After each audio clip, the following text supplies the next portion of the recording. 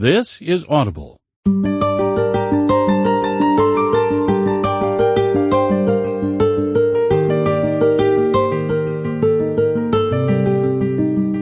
Brilliance Audio presents The Molecule of More, how a single chemical in your brain drives love, sex, and creativity, and will determine the fate of the human race, by Daniel Z. Lieberman and Michael E. Long.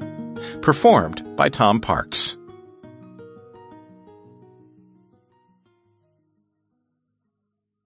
For Sam and Zach, who opened my eyes to seeing the world in new ways, DZL.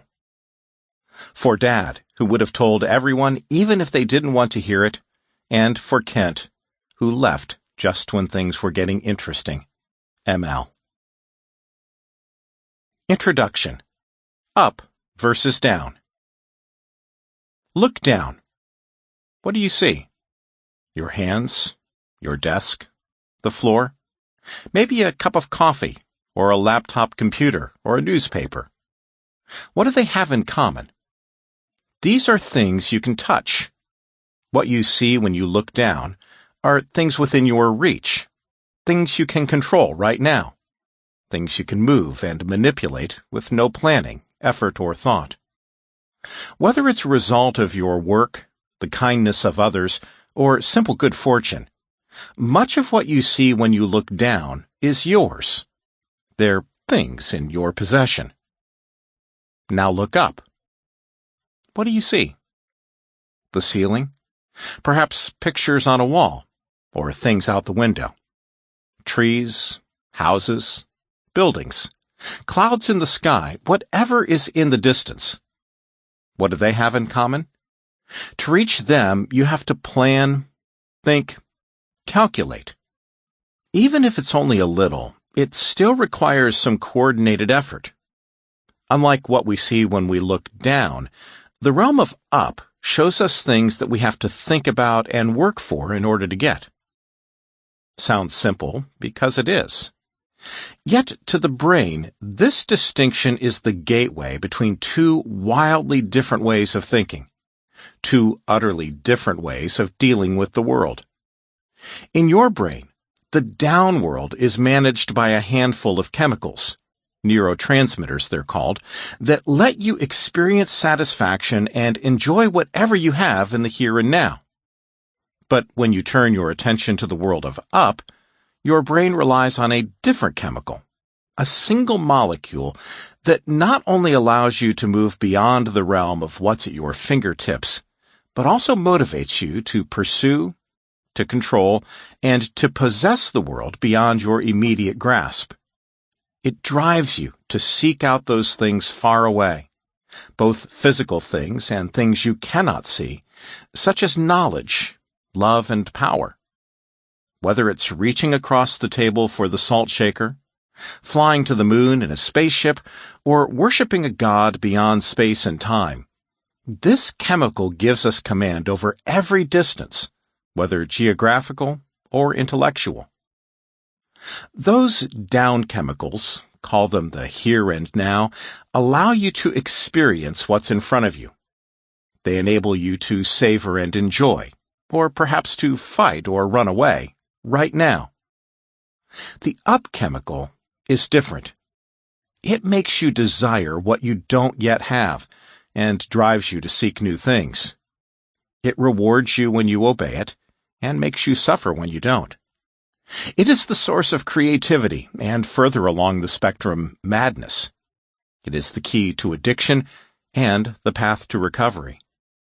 It is the bit of biology that makes an ambitious executive sacrifice everything in pursuit of success, that makes successful actors and entrepreneurs and artists keep working long after they have all the money and fame they ever dreamed of, and that makes a satisfied husband or wife risk everything for the thrill of someone else. It is the source of the undeniable itch that drives scientists to find explanations and philosophers to find order, reason, and meaning. It is why we look into the sky for redemption and God. It is why heaven is above and earth is below. It is fuel for the motor of our dreams. It is the source of our despair when we fail. It is why we seek and succeed. It is why we discover and prosper. It is also why we are never happy for very long. To your brain, this single molecule is the ultimate multi-purpose device, urging us through thousands of neurochemical processes to move beyond the pleasure of just being into exploring the universe of possibilities that come when we imagine. Mammals, reptiles, birds, and fish all have this chemical inside their brains, but no creature has more of it than a human being. It is a blessing and a curse, a motivation and a reward. Carbon, hydrogen, oxygen, plus a single nitrogen atom. It is simple in form and complex in result. This is dopamine, and it narrates no less than the story of human behavior. And if you want to feel it right now, if you want to put it in charge, you can do that. Look up. A note from the authors.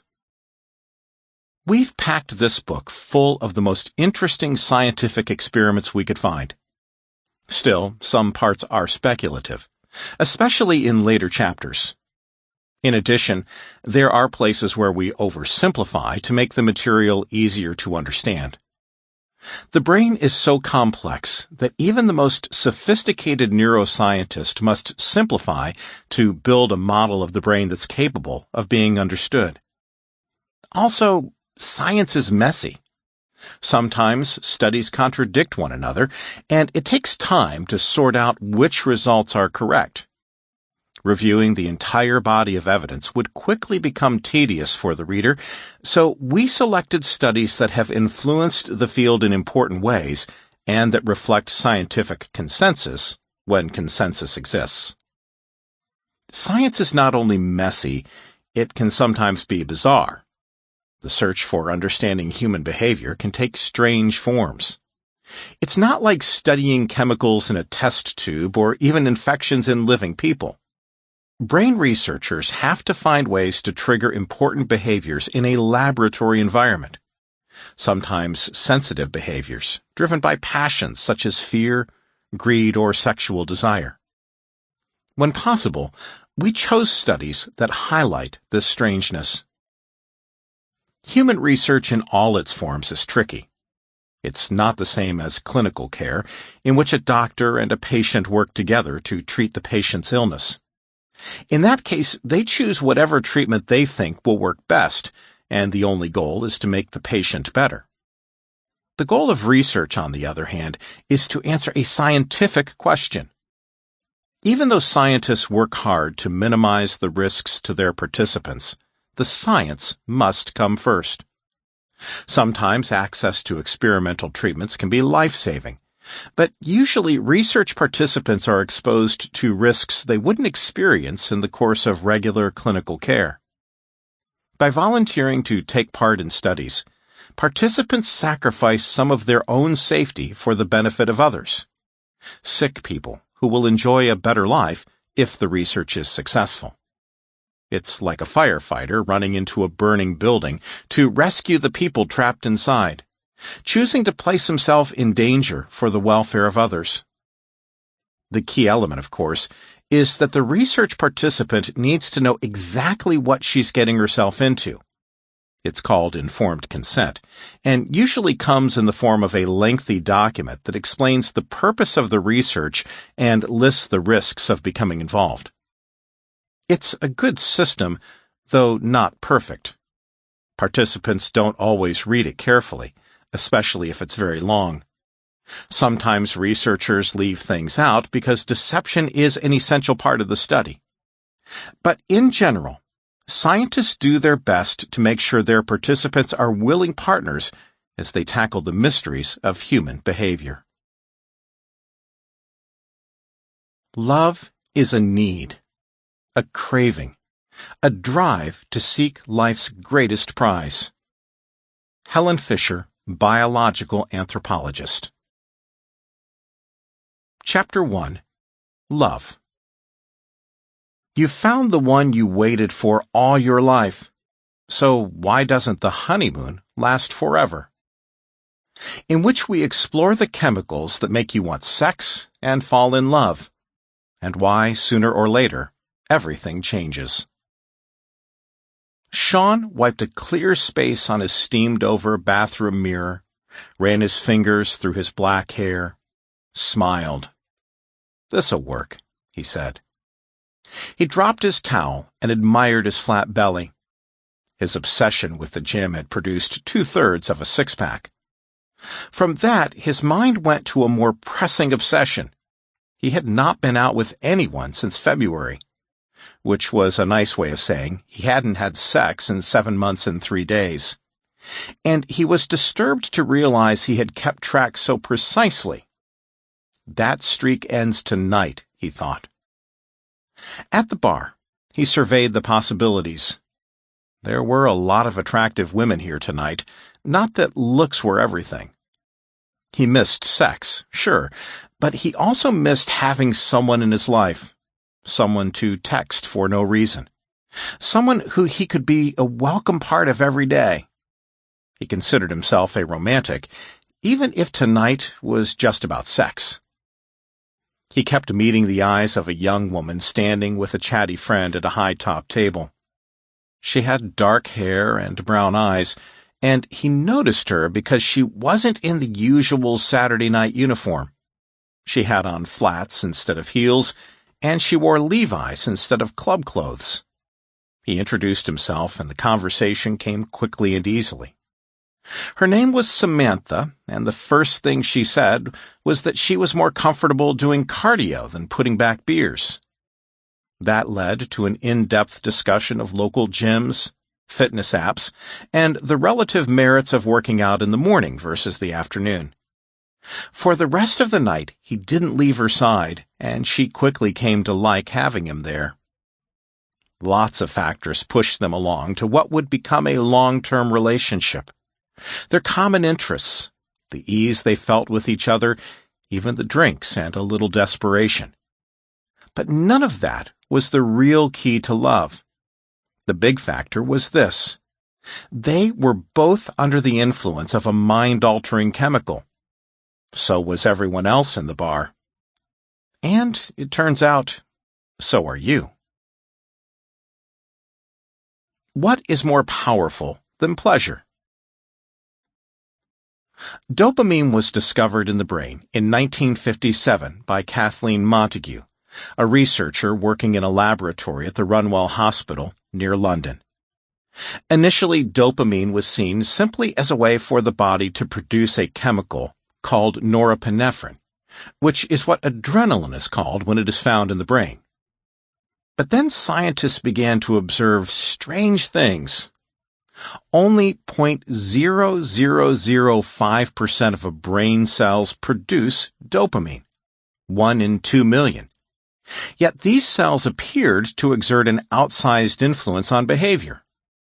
Research participants experienced feelings of pleasure when they turned dopamine on and went to greater lengths to trigger the activation of these rare cells. In fact, under the right circumstances, pursuit of feel-good dopamine activation became impossible to resist. Some scientists christened dopamine the pleasure molecule, and the pathway that dopamine-producing cells take through the brain was named the reward circuit. The reputation of dopamine as the pleasure molecule was further cemented through experiments with drug addicts. The researchers injected them with a combination of cocaine and radioactive sugar, which allowed the scientists to figure out which parts of their brains were burning the most calories. As the intravenous cocaine took effect, participants were asked to rate how high they felt. Researchers discovered that the greater the activity in the dopamine reward pathway, the greater the high. As the body cleared the cocaine from the brain, dopamine activity decreased and the high faded. Additional studies produced similar results. The role of dopamine as the pleasure molecule was established. Other researchers tried to duplicate the results, and that's when unexpected things began to happen. They reasoned that it's unlikely that dopamine pathways evolved to encourage people to get high on drugs. Drugs were probably causing an artificial form of dopamine stimulation. It seemed more likely that the evolutionary processes that harnessed dopamine were driven by the need to motivate survival and reproductive activity. So they replaced cocaine with food, expecting to see the same effect. What they found surprised everyone. It was the beginning of the end for dopamine as the pleasure molecule. Dopamine, they discovered, isn't about pleasure at all. Dopamine delivers a feeling much more influential. Understanding dopamine turns out to be the key to explaining and even predicting behavior across a spectacular range of human endeavors: creating art, literature, and music, seeking success, discovering new worlds and new laws of nature, thinking about God, and falling in love. Sean knew he was in love. His insecurities melted away. Every day made him feel on the brink of a golden future. As he spent more time with Samantha, his excitement about her grew, and his sense of anticipation became constant. Every thought of her suggested limitless possibilities. As for sex, his libido was stronger than ever, but only for her. Other women ceased to exist. Even better, when he tried to confess all this happiness to Samantha, she interrupted him to say she felt exactly the same. Sean wanted to be sure they would be together forever, so one day he proposed to her. She said yes. A few months after their honeymoon, things began to change. At the start, they had been obsessed with one another, but with the passage of time, that desperate longing became less desperate. The belief that anything was possible became less certain, less obsessive, less at the center of everything. Their elation receded. They weren't unhappy, but the profound satisfaction from their earlier time together was slipping away. The sense of limitless possibilities began to seem unrealistic. Thoughts about each other that used to come constantly didn't. Other women began to draw Sean's attention, not that he intended to cheat. Samantha let herself flirt sometimes too, even if it was no more than a shared smile with the college boy bagging groceries in the checkout line. They were happy together, but the early gloss of their new life began to feel like their old life apart. The magic, whatever it was fading. Just like my last relationship, thought Samantha. Been there, done that, thought Sean. Monkeys and rats and why love fades. In some ways, rats are easier to study than human beings. Scientists can do a lot more to them without having to worry about the research ethics board knocking at their door. To test the hypothesis that both food and drugs stimulate dopamine, the scientists implanted electrodes directly into rats' brains so they could directly measure the activity of individual dopamine neurons. Next, they built cages with chutes for food pellets. The results were just as they expected. As soon as they dropped the first pellet, the rats' dopamine systems lit up. Success! Natural rewards stimulate dopamine activity just as well as cocaine and other drugs.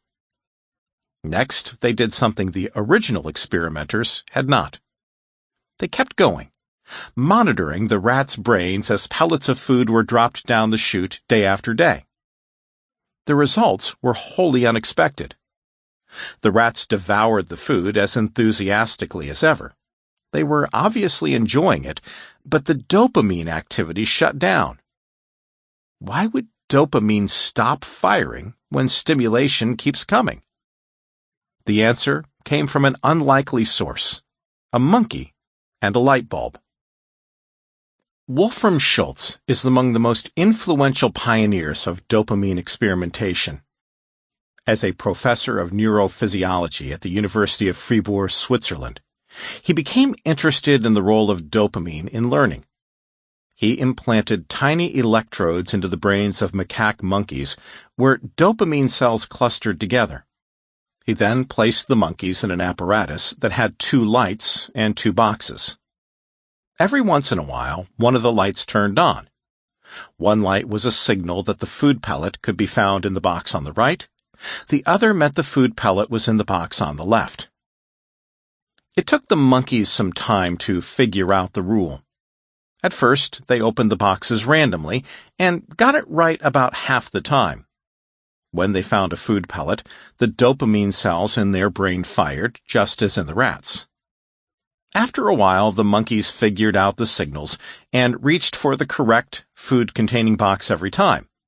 And at that, the timing of the dopamine release began to change from firing at the discovery of the food to firing at the light. Why? Seeing the light go on would always be unexpected. But once the monkeys figured out that the light meant they were about to get food, the surprise they felt came exclusively from the appearance of the light, not from the food. From that, a new hypothesis arose. Dopamine activity is not a marker of pleasure. It is a reaction to the unexpected, to possibility and anticipation. As human beings, we get a dopamine rush from similar, promising surprises. The arrival of a sweet note from your lover. What will it say? An email message from a friend you haven't seen in years. What's the news going to be? Or, if you're looking for romance, meeting a fascinating new partner at a sticky table in the same old bar. What might happen? But when these things become regular events, their novelty fades. And so does the dopamine rush. And a sweeter note or a longer email or a better table won't bring it back. This simple idea provides a chemical explanation for an age-old question. Why does love fade? Our brains are programmed to crave the unexpected and thus to look to the future where every exciting possibility begins. But when anything, including love, becomes familiar, that excitement slips away, and new things draw our attention. The scientists who studied this phenomenon named the buzz we get from novelty reward prediction error, and it means just what the name says.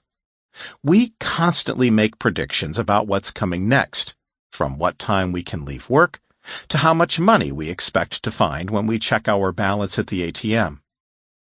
When what happens is better than what we expect, it is literally an error in our forecast of the future. Maybe we get to leave work early, or we find $100 more in checking than we expected.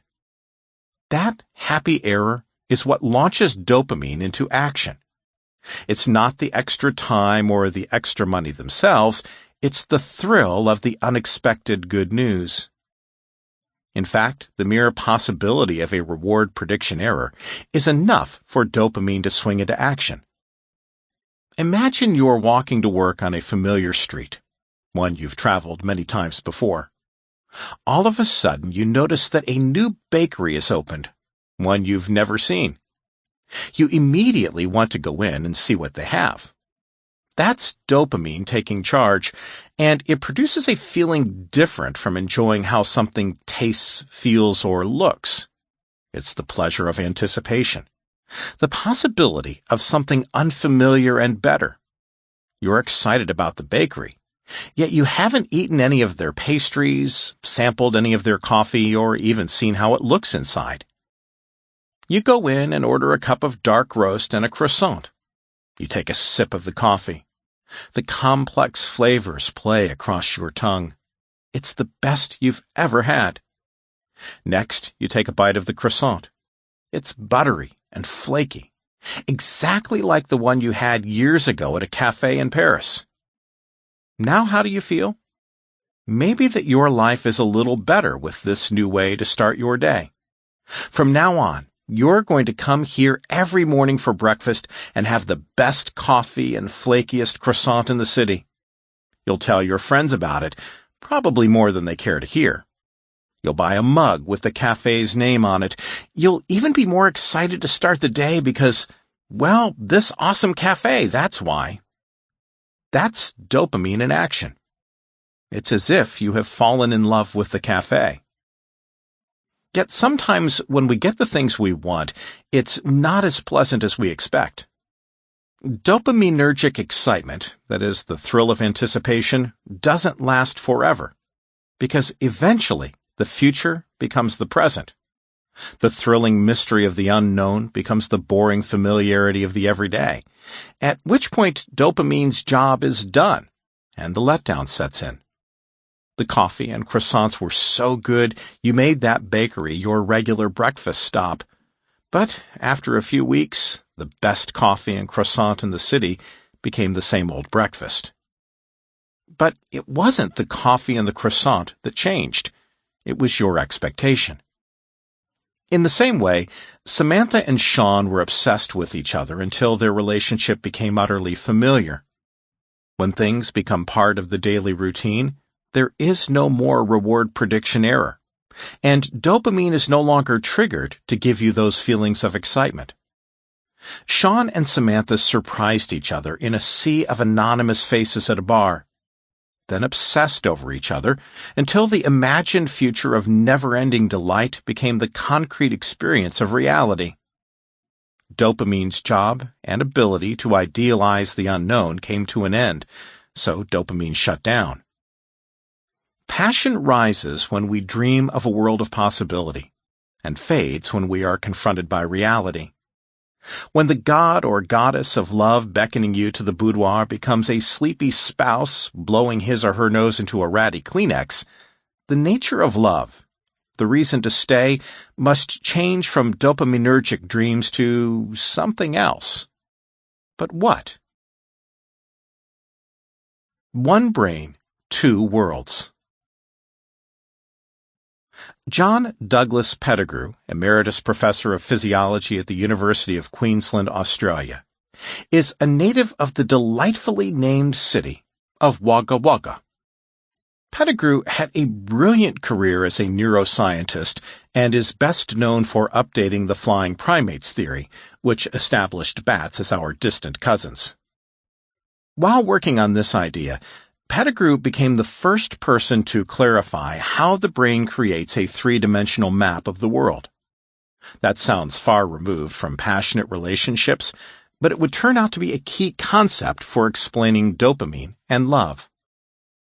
Pettigrew found that the brain manages the external world by dividing it into separate regions, the parapersonal and the extrapersonal, basically near and far. Parapersonal space includes whatever is in arm's reach, things you can control right now by using your hands.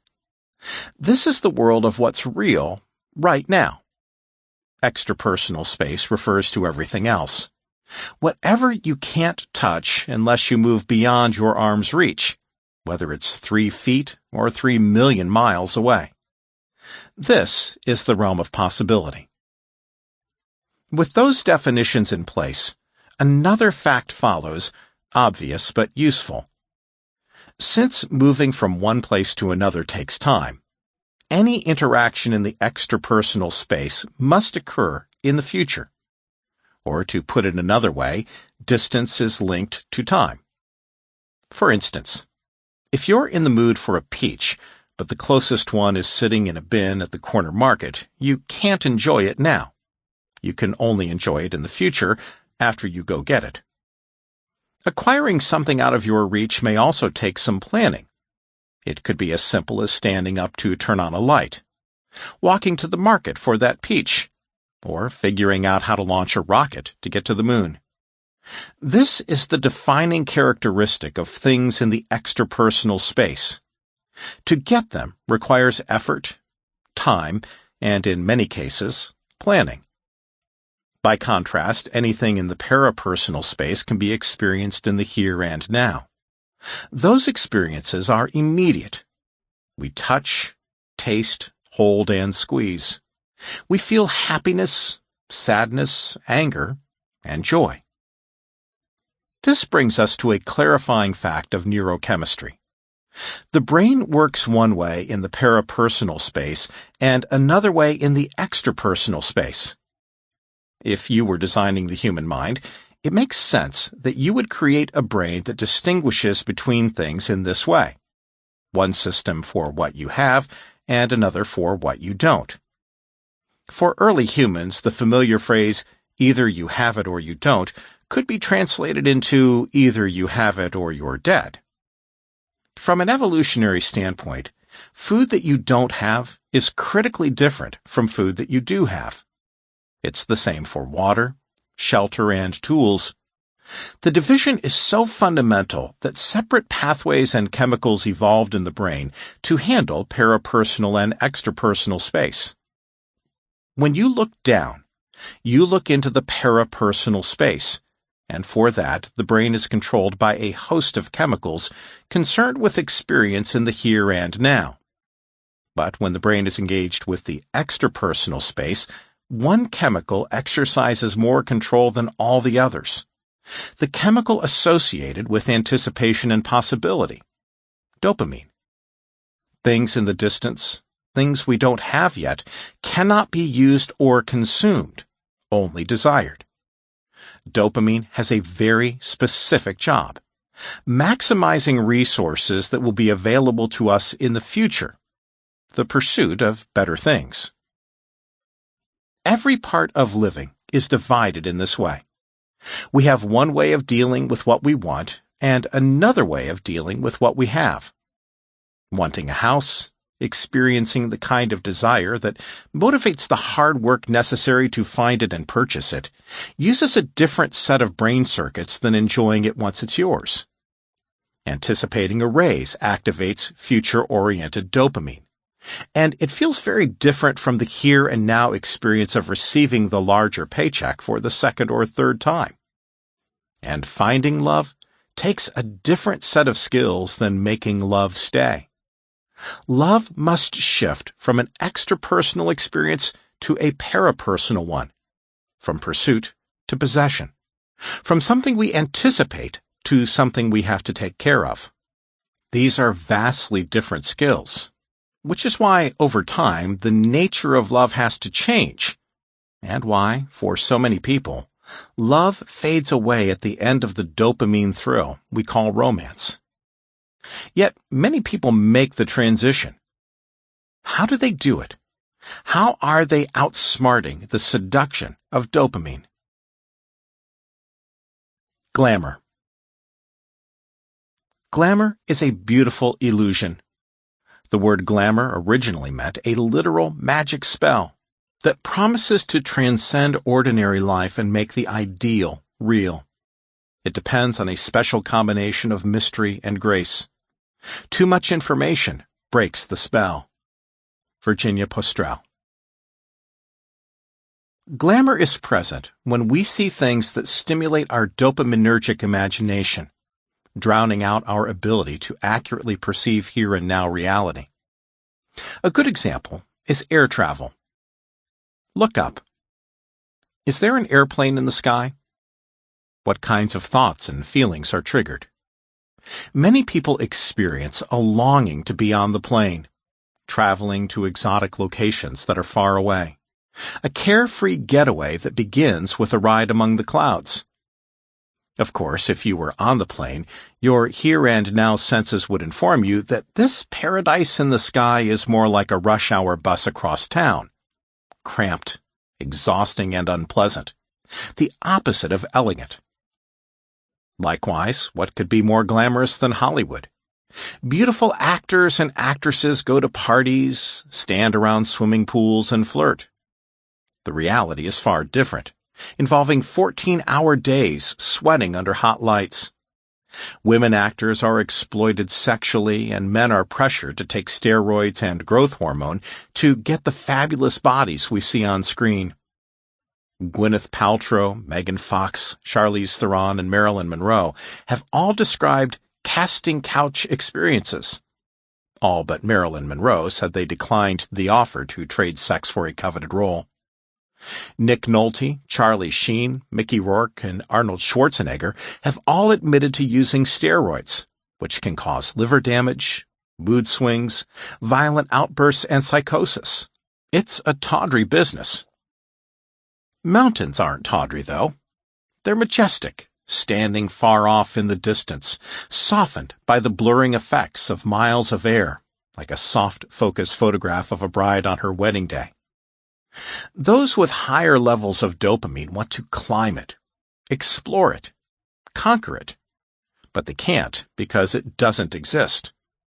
The mountain itself exists, but the imagined experience of being on it is impossible to achieve.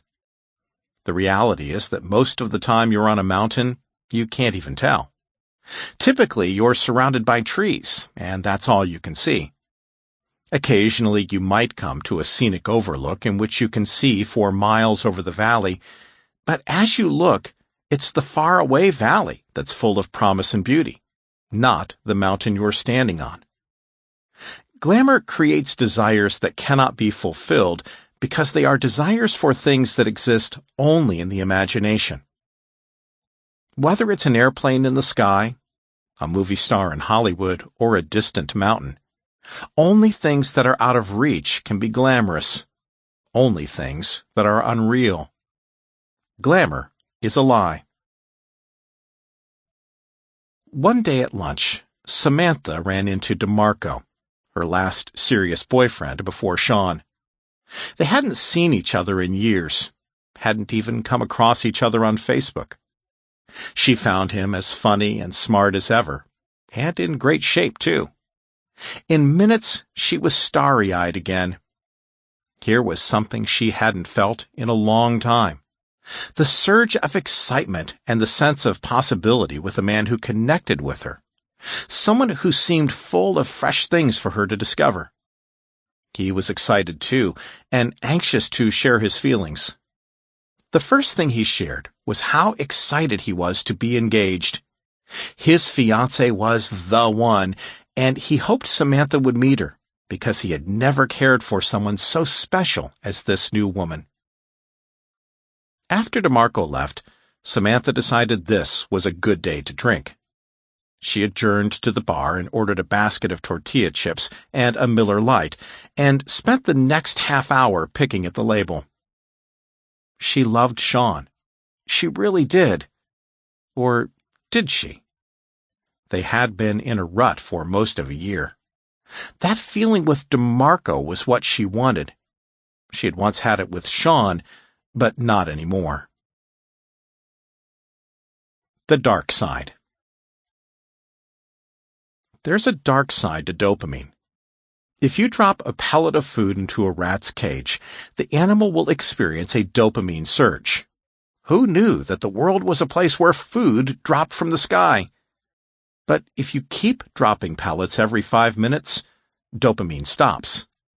The rat knows when to expect the food, so there's no surprise, and there is no error in the rat's prediction of a reward. But what if you drop the pellet at random times, so it's always a surprise? And what if, instead of rats and food pellets, you replace them with people and money?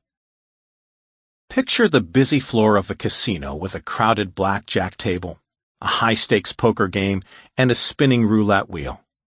It's the epitome of Vegas glitz. But casino operators know that these high-roller games are not where the biggest profits are made. Those come from the lowly slot machine, beloved by tourists, retirees, and workaday gamblers who drop in daily for a few hours alone with flashing lights, ringing bells, and clicking wheels. The modern standard for casino design is to dedicate a whopping 80% of floor space to slot machines, and for good reasons. Slot machines bring in the majority of casino gambling revenue. One of the world's largest manufacturers of slot machines is owned by a company called Scientific Games. Science plays a big role in the design of these compelling devices. Although slot machines date back to the 19th century, modern refinements are based on the pioneering work of behavioral scientist B.F. Skinner, who in the 1960s mapped out the principles of behavior manipulation. In one experiment, Skinner placed a pigeon in a box. He found that he could condition it to peck a lever to get a pellet of food. Some experiments used one peck, others 10, but the number required never changed within any single experiment. The results weren't particularly interesting. Regardless of the number of presses required, each pigeon pecked at its lever like a bureaucrat stamping an endless pile of documents. Then Skinner tried something different. He set up an experiment in which the number of presses needed to release a pellet changed randomly. Now the pigeon never knew when the food would come. Every reward was unexpected. The birds became excited. They pecked faster. Something was spurring them on to greater efforts. Dopamine, the molecule of surprise, had been harnessed, and the scientific foundation of the slot machine was born. When Samantha saw her old boyfriend, all the feelings came rushing back. Excitement, possibility, focus, butterflies. She wasn't on the prowl for romance, but she didn't have to be. DeMarco's appearance and the half-conscious dream of another chance at passionate excitement was an unexpected treat dropped into her emotional life, and that surprise was the source of her excitement. Samantha, of course, didn't know that. She and DeMarco decide to meet again for a drink, and it goes well. They decide to have lunch the next day, too, and pretty soon their meetings become a standing date. The feelings are exhilarating. They touch when they talk. They hug when they part. When they are together, the time flies, just like when they dated before. And when she thinks about it, just like it used to be with Sean. Maybe she thinks DeMarco's the one. But with an understanding of the role of dopamine, it's clear that this relationship is not something new. It's just another repetition of dopamine-driven excitement. The novelty that triggers dopamine doesn't go on forever. When it comes to love, the loss of passionate romance will always happen eventually. And then comes a choice. We can transition to a love that's fed by a day-to-day appreciation of that other person in the here and now. Or we can end the relationship and go in search of another roller coaster ride. Choosing the dopaminergic kick takes little effort, but it ends fast, like the pleasure of eating a Twinkie. Love that lasts shifts the emphasis from anticipation to experience, from the fantasy of anything being possible to engagement with reality and all its imperfections. The transition is difficult, and when the world presents an easy way out of a difficult task, we tend to take it. That's why, when the dopamine firing of early romance ends, many relationships end, too. Early love is a ride on a merry-go-round that sits at the foot of a bridge.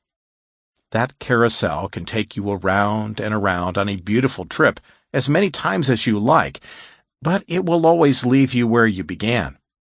Each time the music stops and your feet are back on the ground, you must make a choice. Take one more whirl, or cross that bridge to another, more enduring kind of love. Mick Jagger, George Costanza, and Satisfaction. When Mick Jagger first sang I Can't Get No Satisfaction in 1965, we could not have known that he was predicting the future. As Jagger told his biographer in 2013, he has been with about 4,000 women, a different partner every 10 days of his adult life. Note that Mick didn't follow up with, and at 4,000 I finally found satisfaction, I'm done. Presumably he'll keep going as long as he can. So, how many lovers would be enough to get satisfaction? If you've had 4,000, we can safely say that dopamine is steering things in your life, at least when it comes to sex. And dopamine's prime directive is more. If Sir Mick chases satisfaction another half-century, he still won't catch it. His idea of satisfaction is not satisfaction at all. It's pursuit, which is driven by dopamine, the molecule that cultivates perpetual dissatisfaction. After he beds a lover, his immediate goal will be to find another. In this way, Mick isn't alone. He isn't even unusual. Mick Jagger is just a confident version of TV's George Costanza. In nearly every episode of Seinfeld, George fell in love. He went to ridiculous lengths to get a date, and he was capable of almost anything if it might lead to sex. He imagined each new woman as a potential life mate, the perfect female who would go with him into happily ever after. But every Seinfeld fan knows how those stories ended. George would be crazy about the woman up until the moment she returned his affection. When he didn't have to try anymore, all he wanted was out. George Louis Costanza was so addicted to the dopamine thrill of chasing romance that he spent an entire season trying to extract himself from his engagement to the only woman who continued to love him, despite every awful thing he did.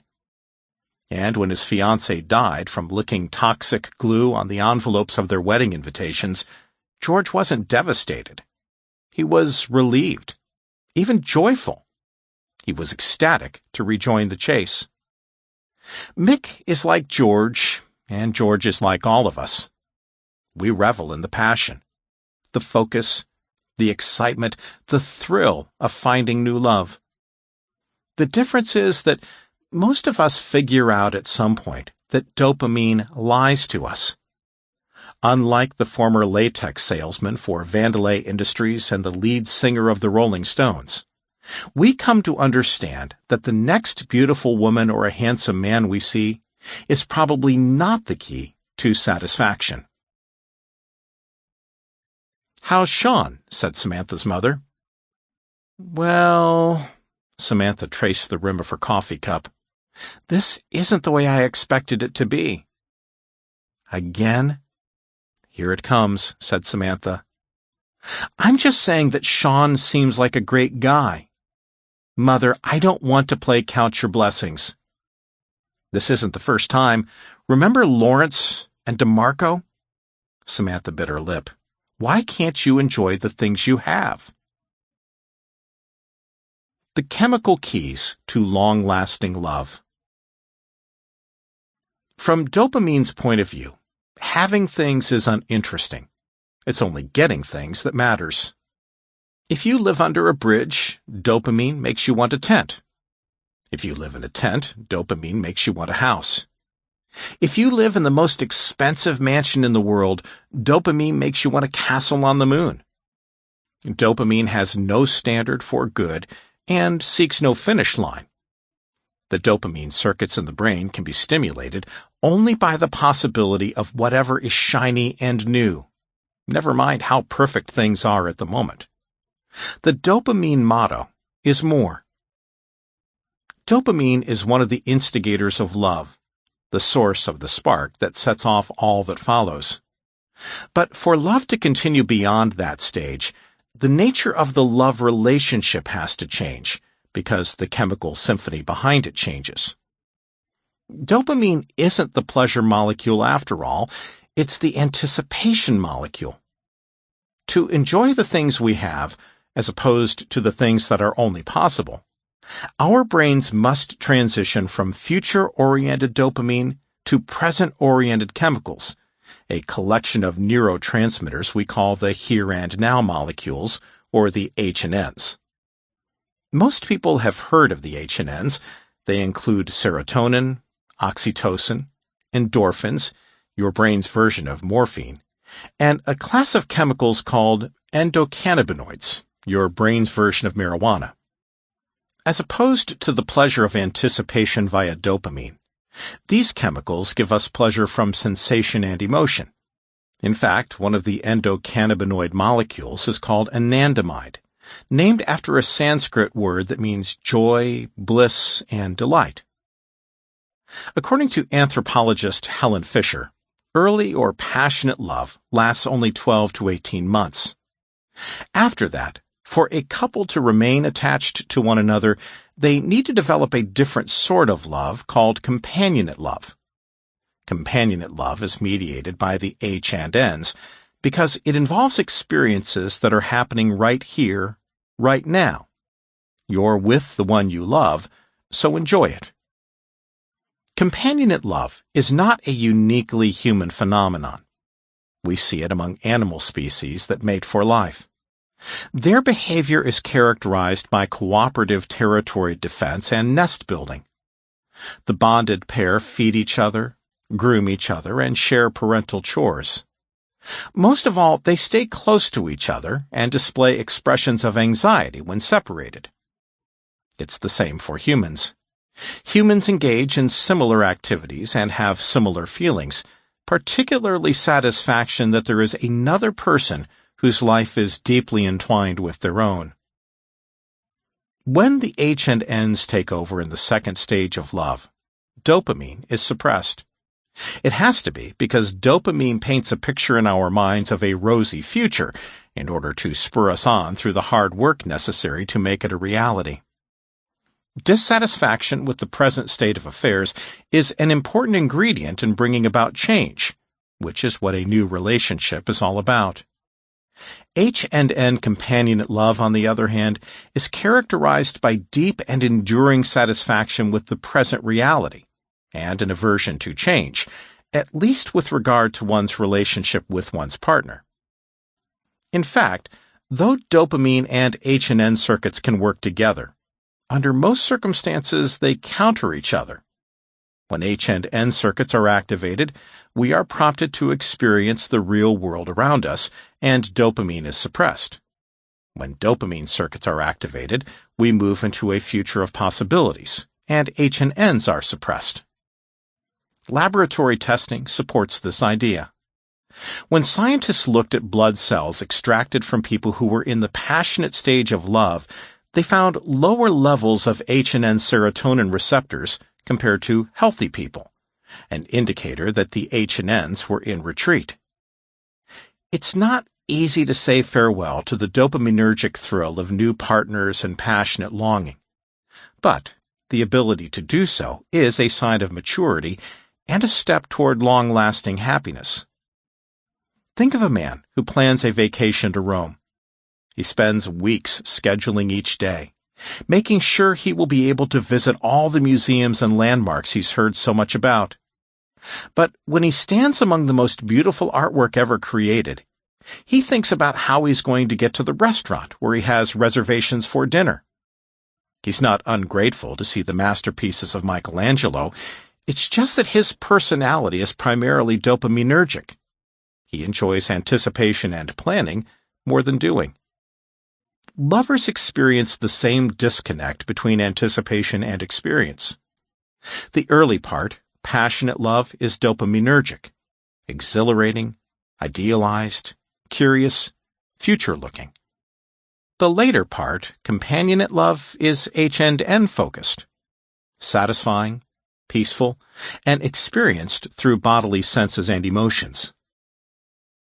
A romance built on dopamine is a thrilling, if short-lived, roller coaster ride.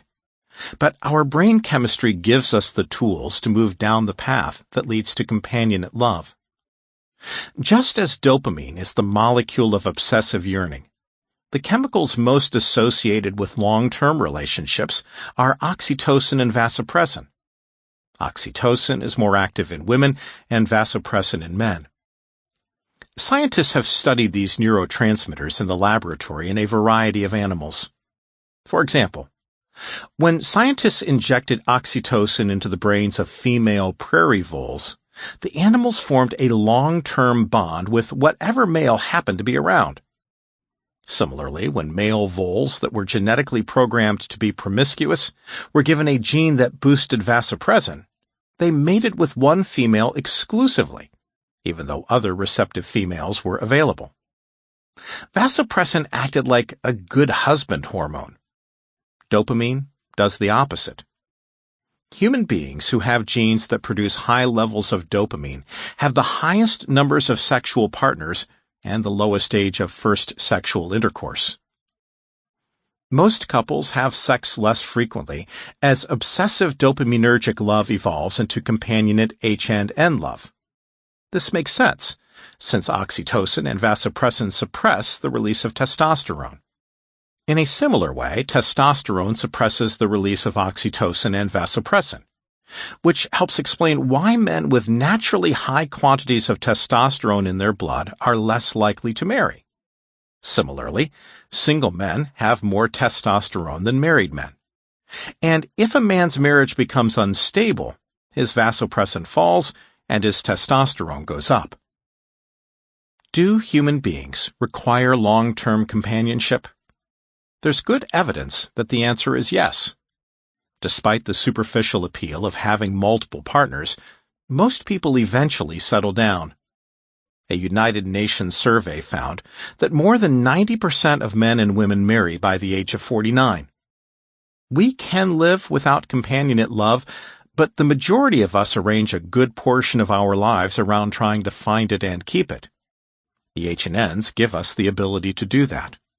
They allow us to find satisfaction in what our senses deliver, what is right in front of us, and what we can experience without the nagging sense that we need something more.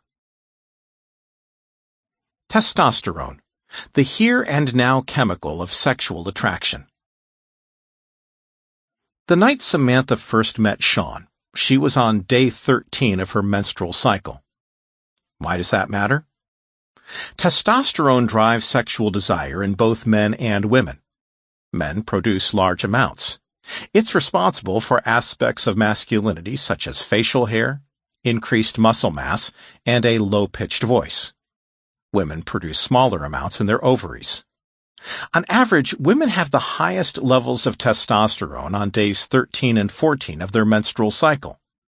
That's when the egg is released from the ovary, and they are most likely to get pregnant. There are also random variations from day to day and even within a day. Some women produce more testosterone in the morning, others later in the day. The largest variation is between individuals. Some women naturally produce more than others. Testosterone can even be administered as a drug. When scientists at Procter & Gamble, the maker of Old Spice cologne and Pampers diapers, applied a testosterone gel to women's skin, the women had more sex. Unfortunately, some of the women developed facial hair, low-pitched voices, and male pattern baldness. So the female Viagra gel never received Food and Drug Administration, FDA approval in the United States.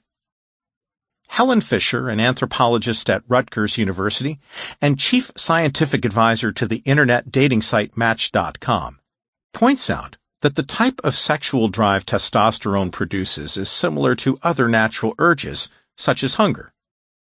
When one is hungry, all kinds of different foods will satisfy the urge to eat. Similarly, when a person experiences testosterone-induced sexual urges, the desire is for sex in general, not necessarily for a particular person. In many cases, especially with young people, nearly anyone will do. Neither is it an overwhelming desire. People don't die from sexual hunger. Testosterone doesn't drive them to commit suicide or murder, unlike the dopaminergic experience of being overwhelmed by love. Sean wiped a clear space in the steamed-over bathroom mirror, ran his fingers through his black hair, smiled. "This'll work," he said. "Wait, hold still," said Samantha. She swept a lock off his forehead. "This'll make you look so handsome." "And then?" "Down, boy," said Samantha, and she gave him a peck on the cheek. Dopamine gets you into bed, and then gets in the way. From eager anticipation to the physical pleasures of intimacy, the stages of sex recapitulate the stages of love. Sex is love on fast forward. Sex begins with desire, a dopaminergic phenomenon driven by the hormone testosterone. It continues with arousal, another forward-looking dopaminergic experience. As physical contact begins, the brain shifts control to the H&Ns to deliver the pleasure of the sensory experience, mainly with the release of endorphins. The consummation of the act, orgasm, is almost entirely a here-and-now experience, with endorphins and other H&N neurotransmitters working together to shut down dopamine. This transition was caught on camera when men and women in the Netherlands were placed in brain scanners and then stimulated to orgasm. The scans showed that sexual climax was associated with decreased activation throughout the prefrontal cortex, a dopaminergic part of the brain responsible for placing deliberate restrictions on behavior. The relaxation of control allowed the activation of H&N circuits necessary for sexual climax. It didn't matter whether the person being tested was a man or a woman. With few exceptions, the brain's response to orgasm was the same. Dopamine off, H&N on. That's how it's supposed to be.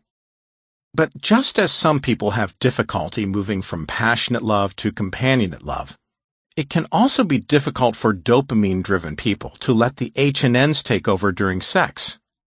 That is, highly driven women and men sometimes find it a significant challenge to turn off their thoughts and just experience the sensations of intimacy, to think less and feel more.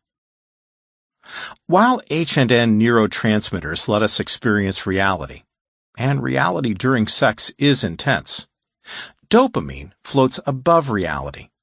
It is always able to conjure up something better. To add to its seduction, it puts us in control of that alternate reality. That these imagined worlds may be impossible doesn't matter. Dopamine can always send us chasing phantoms.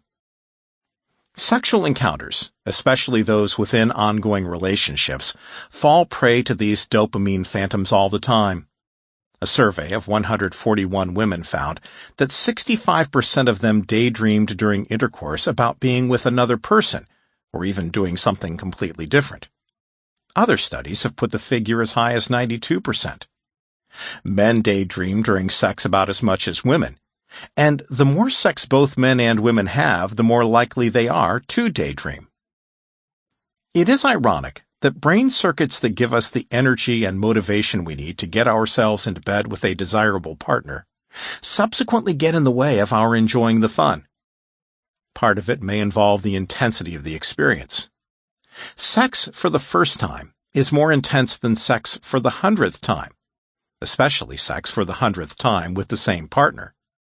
But the climax of the experience, orgasm, is almost always intense enough to move even the most detached dreamer into the immediate world of H&N. Why Mom wants you to wait until you're married. Though changes in culture have made the attitude passé in some quarters, there are still a lot of mothers and anxious fathers who encourage their daughters to save themselves for marriage. This is often a part of a larger moral or religious teaching. But is there any advantage to waiting that is based in brain chemistry? Testosterone and dopamine have a special relationship. During passionate love, testosterone is the one H&N that is not suppressed in favor of dopamine. In fact, they work together to form a feedback loop, a perpetual motion machine that enhances our feelings of romance. Passionate love usually increases the desire to have sex. Testosterone revs up that desire. Increased desire, in turn, increases passionate love. Therefore, denying sexual satisfaction actually enhances passion. Not necessarily forever, of course, and not without significant sacrifice, but the effect is real. Thus, we find a chemical explanation that long ago may have been at least part of the basis for behavior we see today. Waiting prolongs the most exciting phase of love. The bittersweet feelings of distance and denial are the business end of a chemical reaction. Passion deferred is passion sustained. If Mom wants her daughter to get married, amplifying the passion is a good way to help things along. Dopamine tends to shut down once fantasy becomes reality, and dopamine is the driving chemical of romantic love. So what would raise dopamine more? Agreeing to sex now, or keeping it in the future? Mom knows the answer, even if we're only now learning why. Sean had gained a little weight, but Samantha found him more attractive than ever. Sean thought Samantha looked better than ever, too. Even though he appreciated how great she looked dressed up, he confided to his friends that nothing was sexier to him than when she woke up with tangled hair and no makeup, wearing one of his old t-shirts from college. Lately, they kept their voices low to steal a few extra minutes while the baby slept, because the morning, alone and unguarded, was a rare moment when they could enjoy the presence of each other. Samantha had learned how to help Sean overcome the insecurities that held him back at work, and he found ways to free up time for her so she could pursue her master's degree. But more and more, they just savored each other's company. Sometimes they didn't talk at all. And while once that would have seemed strange to them, these days it just felt right. Samantha remembered the night Sean reached for her, stroked her hip, then took back his hand. She heard him flip over and make the sound he always made just before going to sleep. "What's wrong?" she asked. "Nothing," said Sean. "Just making sure you're there." Dopamine got the nickname the pleasure molecule based on experiments with addictive drugs. The drugs lit up dopamine circuits and test participants experienced euphoria. It seemed simple until studies done with natural rewards, food for example, found that only unexpected rewards triggered dopamine release. Dopamine responded not to reward, but to reward prediction error. The actual reward minus the expected reward. That's why falling in love doesn't last forever. When we fall in love, we look to a future made perfect by the presence of our beloved. It's a future built on a fevered imagination that falls to pieces when reality reasserts itself 12 to 18 months later. Then what? In many cases, it's over. The relationship comes to an end, and the search for a dopaminergic thrill begins all over again. Alternatively, the passionate love can be transformed into something more enduring. It can become companionate love, which may not thrill the way dopamine does, but has the power to deliver happiness. Long-term happiness based on H&N neurotransmitters, such as oxytocin, vasopressin, and endorphin. It's like our favorite old haunts, restaurants, shops, even cities. Our affection for them comes from taking pleasure in the familiar ambiance, the real, physical nature of the place. We enjoy the familiar not for what it could become, but for what it is. That is the only stable basis for a long-term satisfying relationship. Dopamine, the neurotransmitter whose purpose is to maximize future rewards, starts us down the road to love. It revs our desires, illuminates our imagination, and draws us into a relationship on an incandescent promise. But when it comes to love, dopamine is a place to begin, not to finish. It can never be satisfied. Dopamine can only say, more. Chapter 2. Drugs. You want it, but will you like it? In which dopamine overwhelms reason to create consuming desire for the most destructive behaviors imaginable. A guy walks past a restaurant, smells burgers cooking. He imagines taking a bite. He can almost taste it.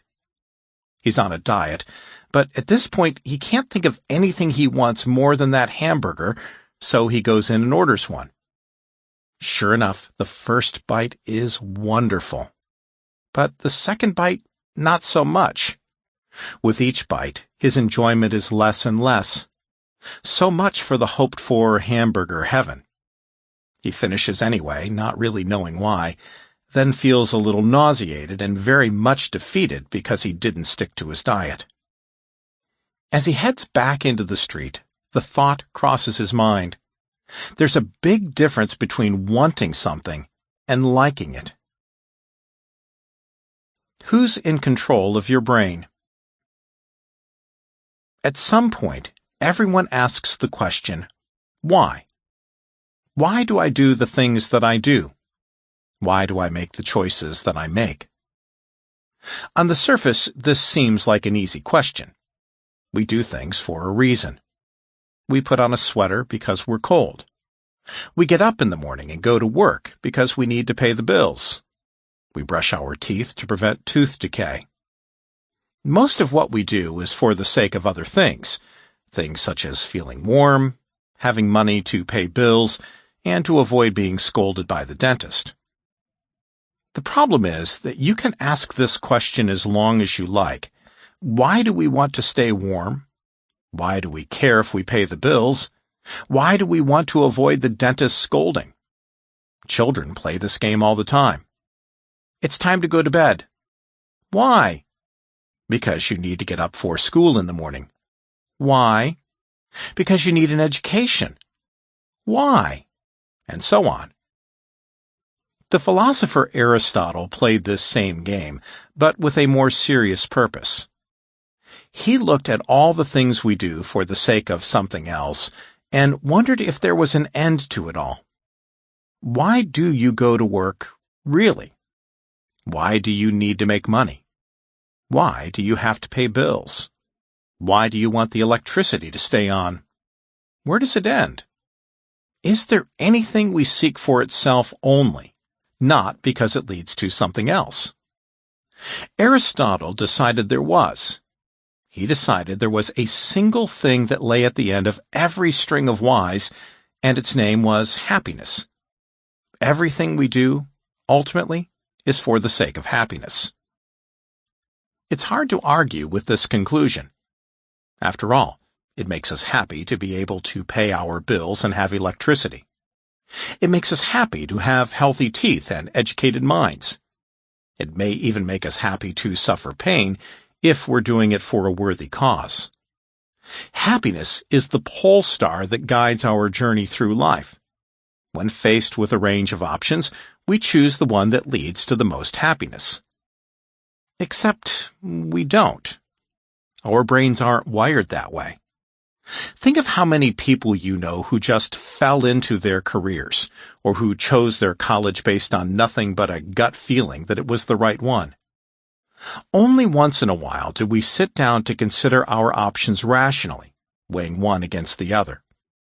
Such an exercise is tiring work, and the outcome is rarely satisfying.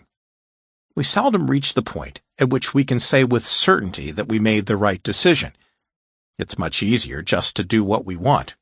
So that's what we do. The next question, of course, becomes, well then, what do we want? The answer depends on whom you ask. One person might want to be rich. Another might want to be a good father. The answer depends on when you ask, too. The 7 p.m. answer might be dinner. The 7 a.m. answer might be another 10 minutes of sleep. Sometimes people don't know what they want at all. Other times they want lots of things at once. Things that they cannot have at the same time because they conflict with one another. Most people, when they see a donut, want to eat it. Most people, when they see a donut, want to not eat it. What's going on? How to stay alive.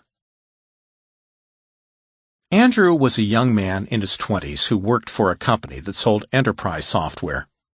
He had a confident, outgoing personality and was one of the top salespeople in the company. He was so consumed with his work that he spent almost no time relaxing or pursuing other activities except one, picking up women. He estimated that he had slept with over 100 women, but had never experienced an intimate relationship with any of them. It was something he longed for, something he knew was important for his long-term happiness. And he recognized that continuing his pattern of one-night stands wasn't going to get him there. Nevertheless, the pattern continued. Wanting, or desire, flows from an evolutionarily old part of the brain deep inside the skull, called the ventral tegmental area. It is rich in dopamine. In fact, it is one of the 2 main dopamine-producing regions. Like most brain cells, the cells that grow there have long tails that wind through the brain until they reach a place called the nucleus accumbens. When these long-tailed cells are activated, they release dopamine into the nucleus accumbens, driving the feeling we know as motivation. The scientific term for this circuit is the mesolimbic pathway, although it's easier to simply call it the dopamine desire circuit. This dopamine circuit evolved to promote behaviors that lead to survival and reproduction, or to put it more plainly, to help us get food and sex, and to win competitions. It's the desire circuit that's activated when you see the plate of donuts on the table. And it's activated not by need, but by the presence of something attractive from an evolutionary or life-sustaining standpoint. That is, at the moment such a thing is seen, the circuit is activated whether or not you're hungry. That's the nature of dopamine. It's always focused on acquiring more of everything with an eye toward providing for the future. Hunger is something that happens here and now, in the present. But dopamine says, go ahead and eat the donut, even if you're not hungry. It will increase your chance of staying alive in the future. Who knows when food will be available next? That made sense for our evolutionary ancestors, who lived most of their lives on the brink of starvation. For a biological organism, the most important goal related to the future is to be alive when it comes. As a result, the dopamine system is more or less obsessed with keeping us alive. It constantly scans the environment for new sources of food, shelter, mating opportunities, and other resources that will keep our DNA replicating.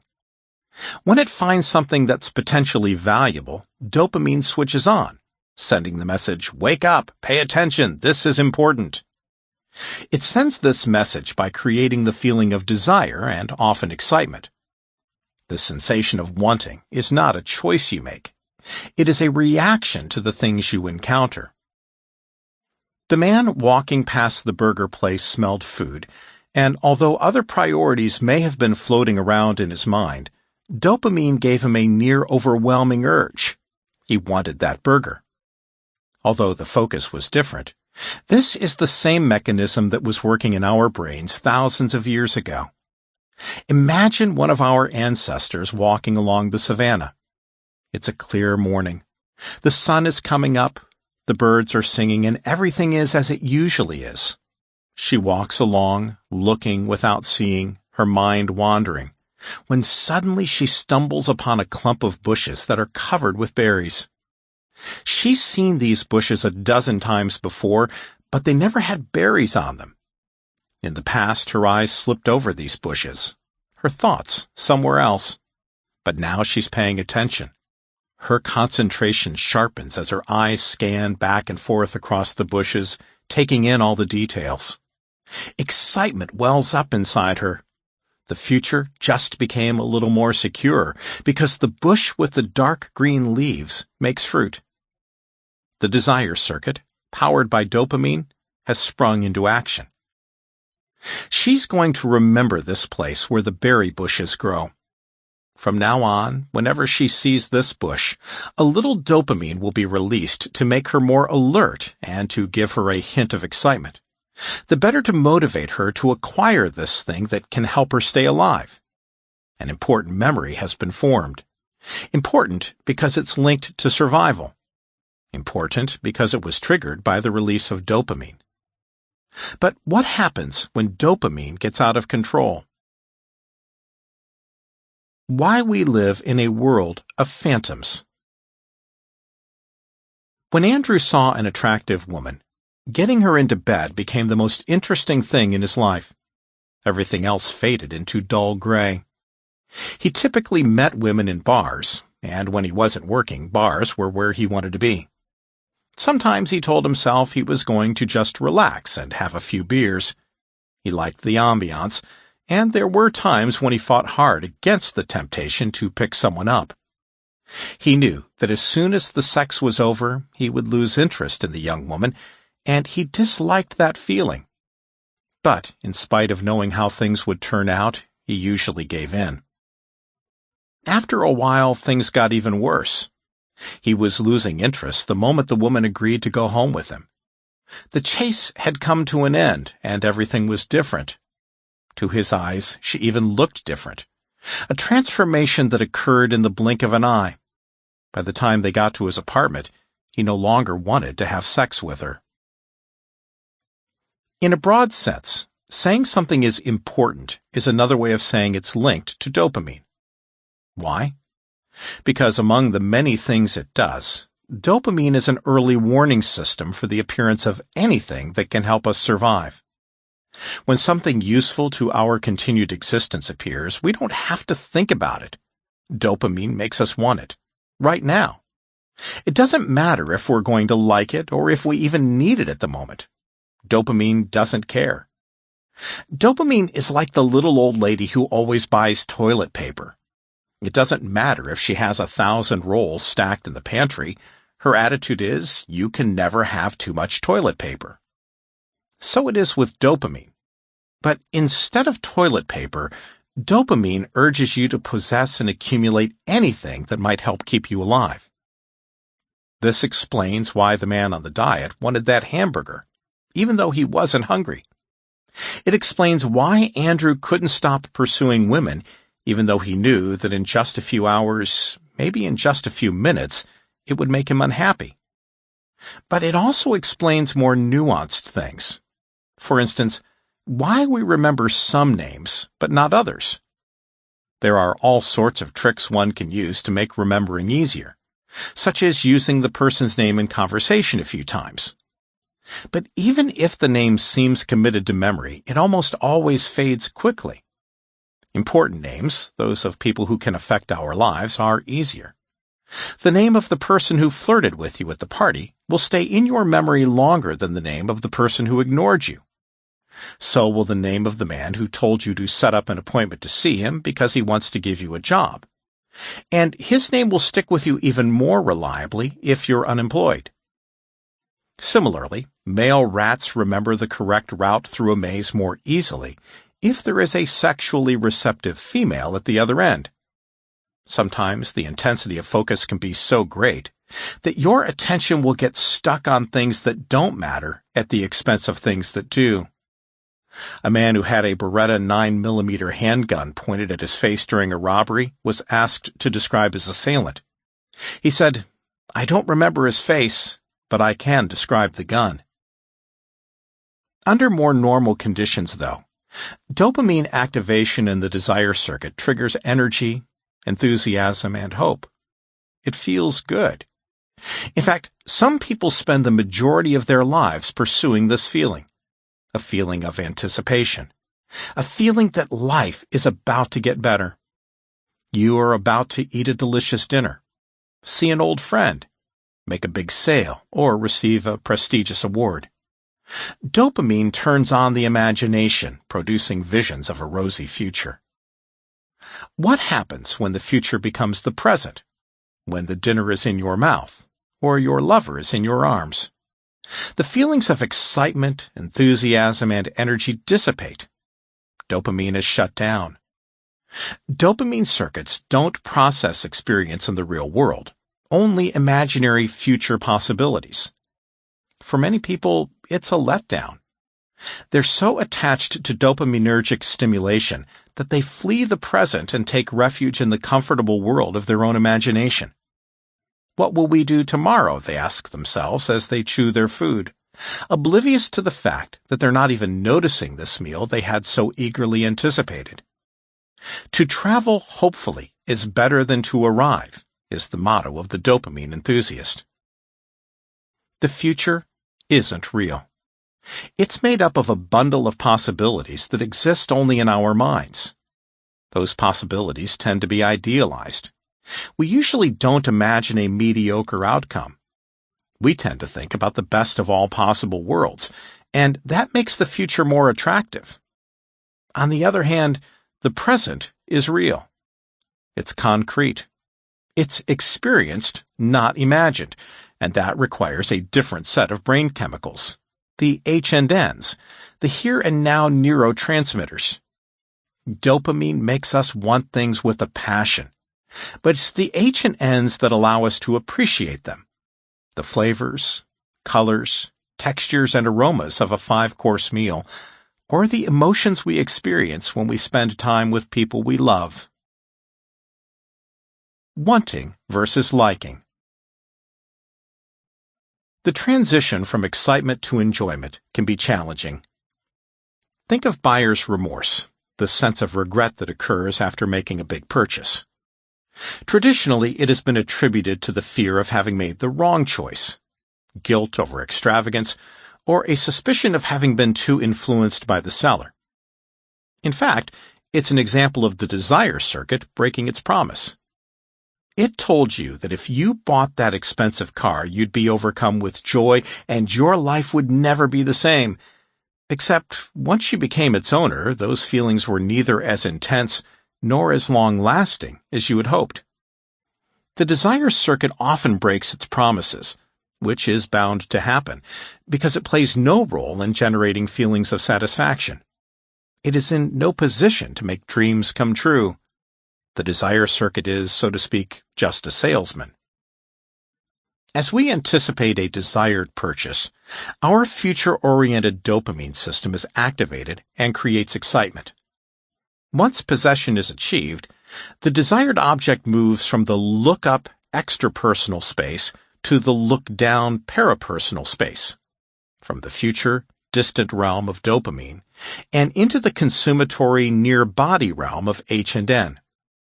Buyer's remorse is the failure of the H&N experience to compensate for the loss of dopaminergic arousal.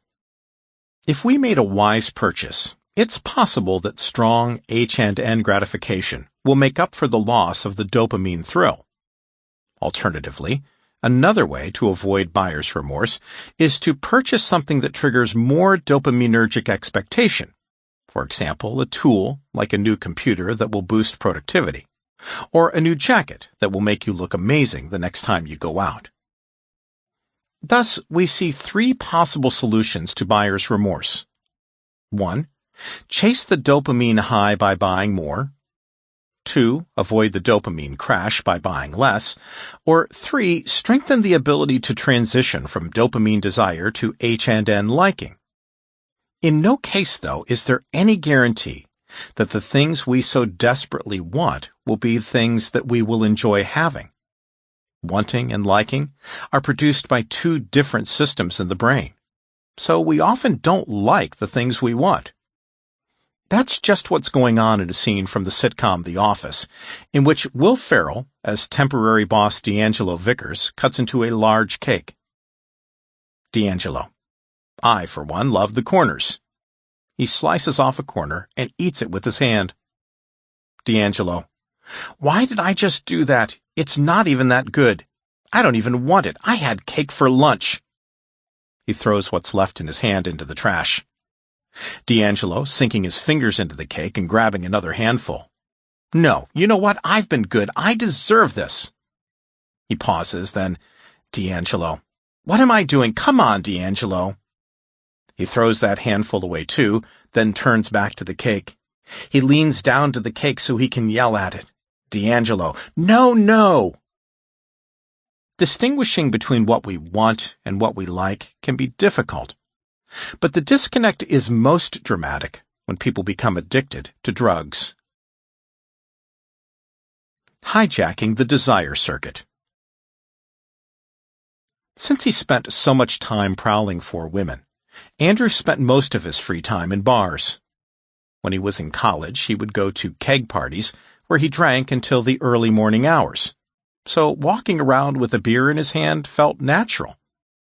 After graduation, most of his drinking buddies moved on to other things. Alcohol no longer played a central role in their lives, but Andrew, for whom a bar was like home, kept at it. When he found someone he was interested in, he drank faster. Under the influence of a bright pair of eyes, the world became a more exciting place, fueling his enjoyment of alcohol. He knew that his drinking had become a problem when his morning hangovers made it hard for him to give his best at work. His sales began to slip, and his therapist advised him to take a break from drinking. The therapist recommended that Andrew try it for 30 days so he could experience what it was like to be sober. The therapist knew that if a heavy drinker can do this, he usually feels better. Clear-headed, full of energy, better able to enjoy the simple pleasures in life, and that this feeling increases motivation for long-term sobriety. On the other hand, If a drinker can't achieve 30 days of sobriety, it's an indication that he no longer has full control of his drinking. That can be an eye-opening experience that may persuade a drinker to get alcohol out of his life. Andrew tried it and had no difficulty abstaining, except when he was in a bar looking for someone to sleep with. There was something about the place, something about the familiar experience of the chase that triggered powerful cravings. His therapist became more concerned and felt Andrew met the criteria for an alcohol use disorder. He asked Andrew to try going to a few Alcoholics Anonymous meetings. Andrew disagreed with the diagnosis. He was focused on overcoming his compulsion for anonymous sex. He was confident that if he could get that under control, he wouldn't have to go to bars anymore, and the alcohol problem would take care of itself. The therapy took a long time, and despite repeated discussions with his therapist, his drinking increased. Eventually, though, he attained his goal. He met someone who captured his interest, and to his delight, the interest didn't fade. After a few fits and starts, he completely gave up one-night stands. He no longer went out to bars much, but he was surprised to find that the drinking continued. The drinking had wormed its way into his brain, rewired his circuits, and now he couldn't stop. Like a guided missile, addictive drugs hit the desire circuit with an intense chemical blast. No natural behavior can match that. Not food, not sex, not anything. Alan Leshner, the former director of the National Institute on Drug Abuse, said that drugs hijack the desire circuit. They stimulate it far more intensely than natural rewards like food or sex, which affect the same brain motivation system. That's why food and sex addictions have so much in common with addiction to drugs. Brain circuits that evolved for the crucial purpose of keeping us alive are taken over by an addictive chemical and repurposed to enslave the addict that gets caught in its net. Drug abuse is like cancer. It starts small, but can quickly take over every aspect of a user's life. An alcoholic may start out as a moderate drinker. As he moves step by step from, say, a few beers on the weekend to a liter of vodka every day, other aspects of his life get swallowed up. At first, he stops going to his son's baseball games so he can stay home and drink. After a while, the parent-teacher conferences go. Then all family activities, and last of all, work, since that supplies money to buy the alcohol. But in the end, even work goes. Like a tumor, the addiction has spread, and the alcoholic's entire life becomes focused exclusively on drinking. Was he making rational choices? From the outside, it doesn't look like it. But from the inside, where we see dopamine in action, it makes perfect sense. The dopamine system evolved to motivate us to survive and reproduce. For most people, there is nothing more important than staying alive and keeping their children safe. These are the activities that produce the largest dopamine surges. In a very literal way, large dopamine surges signal the need to react to life and death situations. Take shelter, find food, protect your children. These are tasks that hit the dopamine system hard. What could be more important? To an addict, drugs are more important. At least that's the way it feels. That guided missile dopamine blast overwhelms everything else. If making decisions is like weighing options on a balance, an addictive drug is an elephant sitting down on one side of the scale. Nothing else can compete. An addict chooses drugs over work, family, everything. You think he's making irrational choices, but his brain is telling him that his choices are perfectly logical. If someone offered you a choice between a meal at a nice restaurant, even the nicest restaurant in town, and a check for $1 million, it's ridiculous to think you'd choose dinner. That's exactly how an addict feels when choosing between, say, paying the rent and buying crack. He chooses the one that will lead to the bigger dopamine hit. The euphoria of crack cocaine is bigger than just about any experience you can name. That's rational from the point of view of desired dopamine, which is what drives the behavior of addicts. Drugs are fundamentally different from natural dopamine triggers. When we're starving, there's nothing more motivating than getting food. But after we eat, the motivation for getting food declines because satiety circuits become active and shut down the desire circuit. There are checks and balances in place to keep everything stable, but there's no satiety circuit for crack. Addicts take drugs until they pass out, get sick, or run out of money. If you ask an addict how much crack he wants, there is only one answer: more. Let's look at it from another angle. The goal of the dopamine system is to predict the future and, when an unexpected reward occurs, to send a signal that says, "Pay attention, it's time to learn something new about the world." In this way, circuits bathed in dopamine become malleable. They morph into new patterns. New memories are laid down, new connections are established. "Remember what happened," says the dopamine circuit. "This may be useful in the future." What's the end result? You don't get surprised the next time the reward occurs. When you discovered the website that streamed your favorite music, it was exciting, but the next time you visited the site, it wasn't. There's no longer any reward prediction error. Dopamine is not meant to be an enduring reservoir of joy. By shaping the brain to make surprising events predictable, dopamine maximizes resources as it is supposed to do. But in the process, by eliminating surprise and extinguishing reward prediction error, it suppresses its own activity. But addictive drugs are so powerful that they bypass the complicated circuitry of surprise and prediction and artificially ignite the dopamine system. In this way, they scramble everything up. All that's left is a gnawing craving for more. Drugs destroy the delicate balance that the brain needs to function normally. Drugs stimulate dopamine release no matter what kind of situation the user is in. That confuses the brain, and it begins to connect drug use to everything. After a while, the brain becomes convinced that drugs are the answer to all aspects of life. Feel like celebrating? Use drugs. Feeling sad? Use drugs. Hanging out with a friend? Use drugs. Feeling stressed, bored, relaxed, tense, angry, powerful, resentful, tired, energetic. Use drugs.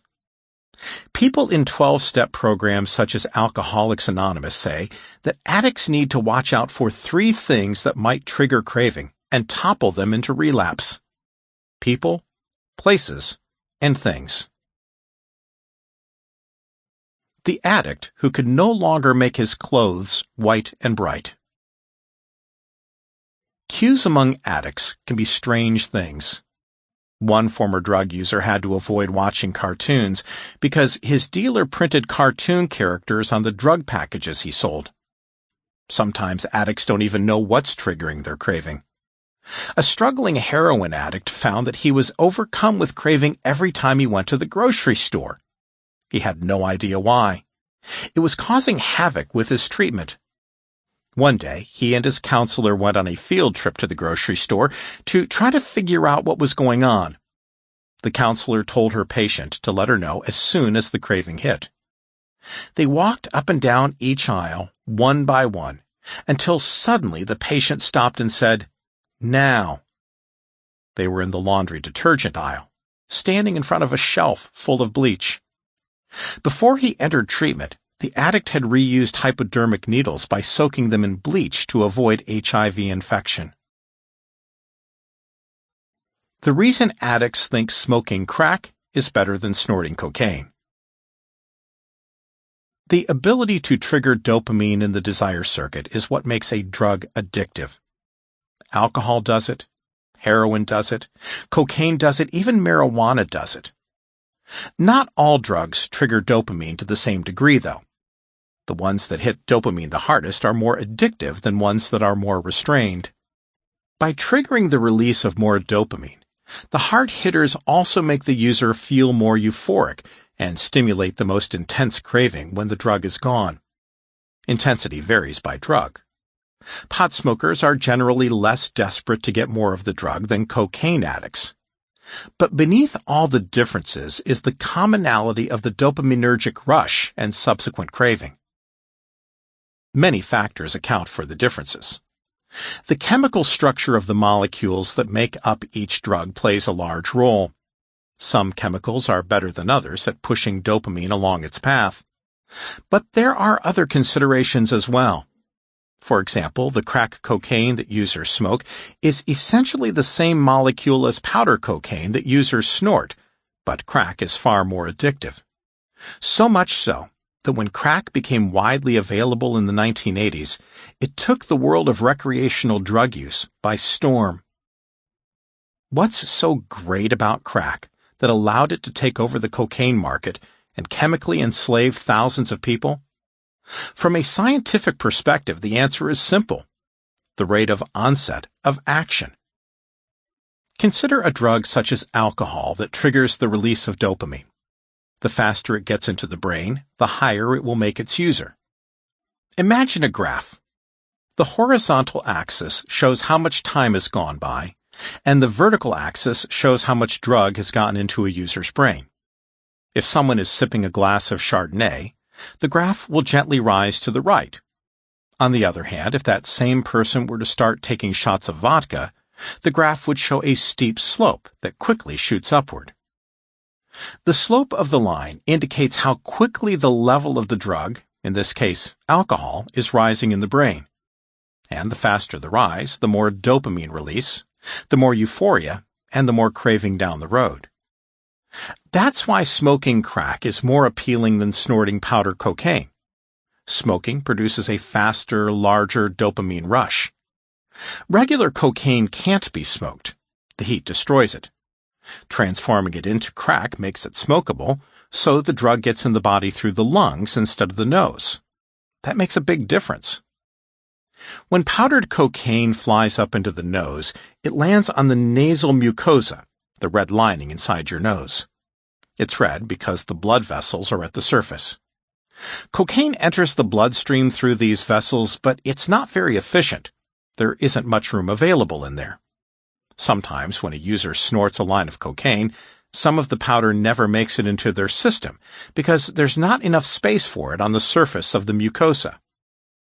That's not to say that snorting cocaine isn't dangerous and addictive.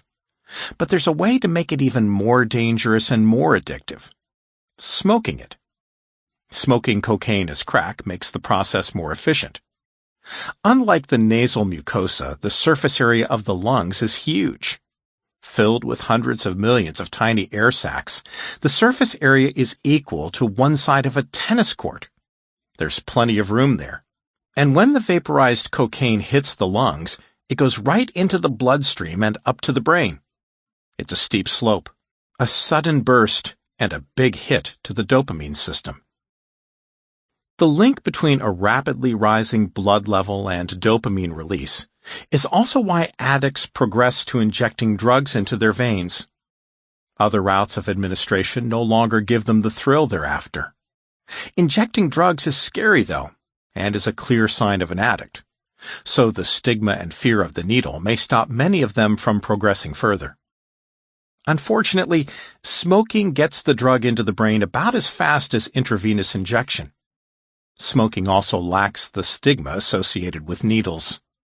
As a result, many would-be casual users of cocaine progress to life-destroying addiction.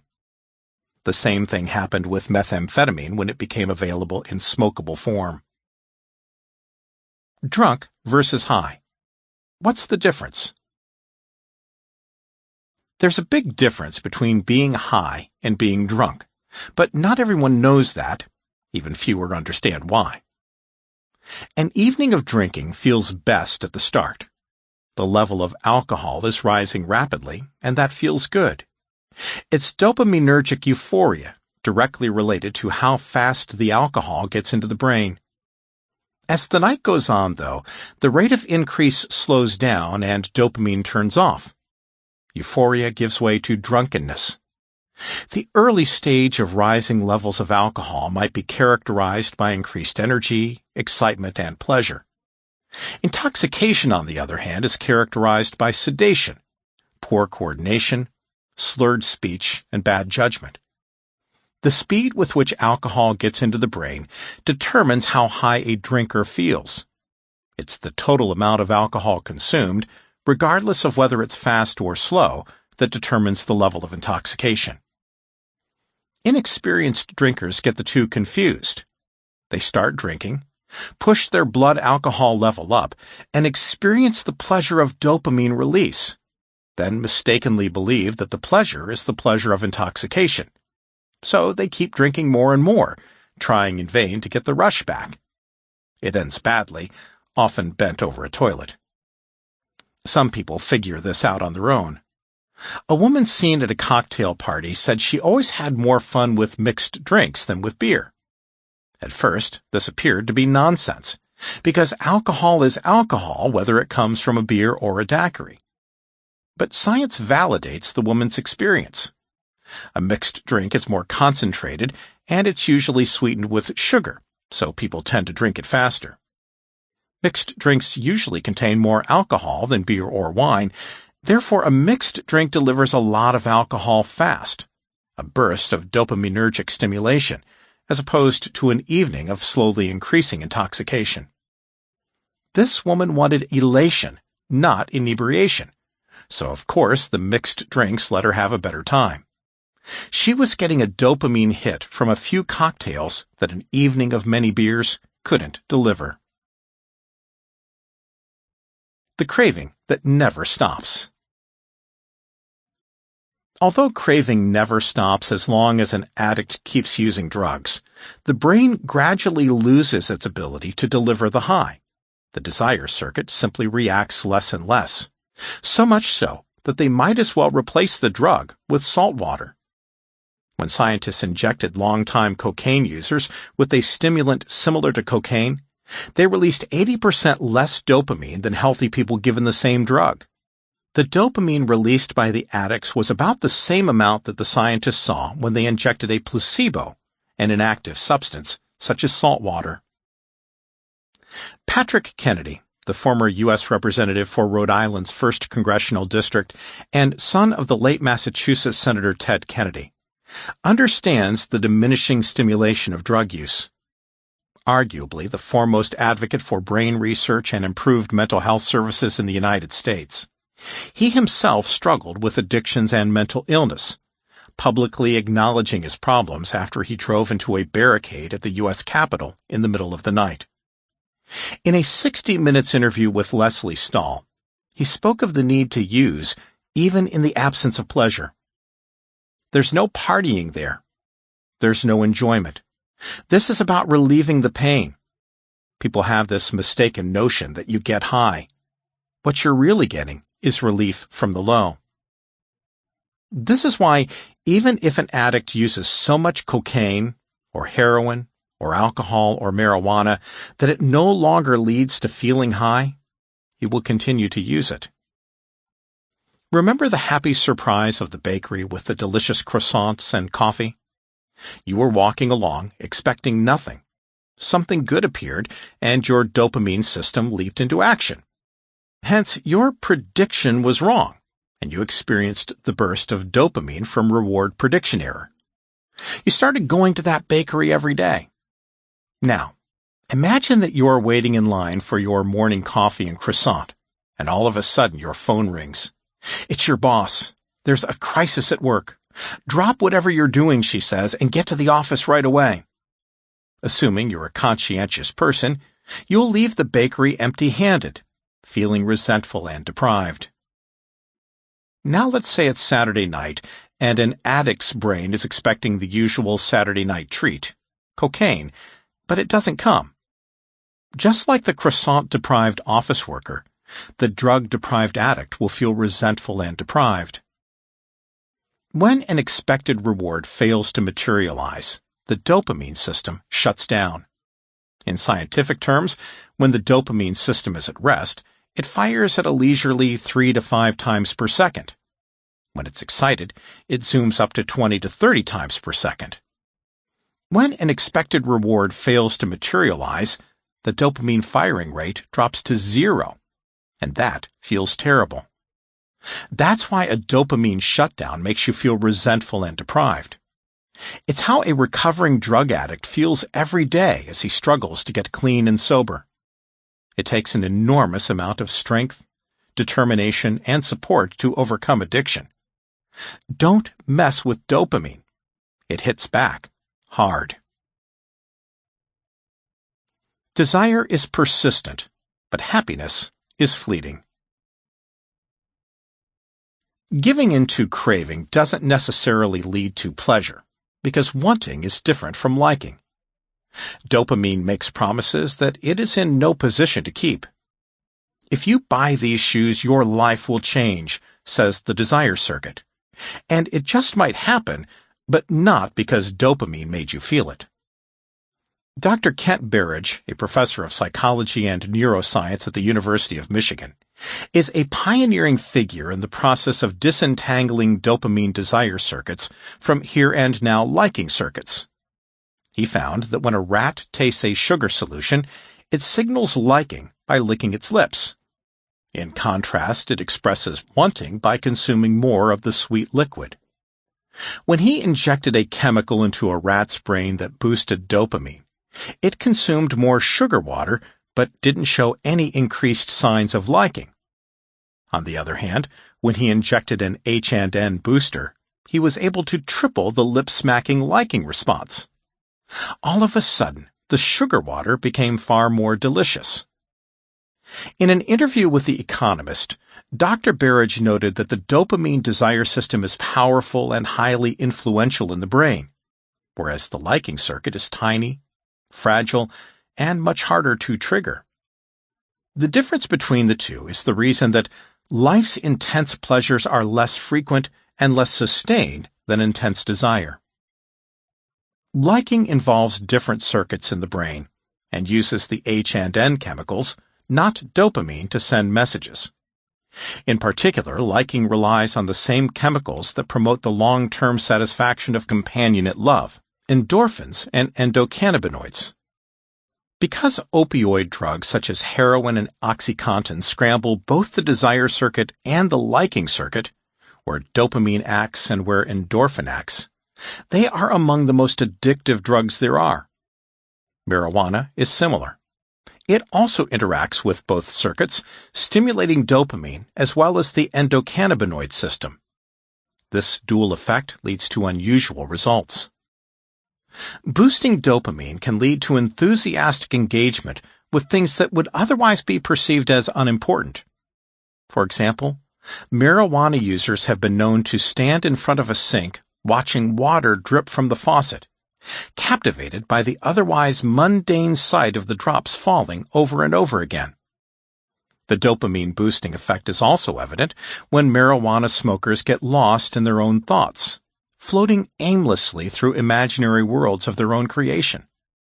On the other hand, in some situations, marijuana suppresses dopamine, mimicking what H&N molecules tend to do. In that case, activities that would typically be associated with wanting and motivation, such as going to work, studying, or taking a shower, seem less important. Impulsiveness and the downward spiral. Many of the decisions that addicts make, particularly the harmful decisions, are impulsive. Impulsive behavior occurs when too much value is placed on immediate pleasure and not enough on long-term consequences. Desire dopamine overpowers the more rational parts of the brain. We make choices that we know are not in our best interest, but we feel powerless to resist. It's as if our free will has been compromised by an overwhelming urge for immediate pleasure. Perhaps it's a bag of potato chips when we're on a diet, or splurging on an expensive night out that we can't really afford. Drugs that boost dopamine can also boost impulsive behavior. A cocaine addict once said, "When I do a line of cocaine, I feel like a new man. And the first thing that new man wants is another line of cocaine." When the addict stimulates his dopamine system responds by demanding more stimulation. That's why most cocaine addicts smoke cigarettes when they use cocaine. Like cocaine, nicotine stimulates additional dopamine release, but it's cheaper and easier to get. Nicotine, in fact, is an unusual drug because it does very little except trigger compulsive use. According to researcher Roland R. Griffiths, Ph.D., professor of psychiatry and behavioral sciences at the Johns Hopkins University School of Medicine, when you give people nicotine for the first time, most people don't like it. It's different from many other addictive drugs, for which most people say they enjoy the first experience and would try it again. Nicotine doesn't make you high like marijuana, or intoxicated like alcohol, or wired up like speed. Some people say it makes them feel more relaxed or more alert, but really the main thing it does is relieve cravings for itself. It's the perfect circle. The only point of smoking cigarettes is to get addicted, so one can experience the pleasure of relieving the unpleasant feeling of craving. Like a man who carries around a rock all day because it feels so good when he puts it down. Addiction arises from the chemical cultivation of desire. The delicate system that tells us what we like or dislike is no match for the raw power of dopaminergic compulsion. The feeling of wanting becomes overwhelming and utterly detached from whether the object of desire is anything we really care for, is good for us, or might kill us. Addiction is not a sign of weak character or a lack of willpower. It occurs when the desire circuits get thrown into a pathological state by overstimulation. Prod dopamine too hard and too long, and its power comes roaring out. Once it has taken charge of a life, it is difficult to tame. The Parkinson's patient who lost his home to video poker. Recreational drugs aren't the only ones that stimulate dopamine. There are prescription drugs that do it as well. And when they hit the desire circuit too hard, strange things can happen. Parkinson's disease is an illness of dopamine deficiency in a pathway that's responsible for controlling muscle movements. Or, to put it more simply, it's how we translate our inner world of ideas into action, the way we impose our will upon the world. When there is not enough dopamine in the circuit, people become stiff and shaky, and they move slowly. The treatment is to prescribe drugs that boost dopamine.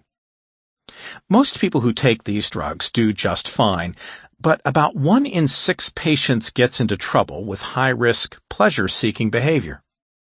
Pathological gambling, hypersexuality, and compulsive shopping are the most common ways the excessive dopamine stimulation is seen.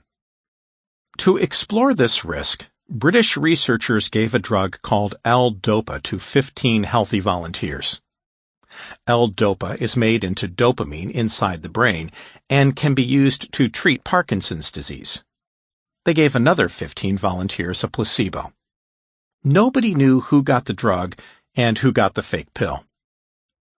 After they took the pills, the volunteers were given the opportunity to gamble. The researchers found that the participants who took the dopamine-boosting pill placed larger and riskier bets than those who took the placebo. The effect was more pronounced in men than in women. The researchers periodically asked the participants to rate how happy they were. There was no difference between the two groups. The enhanced dopamine circuit boosted impulsive behavior, but not satisfaction. It boosted the wanting, but not the liking. When the scientists used powerful magnetic fields to look inside their participants' brains, they found yet another effect. The more active the dopamine cells were, the more money the volunteers expected to win. It's not uncommon for people to deceive themselves in this way. There are few things we encounter in daily life that are more unlikely than winning the lottery. A person is more likely to have identical quadruplets or be killed by a vending machine tipping over. It's over 100 times more likely that a person will be struck by lightning than win the lottery, yet millions of people buy tickets. Someone has to win, they say. A more sophisticated dopamine enthusiast expressed his devotion to the lottery in this way: "It's hope for $1." Expecting to win the lottery may be irrational, but far more severe distortions of judgment can occur when people take dopamine-boosting medicines every day. On March 10, 2012, lawyers for Ian, a 66-year-old resident of Melbourne, Australia, filed a statement of claim in federal court. He was suing the drug manufacturer, Pfizer, claiming that their Parkinson's medication, Cabasser, made him lose everything he had. He was diagnosed with Parkinson's disease in 2003. His doctor prescribed Cabasser, and in 2004, Ian's dose was doubled. That's when the problems began. He started gambling heavily on video poker machines. He was retired and received a modest pension of about $850 per month. Each month, he fed the entire sum into the machines, but it wasn't enough. To pay for his compulsion, he sold his car for $829, pawned much of what he owned for $6,135, and borrowed $3,500 from friends and family. Next, he took out loans for over $50,000 from 4 financial institutions, and on July 7, 2006, he sold his home. In all, this man of modest means gambled away over $100,000. He was finally able to stop in 2010 when he read an article about the link between Parkinson's medication and gambling. He stopped taking Cabasser, and the problem went away. Why do some people who take Parkinson's medication engage in destructive behavior, but most do not? It's possible they were born with a genetic vulnerability. People who gambled frequently in the past are more likely than others to experience out-of-control gambling after they start Parkinson's medication, suggesting there are certain personality features that put people at risk. Another risk of Parkinson's medication is hypersexuality. A Mayo Clinic case series, the tracking of patients with a certain type of illness or treatment, described a 57-year-old man treated with L-Dopa who would have sexual intercourse twice daily, and when possible even more often. Both he and his wife worked full-time, and because of her busy schedule, she found it difficult to satisfy him. After he retired at age 62, things became worse. He made sexual advances to 2 young ladies in his extended family, as well as to women in the neighborhood. Eventually, his wife had to leave her job to attend to his sexual urges. This problem primarily affects men, but women are not immune. In the Mayo Clinic series of 13 patients, 2 were female, both single and sexually abstinent prior to starting treatment. Yet another patient expressed his hypersexuality by spending hours every day in internet adult chat rooms. But even otherwise healthy people taking no medication at all are susceptible to the dopamine call of pornography, supercharged by the internet. Of course, you don't need Parkinson's medication coursing through your brain to have your life upended by sexual obsession. Consider the fearsome triad of dopamine, technology, and porn. More, dopamine and the power of pornography. Noah was a 28-year-old man who sought help because he was unable to stop viewing pornography. He grew up in a Catholic household, and the first time he was exposed to pornography was at the age of 15. He was on the internet searching for something unrelated when he ran across a picture of a naked woman. He said from that moment he was hooked. At first, things weren't too bad. He was accessing the internet over a dial-up modem, and it took ages for the pictures to load. He was lucky. Technology was limiting his daily dose. He described the pictures he started with as tame. Over time, both of these would change. Broadband allowed him to access pictures instantly, and he could now add video to his daily routine. Tame material gave way to depictions of more extreme acts as his tolerance for pornographic thrills increased. He considered his behavior to be a sin, a moral failing, and he used his relationship with the church to get his compulsion under control. He went to confession on a regular basis and received emotional support that helped him cut back his viewing habits, But when his work assigned him to an overseas branch, everything fell apart.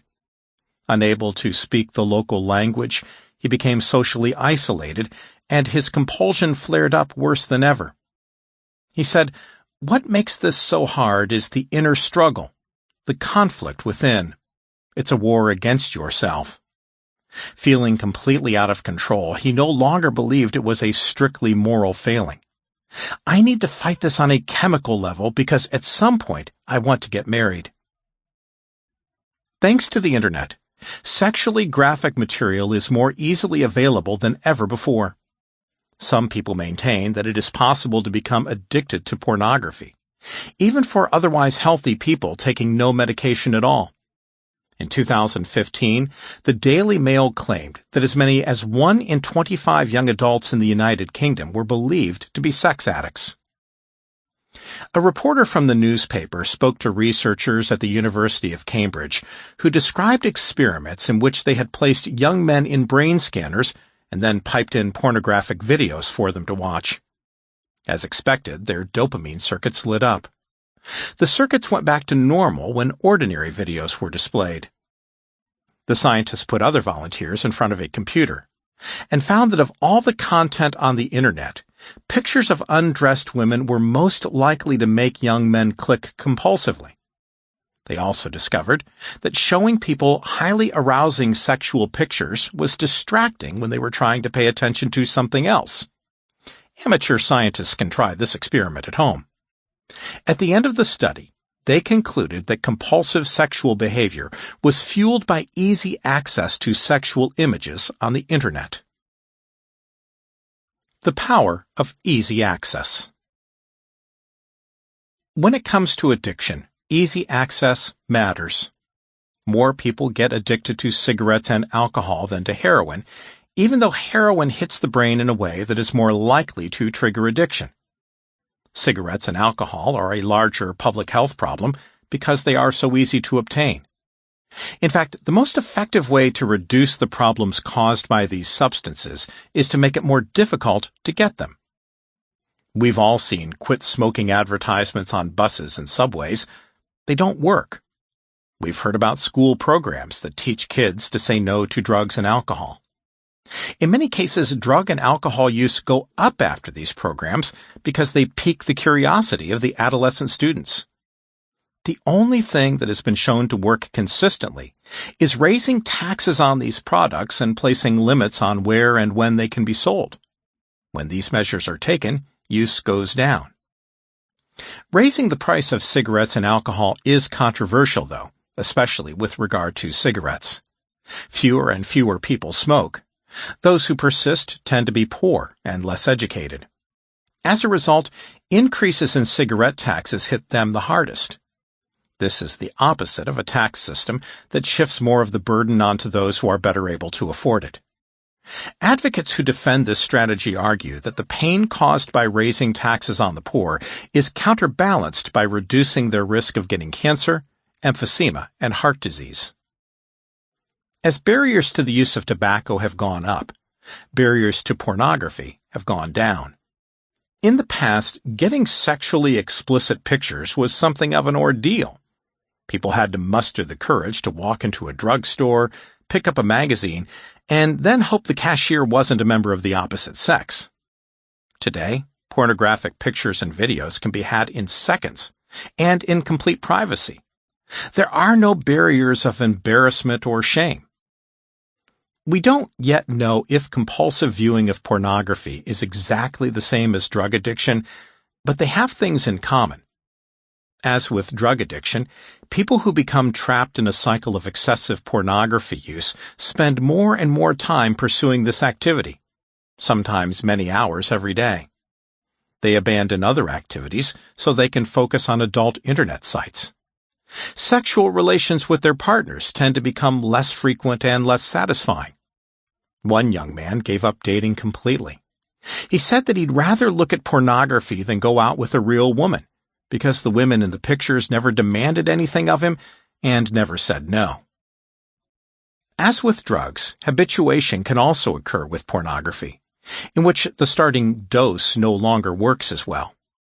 When sex addicts were repeatedly shown the same sexual images, their interest diminished. The activity measured in their dopamine circuits also decreased as the images were shown over and over. The same thing happened to healthy males who were repeatedly shown the same pornographic video. When they were shown a new video, their dopamine systems revved up again. This experience of a dopamine rush, followed by a dopamine drop, repeated images, followed by another dopamine rush, new images, pushes addicts to continually seek out fresh material, which may explain why browsing internet sex sites can become compulsive. It's hard to resist the demands of dopamine circuits, especially with something as evolutionarily important as sex. The researchers who performed the study also identified a wanting-liking divide similar to what is seen in drug addiction. Sex addicts showed higher levels of desire when watching pornography, but did not necessarily rate the explicit videos higher in their liking scores. Are video games addictive too? It's not just pornography that can ensnare computer users. Some scientists claim that video games can also be addicting. In certain ways, video games are similar to casino games. Like slot machines, video games surprise players with unpredictable rewards. They do more than that, though, which can make them even more potent agents of dopamine release. In researching this problem, psychologist Douglas Gentile of Iowa State University found that nearly 1 in 10 gamers ages 8 to 18 are addicted, causing family, social, school, or psychological damage because of their video game playing habits. A rate of addiction more than 5 times higher than that among gamblers, according to the National Research Council on Pathological Gambling. What accounts for this large difference in how many users get addicted? Part of the difference is that the video gamers Gentile studied were adolescents. It's unusual for adults to experience serious negative consequences from playing video games. Adolescent brains, however, have not yet fully developed, so adolescents may act like adults with brain damage. The biggest difference in the adolescent brain is in the frontal lobes, which don't completely develop until their early 20s. That's a problem, because it's the frontal lobes that give adults good judgment. They act like a brake, warning us when we're about to do something that might not be such a good idea. Without fully functioning frontal lobes, adolescents act impulsively and are at greater risk of making unwise decisions even when they know better. There's more to it than that, though. Video games are more complex than slot machines, so there are more opportunities for programmers to bake in features that trigger dopamine release in order to make it hard to stop playing. Video games are all about imagination. They immerse us in a world where our fantasies can come true, where reality-shunning dopamine can bask in endless possibilities. We can explore environments that constantly change, ensuring that the surprises never end. We may start off in the desert, progress to a rainforest, then a dark alley in a gritty urban hell. Then suddenly we're on a rocket hurtling toward an alien world. Players do more than just explore, though. Video games are about progress. They're about making the future better than the present. Gamers progress through levels while increasing their strength and abilities. It's a dopamine dream come true. To keep progress front and center in a gamer's mind, the screen constantly displays the accumulating points or growing progress bars so players never forget. They have to keep pursuing more. Video games are full of rewards. Gamers collect coins, hunt for treasure, or maybe capture magic unicorns to progress to the next level. Players' expectations are constantly kept off balance because they never know where the next reward will be. Some games make you kill monsters to earn points, others make you look inside treasure chests. When a player opens a newly discovered chest, it may contain what he's looking for, but not always.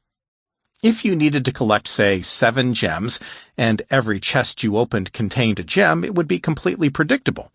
There would be no surprises, no reward prediction errors, no dopamine, If, on the other hand, you had to open 1,000 chests to find a single gem, it would be so frustrating that everyone would give up.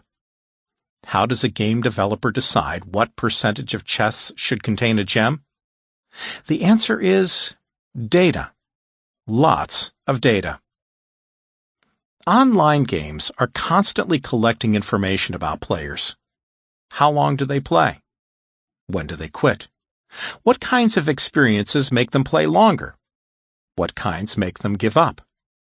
According to gaming theorist Tom Chatfield, the biggest online games have accumulated billions of data points about their players. They know exactly what lights up dopamine and what turns it off, though game designers are not thinking of these events as dopamine triggers, but simply as what works. So, what do the data tell us about the ideal portion of treasure chests that should contain gems? It turns out that 25% is the magic number. That's what keeps people playing the longest. And there's no reason why the other 75% should be empty. Game developers put low-value rewards in the non-gem chests, so every single one will contain a surprise. Maybe it's a small coin. Maybe it's a new scope for your rifle. Maybe it's a pair of sunglasses that will make your online character look cool. Or maybe it's something so powerful that it opens up completely new ways to interact with the game. Chatfield tells us that a reward like that should be found in only 1 out of 1,000 treasure chests.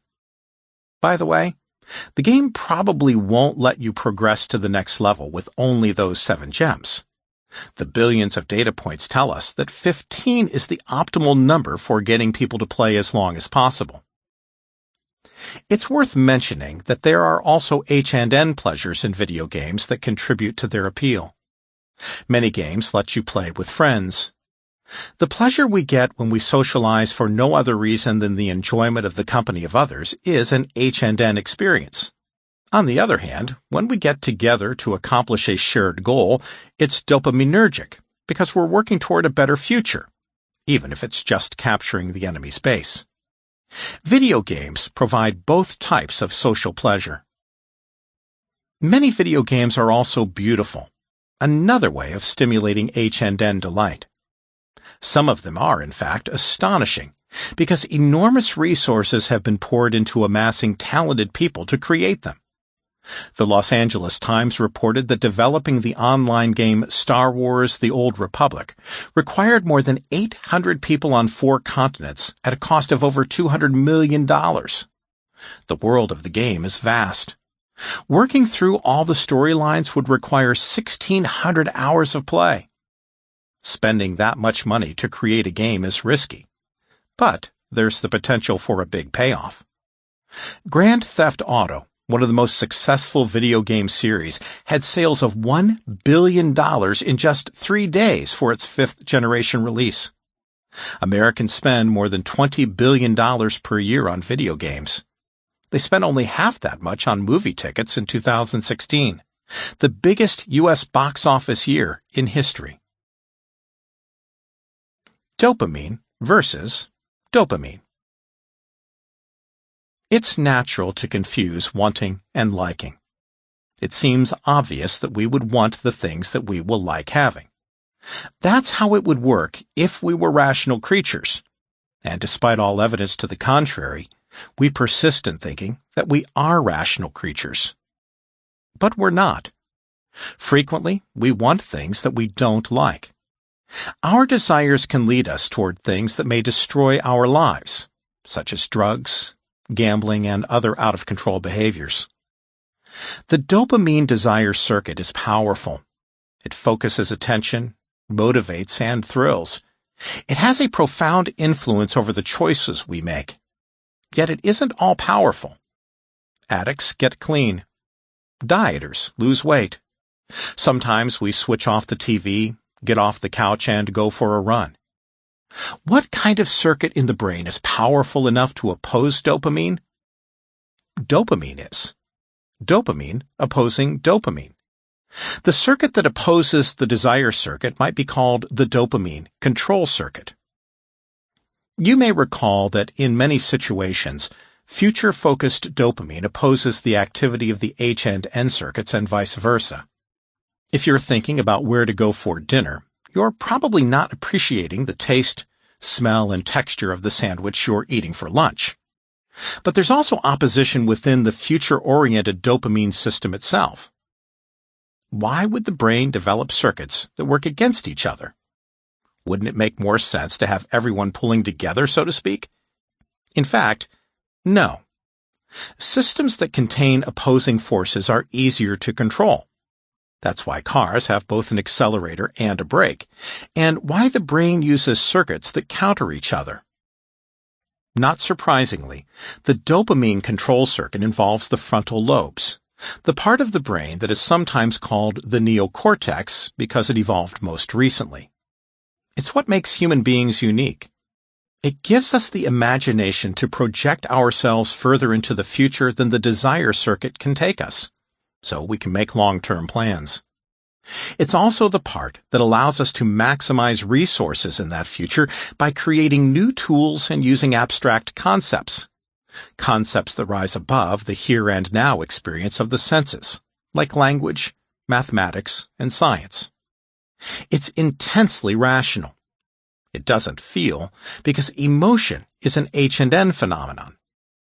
As we will see in the next chapter, it's cold, calculating, and ruthless, doing whatever it takes to reach its goal.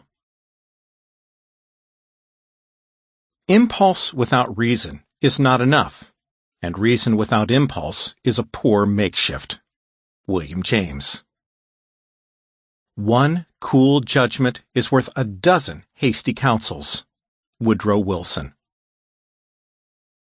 Chapter 3. Domination. How far will you go? In which dopamine drives us to overcome complexity, adversity, emotion, and pain so we can control our environment. Planning and calculation. Just wanting rarely gets you much of anything. You have to figure out how to obtain it, and whether it is worth having at all. In fact, when we do things without thinking about how and what next, failure is not even the worst possible outcome. The results can range from a little overeating all the way to reckless gambling, drug abuse, and worse. Desired dopamine makes us want things. It is the source of raw desire. Give me more. But we're not at the ungoverned mercy of our desire. We also have a complementary dopamine circuit that calculates what sort of more is worth having. It gives us the ability to construct plans, to strategize and dominate the world around us to get the things we want. How does a single chemical do both things? Think of rocket fuel that powers the main engines of a spaceship. The same fuel that pushes the rocket forward can be redirected to drive directional thrusters to steer the ship, as well as retro rockets to slow it down. It all depends on the path the fuel takes before it's ignited. Different functions, but all working together to get the spaceship to its destination. In a similar way, dopamine moving through different brain circuits yields different functions too, and toward a common end. A relentless focus on enhancing the future. Urges come from dopamine passing through the mesolimbic circuit, which we call the dopamine desire circuit. Calculation and planning, the means of dominating situations, come from the mesocortical circuit, which we call the dopamine control circuit. Why call it the control circuit? Because its purpose is to manage the uncontrolled urges of desired dopamine, to take that raw energy and guide it toward profitable ends. Also, by using abstract concepts and forward-looking strategies, it allows us to gain control over the world around us and dominate our environment. We'll be using the term environment in a different way than it is commonly used. When most people think of the environment, they think of the natural world, often as something we need to protect, as in environmentalism. Neuroscientists use the word to refer to everything in the external world that influences our behavior and health, as opposed to influences that come from our genes. So the environment includes not only mountains, trees, and grass, but also things such as people, relationships, food, and shelter. In addition, the dopamine control circuit is the source of imagination. It lets us peer into the future to see the consequences of decisions we might make right now, and thus allows us to choose which future we prefer. Finally, it gives us the ability to plan how to make that imaginary future a reality. Like the desire circuit, which only cares about things we do not have, controlled dopamine works in the unreal world of the possible. The two circuits begin in the same place, but the desire circuit ends in a part of the brain that triggers excitement and enthusiasm, while the control circuit goes to the frontal lobes, a part of the brain that specializes in logical thinking. In this way, both circuits give us the capacity to consider phantoms, things that don't physically exist. For desire dopamine, those phantoms are things we wish to have, but don't have right now, things we want in the future. For control dopamine, the phantoms are the building blocks of imagination and creative thought. Ideas, plans, theories, abstract concepts such as mathematics and beauty, and worlds yet to be. Controlled dopamine carries us beyond the primitive I want of desire dopamine. It gives us tools to comprehend, analyze, and model the world around us so we can extrapolate possibilities, compare and contrast them, then craft ways to achieve our goals. It is an extended and complex execution of the evolutionary imperative to secure as many resources as possible. In contrast, desire dopamine is the kid in the back seat shouting for his parents to look every time he sees a McDonald's, a toy store, or a puppy on the sidewalk. Controlled dopamine is the parent at the wheel, hearing each request and considering whether it's worth stopping for and deciding what to do if he pulls over. Controlled dopamine takes the excitement and motivation provided by desire dopamine, evaluates options, selects tools, and plots a strategy to get what it wants. For example, a young man is planning to buy his first car. If all he had was desire dopamine, he would buy the first one that caught his eye. But since he also has control dopamine, he's able to refine that impulse. There are any number of reasons to prefer one car over another. Let's say this young man is thrifty and wants the best car he can afford at the lowest price. Tapping into desired dopamine energy, he spends hours on the internet, poring over car review sites and developing negotiation strategies. He wants to know every detail he can so he can maximize the value of his purchase. When he sits down with the car dealer, he is so well prepared that nothing will take him by surprise. He feels good. He has dominated the car buying situation by mastering all available information. Consider a woman on her way to work. She drives to the train station, taking a roundabout route that avoids the morning rush hour traffic. When she gets to the station, she navigates to an unoccupied corner of the parking garage that few people know about and easily finds a place to park. She waits on the platform at the precise spot where she knows the doors to the commuter train will open, putting her at the front of the line, ready to get one of the remaining empty seats for the long ride to the city. She feels good. She has dominated her commute. It's fun figuring out things, and it's fun carrying out the strategies developed to game the intricacies of car buying in the daily trip to work. Why? As always, the function of dopamine flows from the imperatives of evolution and survival. Dopamine encourages us to maximize our resources by rewarding us when we do so. The act of doing something well, of making our future a better, safer place, gives us a little dopamine buzz. Tenacity. I have not failed. I've just found 10,000 ways that won't work. Thomas A. Edison.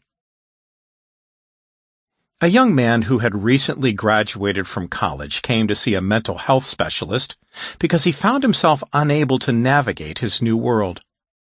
He hadn't distinguished himself at school, but he had gotten by and managed to graduate in the usual 4 years.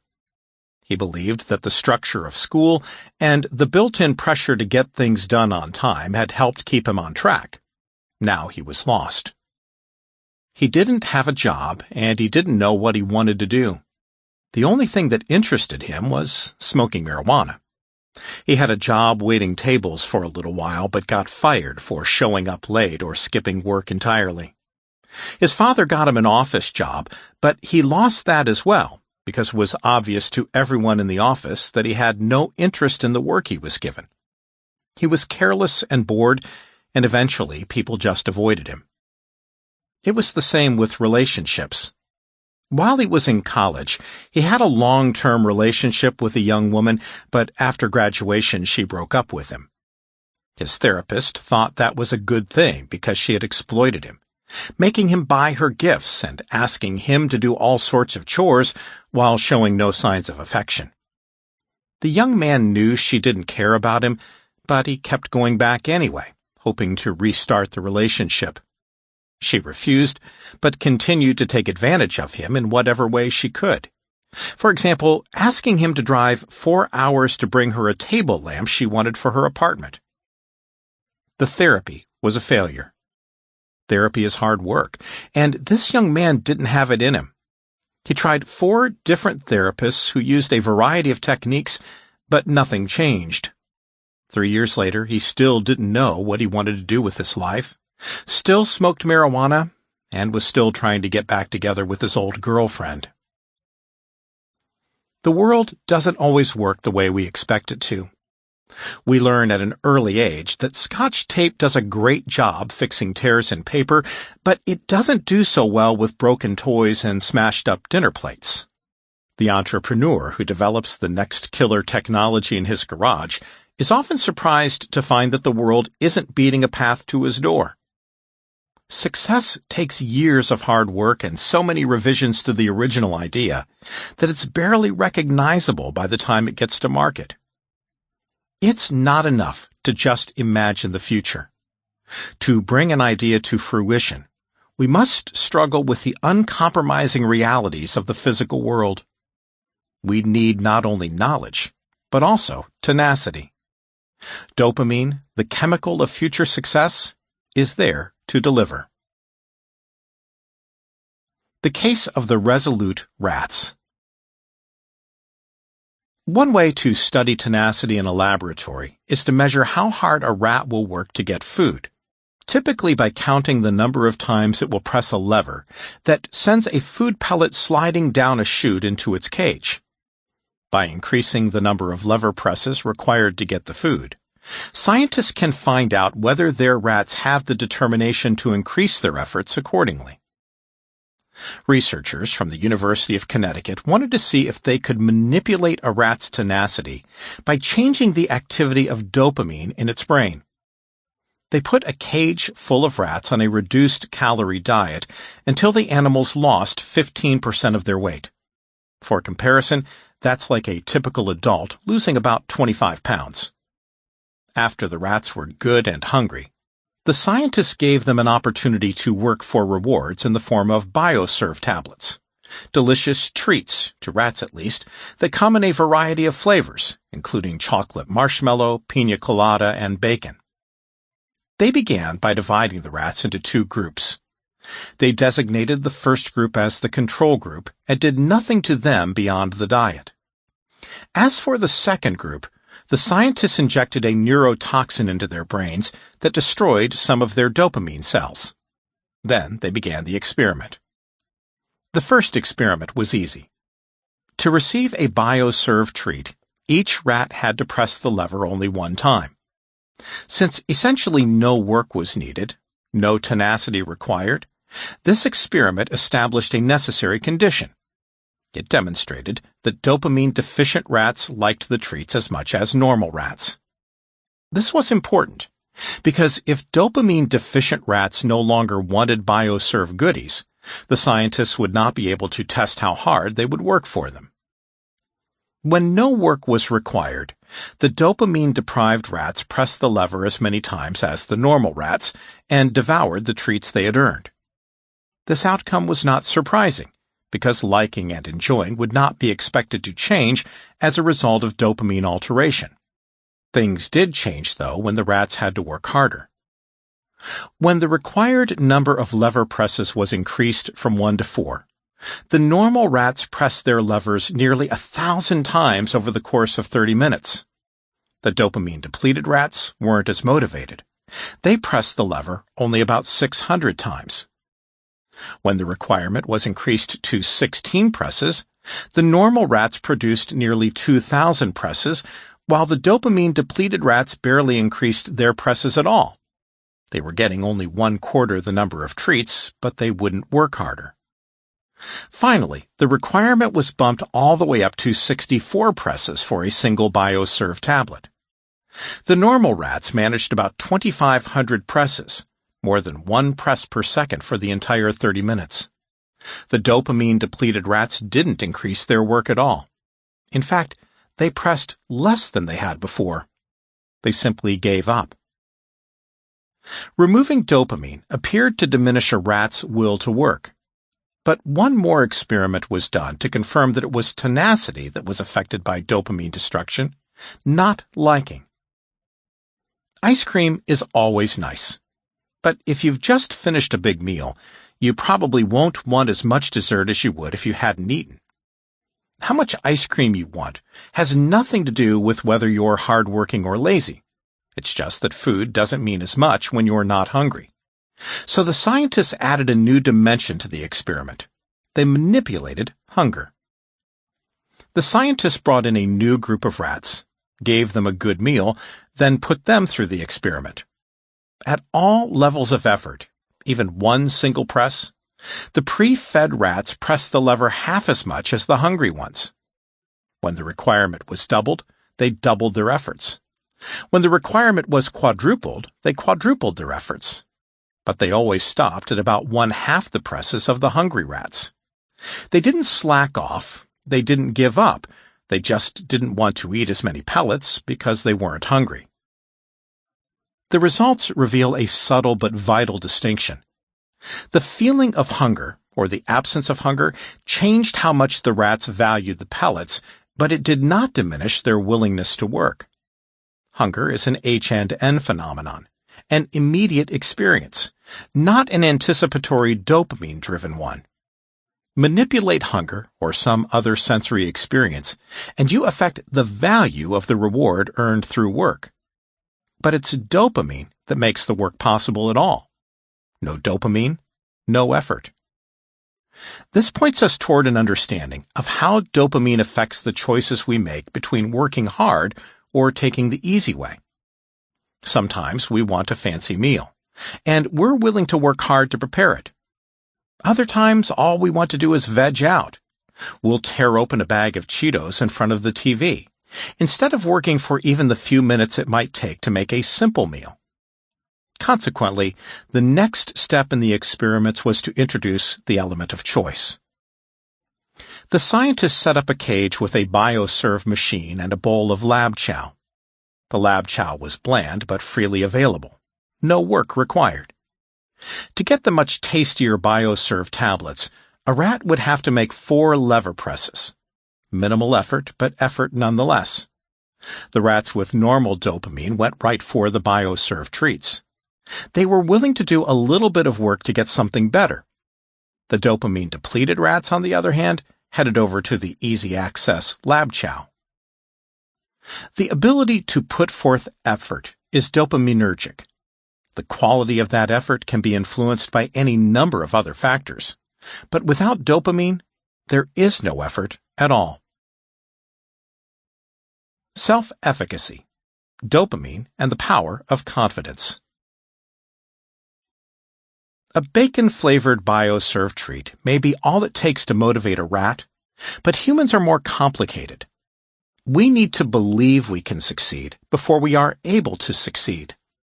This influences tenacity. We have greater tenacity when we encounter early success. Some weight loss programs help you lose 6 or 7 pounds in the first few weeks. They plan it this way because they know that if you begin with no more than £1 or £2 loss in that time, you're likely to drop out. They know you are more likely to stick with it if you see that you are capable of doing it. Scientists call this self-efficacy. Drugs such as cocaine and amphetamine boost dopamine, and one result is an increase in self-efficacy, often to pathological levels. People who abuse these drugs may confidently take on so many projects that it is impossible to complete them all. Heavy users may even develop grandiose delusions. With no evidence whatsoever, they may believe they will write the most brilliant treatise ever produced, or invent a device that will solve the world's problems.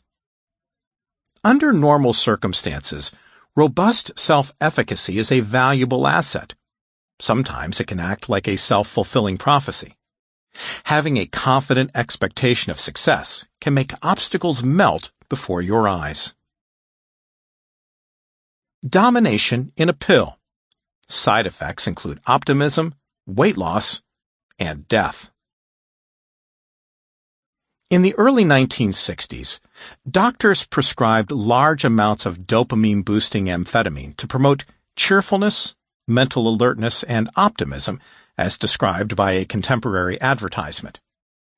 Most of these prescriptions were written for women, who were twice as likely as men to be prescribed amphetamine to adjust their mental state. As one doctor described it, amphetamine allowed them to be not only capable of performing their duties, but to actually enjoy them. In other words, if you don't like cooking or cleaning, it helps to be on speed. But that's not all. In addition to making housewives happy and productive, it also kept them thin. According to Life magazine, 2 billion tablets were prescribed annually in the 1960s for this purpose alone. But, although people did lose weight, it was only temporary, and often at a high cost. Stop using the drug, and the weight comes right back. Keep using the drug, and tolerance develops, so the user must take higher and higher doses to get the same effect. That's dangerous. Too much amphetamine can bring about personality changes. It can also cause psychosis, heart attacks, strokes, and death. I felt charming, witty, and clever, talking to everybody, wrote one amphetamine user. I felt a compulsion to make subtle, condescending comments to the more dim-witted customers at work under the guise of being straightforward and helpful. My family has also told me that I've become much more arrogant, snide, and condescending, and my brother tells me that I've been thinking I'm hot shit lately, but he might be jealous of me. Another user said simply, I used to feel like a young god on speed. The difference is that young gods don't suffer side effects that kill. A college student needed to get to the airport to fly home for spring break. As with most college students, money was tight, so she made a reservation with a shuttle service that would take her to the airport for only $15. The shuttle had a regular schedule of stops, and she arranged to be picked up at a nearby hotel at 12:30 p.m. She didn't start to get nervous until 1 o'clock. When 1:30 rolled around and there was still no car, she knew something was wrong. By 2 o'clock, she was beginning to sweat. She had called the service repeatedly, and each time she had been assured that the driver is on his way. She had declined the doorman's friendly offer to call her a taxi, but now she was running out of time. 30 minutes and $40 later, she stepped out of a taxi at the airport and headed straight to the shuttle reservation desk. She demanded that they reimburse her for the difference between the shuttle and the taxi. It was clearly their fault. They had promised to pick her up at 12:30, and they had failed to keep their promise. It wasn't fair that she should have to pay the difference. It was a matter of justice. The clerk at the reservation desk had no authority to give her the money, but the woman was so sure she was right that it was inconceivable to her that she would not prevail. It didn't take long before the clerk opened the cash register and handed over $25. How does this work? How does a confident expectation of success cause others to give way, even when it seems like it's not in their interest to do so? It's usually because of things that are happening outside of their conscious awareness. Researchers from the Graduate School of Business at Stanford University wanted to know how subtle, nonverbal behavior affected people's perceptions of one another. They noted that when people expand themselves, taking up a large amount of space, they're perceived as dominant. Conversely, when they constrict themselves, taking up as little space as possible, they're perceived as submissive. They designed a study to explore the effects of nonverbal displays of dominance or submission. The researchers put two people of the same sex in a room and asked them to discuss photos of famous paintings. They did this in order to conceal the true nature of the study. Only one of the people was an actual test participant. The other was a Confederate, secretly working for the researchers. The Confederate assumed either a dominant posture, one arm draped over the back of an empty chair next to her, legs crossed so her right ankle rested on her left thigh, or a submissive posture, legs together, hands in her lap, hunched slightly forward. The question was, would the participant mirror the Confederate's posture or adopt a complementary, opposite posture? Most of the time, we mirror the actions of people we're talking to. If one person touches his face or gestures with his hands, so does the other. But this time it was different. When it comes to dominant and submissive postures, the research participants were more likely to adopt a complementary posture rather than mirror the same posture. Dominance triggered submission, and submission triggered dominance. It didn't happen all the time, though. A minority of participants mirrored the Confederate. Would that have an effect on the underlying relationship? The researchers gave the participants a survey to fill out. They wanted to know how they experienced the interaction with the Confederate. Did they like her? Did they feel comfortable with her? It didn't matter if the Confederate took a dominant or submissive posture. Participants who took the complementary posture not only liked the Confederates more, they also felt more comfortable with them compared to the participants who mirrored the Confederates. Finally, researchers asked the participants a series of questions to find out if they were aware of how they were responding to the Confederate. Did they know their posture was being influenced by the posture of the other person in the room? It turned out they had no idea. It all occurred outside of their consciousness. We unconsciously know when someone has a high expectation of success, and we get out of their way. We submit to their will, the overwhelming expression of their self-efficacy, powered by controlled dopamine. Our brains evolved this way for a good reason. It's a bad idea to get into fights you can't win. If you're picking up signals that your adversary has a high expectation of success, the odds are that this is a fight you want to avoid. This type of behavior is clearly seen in non-human primates. Chimpanzees observing a dominant display constrict themselves to appear as small as possible. On the other hand, when chimps respond to dominant displays with mirrored dominant displays, it usually marks the beginning of a long period of conflict that often ends in violence. On any given Sunday. Sports lore is rife with stories about underdogs. The phenom overcoming hard-scrabble roots, the plucky second-stringers who win the championship, the walk-ons who make it to the pros. In short, the come-from-behind victory over another player, another team, or life itself. Sports movies are almost exclusively about this kind of thing. Remember the Titans, Rudy, the Bad News Bears, A League of Their Own, Rocky, Hoop Dreams, The Karate Kid. But the question remains, how does a player or a team demonstrably inferior in skill and ability prevail over a superior opponent? It happens too often to attribute it only to luck. The answer is self-efficacy. One of the most dramatic examples of self-efficacy in sports took place on January 3, 1993, in an NFL playoff game fans call simply the comeback. In the third quarter, the Buffalo Bills were down 35-3 against the Houston Oilers. Bills fans were filing through the exits as a Houston radio announcer commented that Although the lights had been on in the stadium since morning, you could pretty much turn them out on the Bills right now. But as the clock wound down, things began to change. Luck played some role. A bad kick, a dubious call that went in the Bills' favor. But even that does not account for the burst of success the team experienced. As their comeback began, the Bills scored 21 points in 10 minutes. A player recalled later, "We were scoring at will." As the Oilers proved unable to stop them, a Bills player on the sidelines began to shout, "They don't want it! They don't want it!" Buffalo's will, their belief that they were destined to prevail, their self-efficacy, was stronger that day than their opponent's skills and abilities. The Bills sent the game into overtime and won on a 32-yard field goal, 41-38. This victory would be the greatest point deficit comeback in NFL history. Of note, Bills star quarterback Jim Kelly had been injured the previous week and was replaced in the Oilers game by his backup, Frank Reich.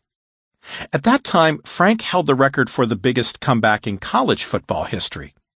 A decade earlier, he had led the Maryland Terrapins from a first-half deficit of 31-0 to a 42-40 win over the undefeated Miami Hurricanes. 4 years after the Bills' victory over the Oilers, the team, led by quarterback Todd Collins, would come back from a 26-point deficit to defeat the Indianapolis Colts, setting the second-highest point record for a regular season comeback. The self-efficacy of the Buffalo Bills seemed to propagate itself. Success inspired confidence.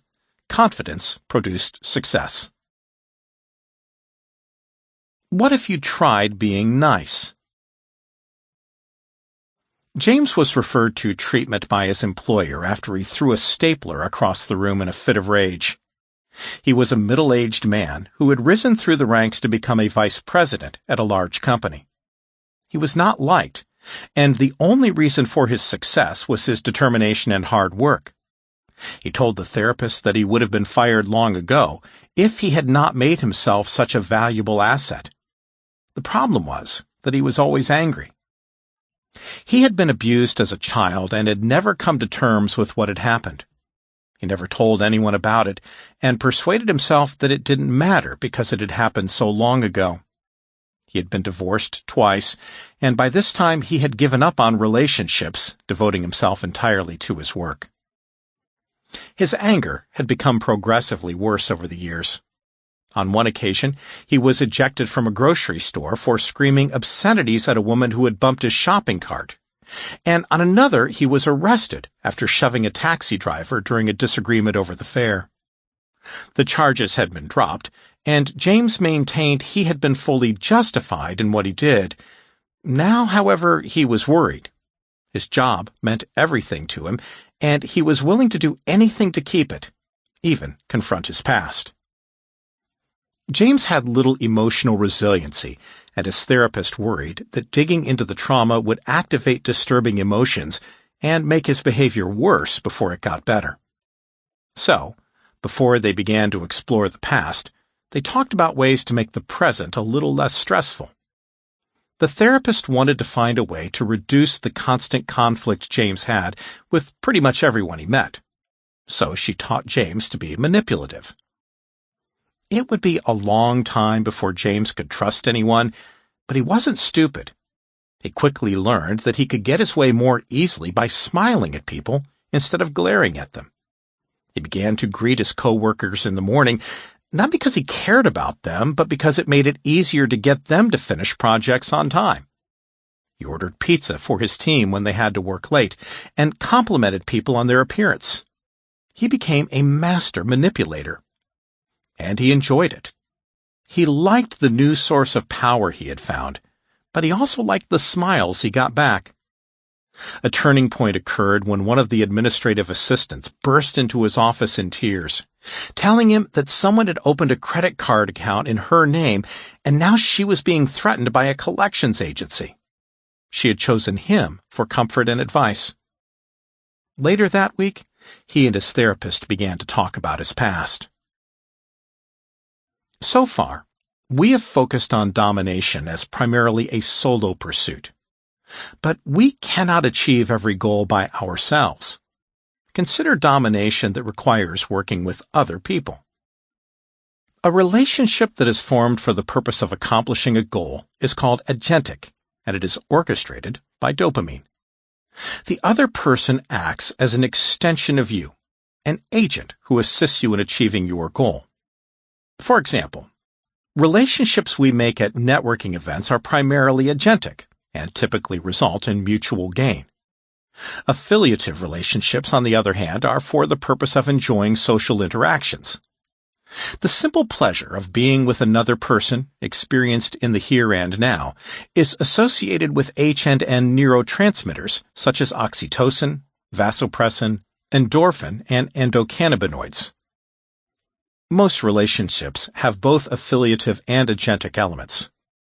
Friends who like to hang out together in the here and now, affiliative, may also work on future projects together, such as planning a whitewater rafting trip or an evening at the clubs, agentic. Co-workers with primarily agentic relationships usually enjoy each other's company. Some people are more comfortable in agentic relationships because they're more structured, while others prefer affiliative relationships because they find them more fun. Some people are comfortable with both, others with neither. There are personality types for each variety of relationship preference. Agentic people tend to be cool and distant. Affiliative people are affectionate and warm. They are also social and turn to others for support. People who are good at both affiliative and agentic relationships are friendly, accessible leaders, such as Bill Clinton or Ronald Reagan.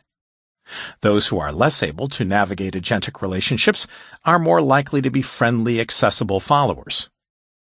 Those who have trouble with affiliative relationships, but who are skilled with agentic ones, may be viewed as cold and uncaring, whereas those who are poor at both come across as aloof and isolated.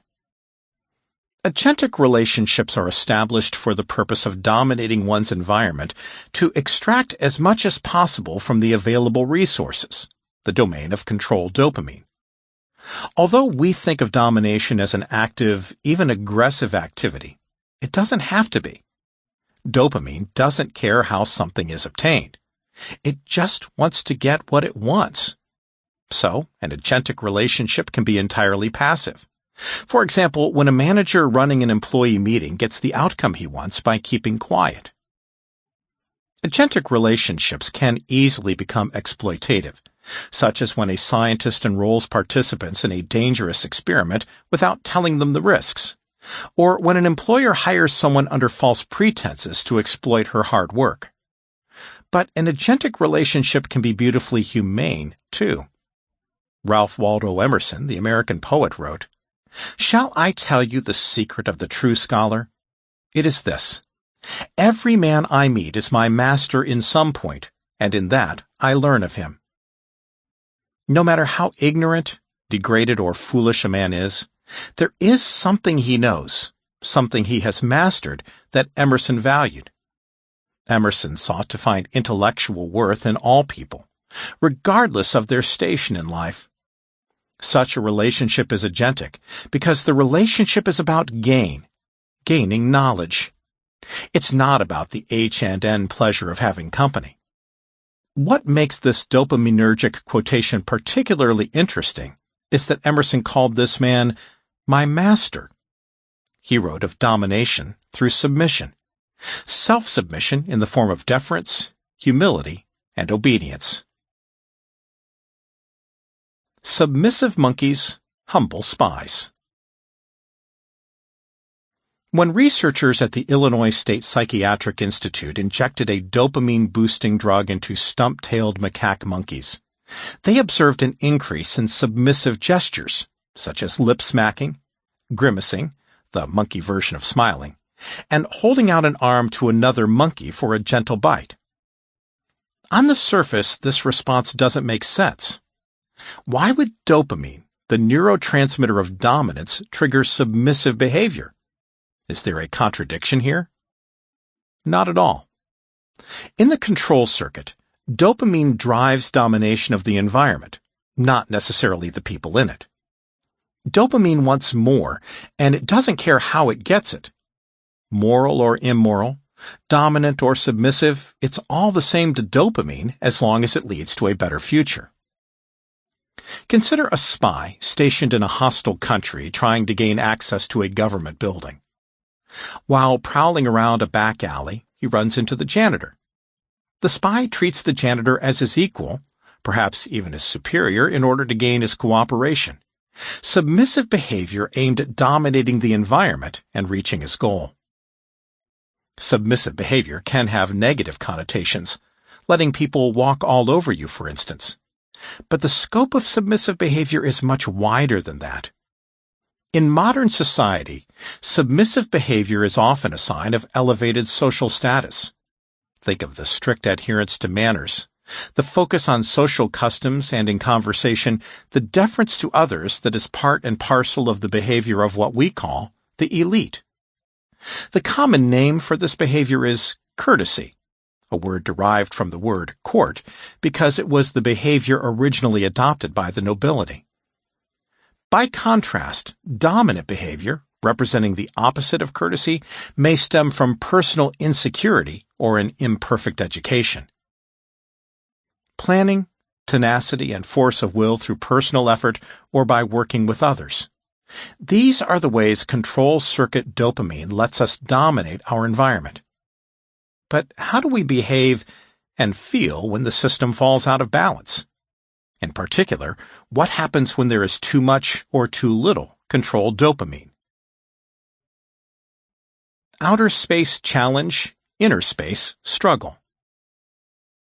GQ magazine. What does it feel like to go to the moon? Buzz Aldrin. Look, we didn't know what we were feeling. We weren't feeling. GQ. What were your emotions as you walked on the surface of the moon? BA. Fighter pilots don't have emotions. GQ. But you're a human. BA. We had ice in our veins. GQ. Well, did you ever say, I'm going to get in that fragile lunar module and land on the moon? Did that ever sort of flabbergast you? BA. I understood the construction of it. It's got landing gear. It's got struts that compress. It's got probes that hang down. It was a marvel of engineering. Interview with Buzz Aldrin. Instead of taking a bow for walking on the moon, Colonel Buzz Aldrin, Ph.D., told his admirers, "It's something we did. Now we should do something else," apparently no more satisfied than if he had painted a fence. His desire was not to bask in his glory, but to find something else, the next big challenge that could hold his interest. This perpetual need to identify a goal and calculate a way to reach it was perhaps the most important factor in his historic success. But it's not easy having so much dopamine coursing through the control circuits. It almost certainly played a significant role in Aldrin's post-lunar struggle with depression, alcoholism, 3 divorces, suicidal impulses, and a stay on a psychiatric ward, which he described in his candid autobiography, Magnificent Desolation, The Long Journey Home from the Moon. Just as desired dopamine facilitates becoming addicted to drugs, chasing the high and receiving less and less dopamine buzz from it, some people have so much controlled dopamine that they become addicted to achievement, but are unable to experience H&N fulfillment.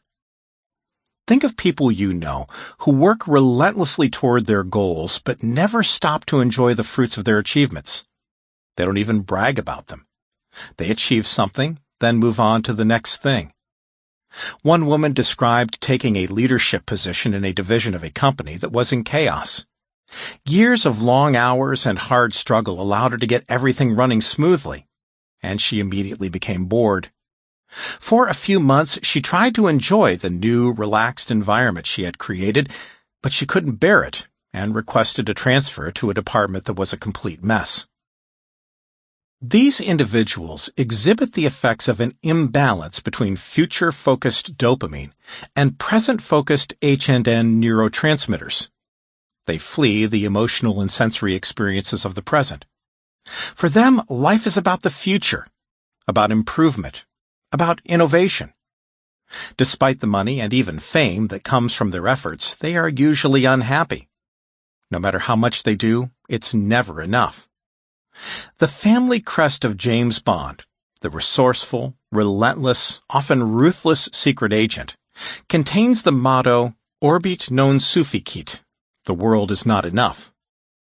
Colonel Aldrin faced this problem in a more profound way than perhaps any human being ever had. I have walked on the surface of the moon. What could I possibly do to top that? Dopamine explains the mysteries of ADHD. What about people on the other end of the spectrum? People whose controlled dopamine circuits are weak. Their struggle with internal control manifests itself as impulsivity and difficulty keeping themselves focused on complex tasks. This problem can result in a familiar condition, attention deficit hyperactivity disorder, ADHD.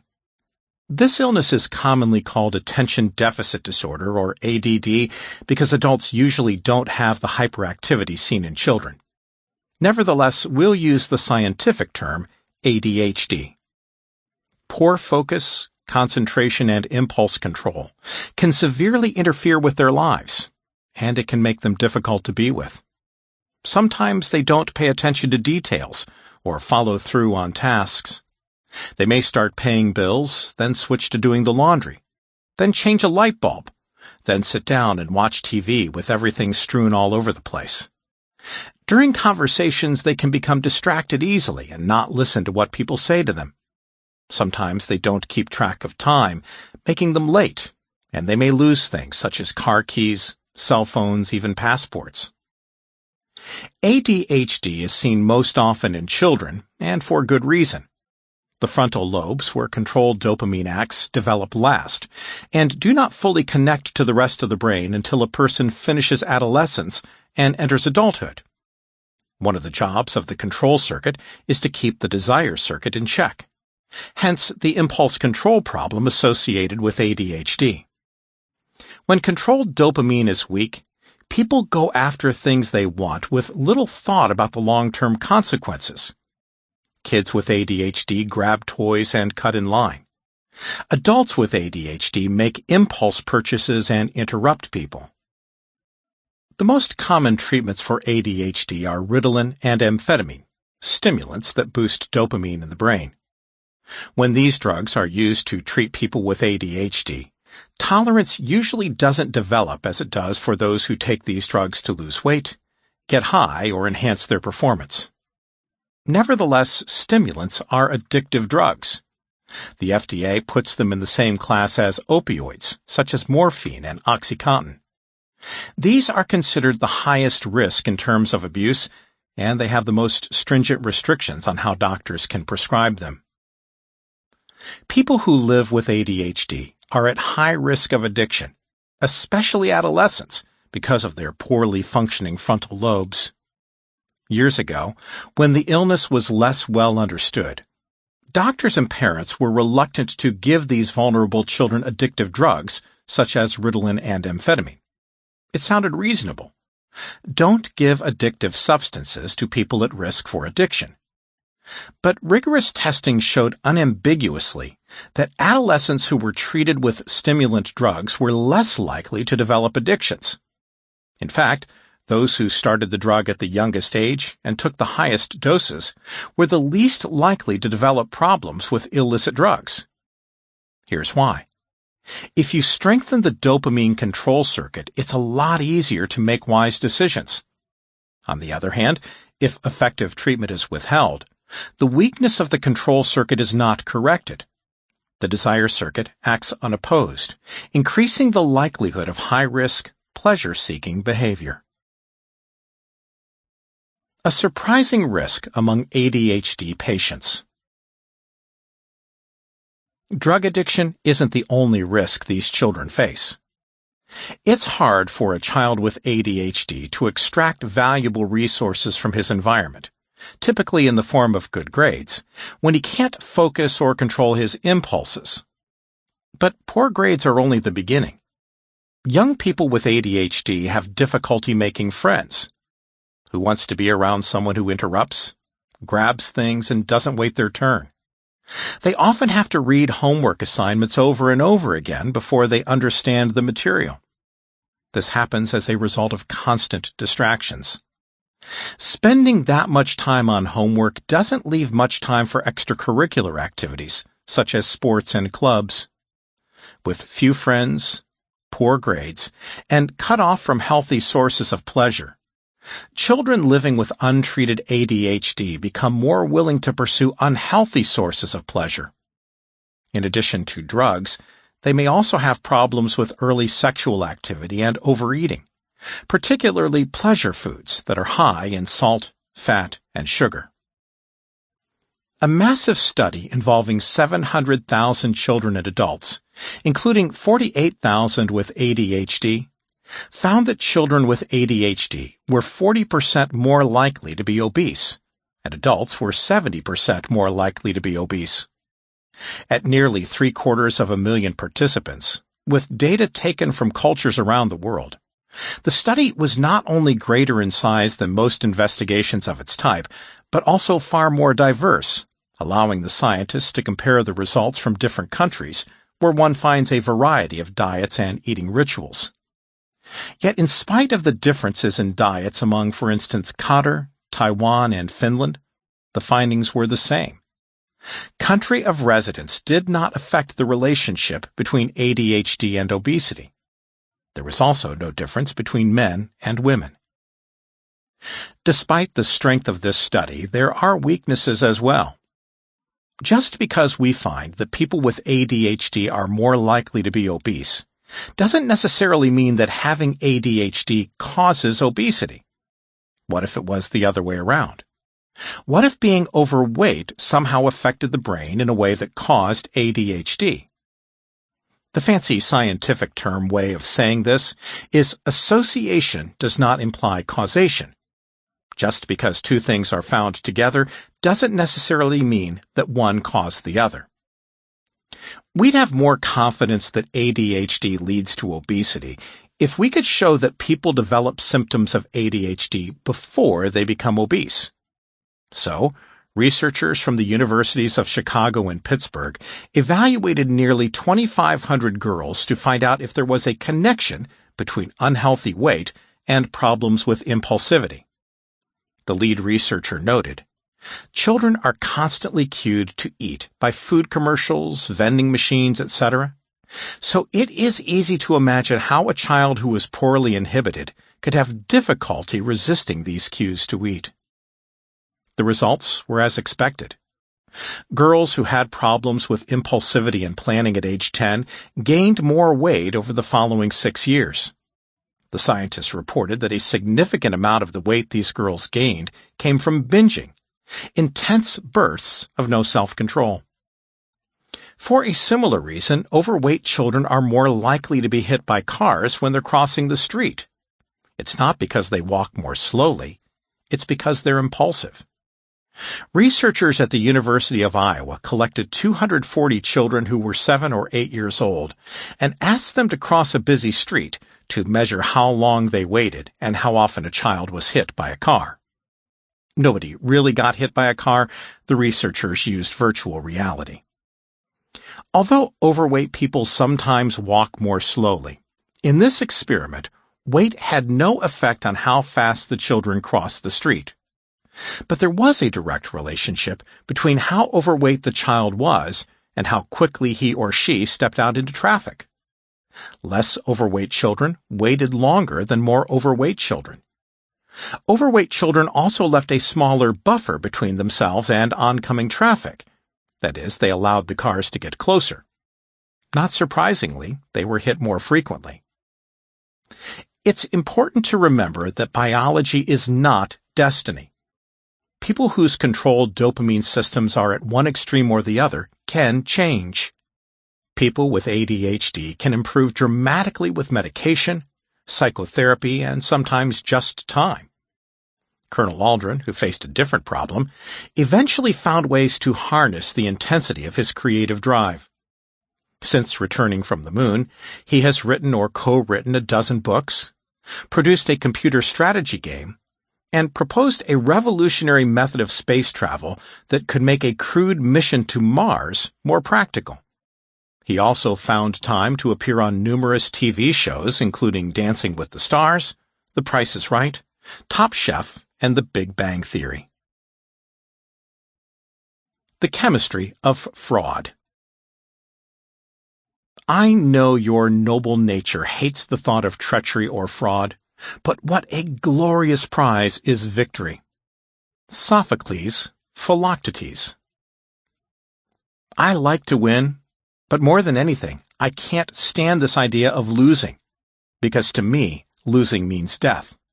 Lance Armstrong. In 1999, after surviving a battle with advanced cancer, Lance Armstrong won his first Tour de France. A reporter for the New York Times described him in a way that would come to be typical in the following years. A man of strong will and focus who dominated the Tour. He went on to win 7 consecutive Tour de France races, dominating not only that famous race, but the sport itself. Armstrong was legendary for his determination. He preferred to bike with a headwind because it made the course harder and gave him more opportunities to outlast the competition. Author Juliette McClure described Armstrong's determination with this story. A tree was once on the other side of his property, 50 yards west of his house. Armstrong wanted it at the front steps. The transplantation cost $200,000. His close friends joke that Armstrong, who was agnostic, engineered the project to prove he didn't need God to move heaven and earth. I think I would probably go crazy if I was 35 or 40 and didn't have some competition in my life, Armstrong said. In 2012, the world champion cyclist was stripped of all 7 of his Tour de France titles when it was revealed that he had used performance-enhancing drugs. Why would this legendary athlete cheat? This man of steely determination who never gave up, even in the face of cancer. Oddly enough, he may have cheated because he was so successful. Dopamine doesn't come equipped with a conscience. Rather, it is a source of cunning fed by desire. When it's revved up, it suppresses feelings of guilt, which is an H&N emotion. It is capable of inspiring honorable effort, but also deceit and even violence in pursuit of the things it wants. Dopamine pursues more, not morality. To dopamine, force and fraud are nothing more than tools. Israeli researchers designed an experiment to help them better understand why people cheat. They set up a pair of games that would pit one player against another. The first was a guessing game in which players competed to see who could guess what images were going to appear on a computer screen. In this game, it was impossible to cheat. The second game was different. The first player rolled a pair of dice and announced the results to the second player. The higher the roll, the more money the first player got and the less her opponent got. In this game, cheating was not only possible, it was easy. The second player couldn't see the actual dice, so the first player could report anything she liked. The winner and the loser of the first game took turns rolling the dice and announcing the result. Because of the way dice are marked, if everyone was honest, the average score should have been about 7. The losers of the first game reported an average roll of a little over 6 during the second game, which was consistent with random chance. The winners of the first game, on the other hand, reported a second game average of almost 9. Statistical analysis revealed that it was extremely unlikely that number could have come about by chance. There was a greater than 99% likelihood that the first game winners cheated on the second game. For the next phase of the experiment, the researchers changed things. Instead of a competition, the first game was changed to a lottery, and the new arrangement yielded a very different outcome. The players who won the lottery didn't cheat at all on the second game. In fact, they appear to have underreported their scores, resulting in their opponents sharing the spoils of victory. The scientists weren't sure how to explain this result. They thought that maybe people who won competitions as opposed to winning by pure luck developed a sense of entitlement that allowed them to justify subsequent cheating. But by thinking about the role dopamine plays in motivating us to dominate our environment, we can find a better explanation. Winning competitions, along with eating and having sex, is essential for evolutionary success. In fact, it's winning competitions that gives us access to food and reproductive partners. As a result, it's not surprising that winning competitions releases dopamine. It's the rush of pleasure we feel when we send the tennis ball flying over the net, get a good grade on a test, or receive praise from our boss. The surge of dopamine feels good, but it's different from a surge of H&N pleasure, which is a surge of satisfaction. And that difference is key. The dopamine surge triggered by winning leaves us wanting more. Winning to keep from losing. It's not enough to win the Tour de France. It's not enough to win it twice, or even 7 times. Winning is never enough. Nothing is ever enough for dopamine. It is the pursuit that matters, and the victory. But there is no finish line and never will be. Winning, like drugs, can be addictive. Yet the pleasurable rush that never satisfies is only half of the equation.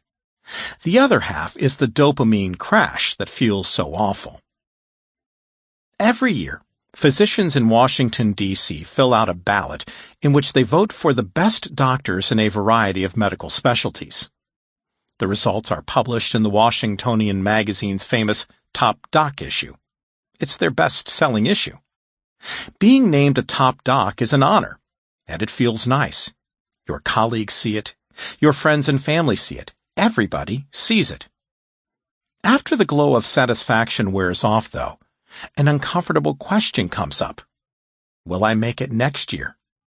All the people who congratulated me, what will they think when my name disappears from the list? No one stays on the list forever.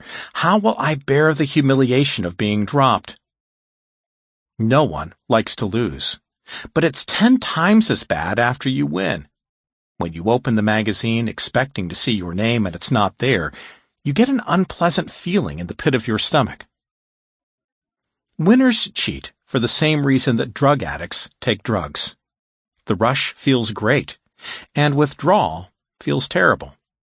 Both know that their behavior has the potential to destroy their lives, but the desire circuit doesn't care. It only wants more.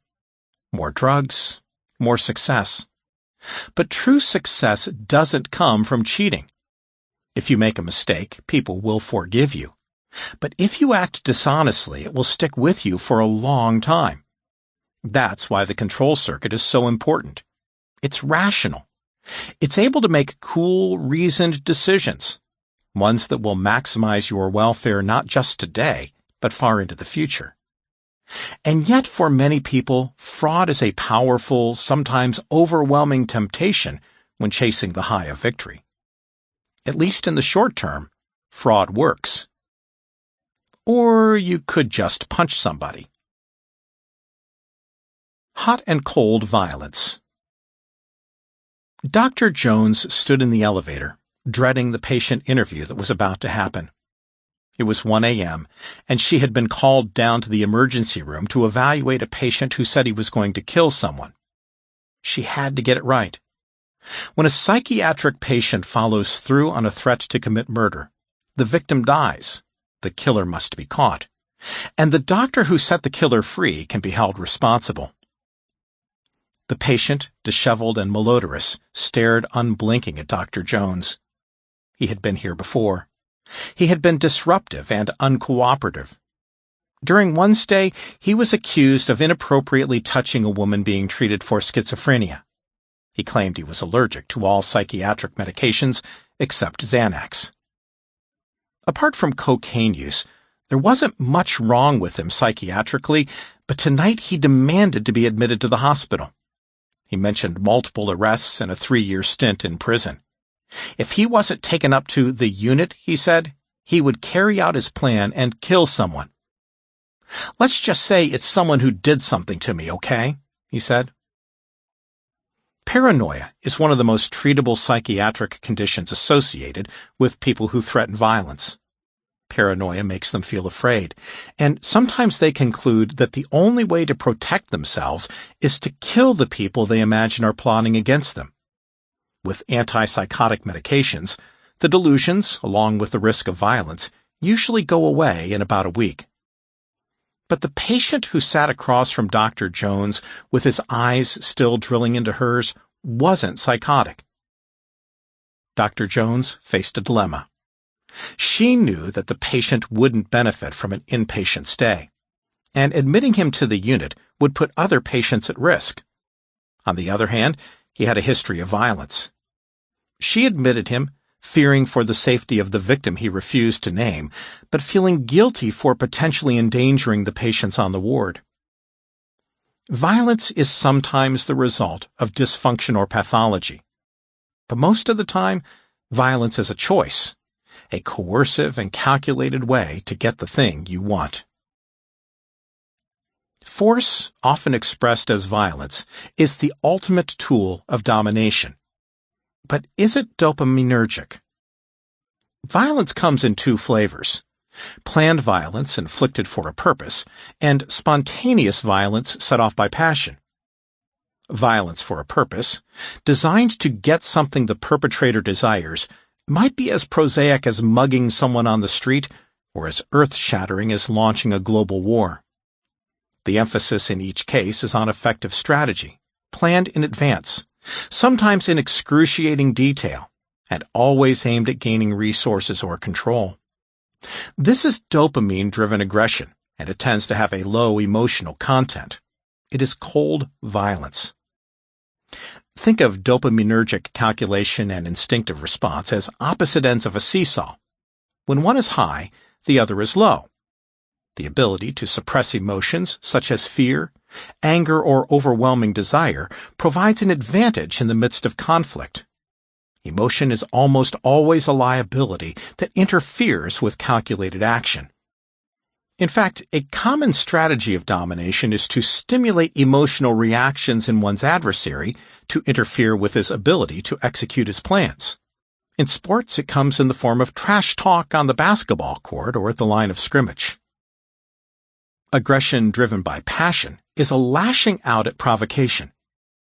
This is not a calculated action orchestrated by the dopamine control circuit.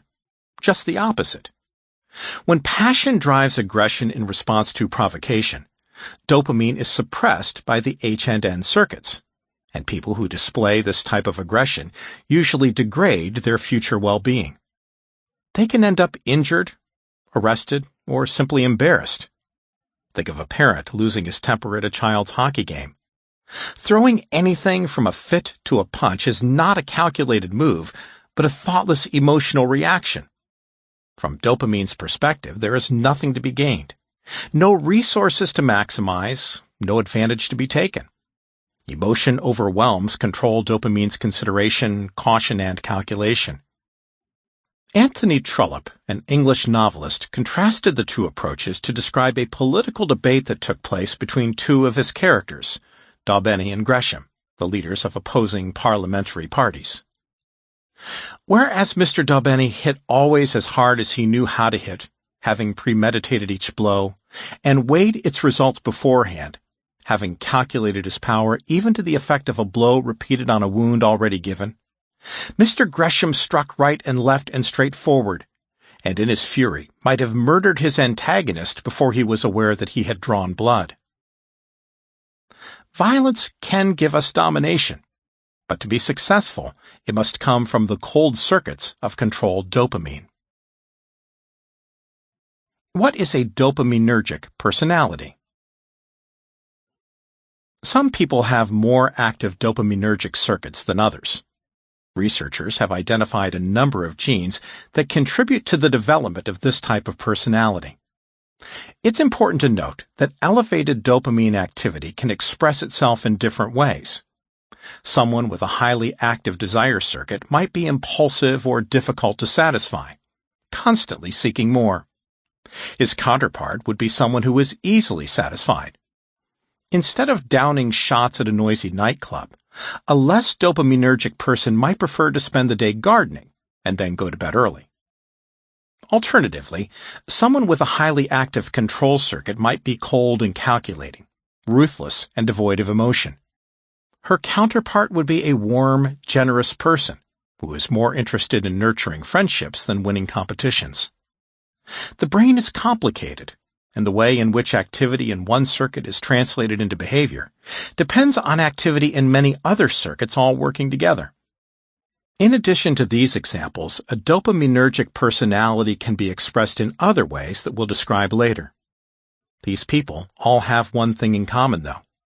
They are obsessed with making the future more rewarding at the expense of being able to experience the joys of the present. Suppression of emotion. If you can keep your head when all about you are losing theirs and blaming it on you, if you can force your heart and nerve and sinew to serve your turn long after they are gone, and so hold on when there is nothing in you except the will which says to them, hold on, yours is the earth and everything that's in it. Rudyard Kipling, If. Emotion is an H&N experience. It's what we feel right here, right now. Emotion is critical to our ability to understand the world. But emotions can sometimes overwhelm us. When that happens, we make less logical decisions. Fortunately, dopamine's opposition to H&N circuits can turn down the volume on emotion. In complex situations, people who have what we call a cool head, people who are more dopaminergic, are able to suppress this response and make more deliberate choices that often work better. One of our evolutionary ancestors, one endowed with a particularly robust dopamine control circuit, might respond to a charging lion by suppressing the urge to panic, and instead of trying to outrun the lion, he calmly picks up a burning stick from his fire to frighten it away.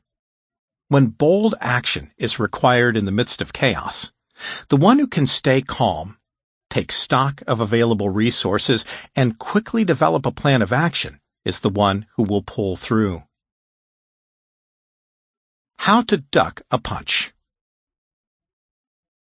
Although the complexities of modern society can make the automatic decisions of fight or flight work against our best interests, in more primitive situations it works just fine.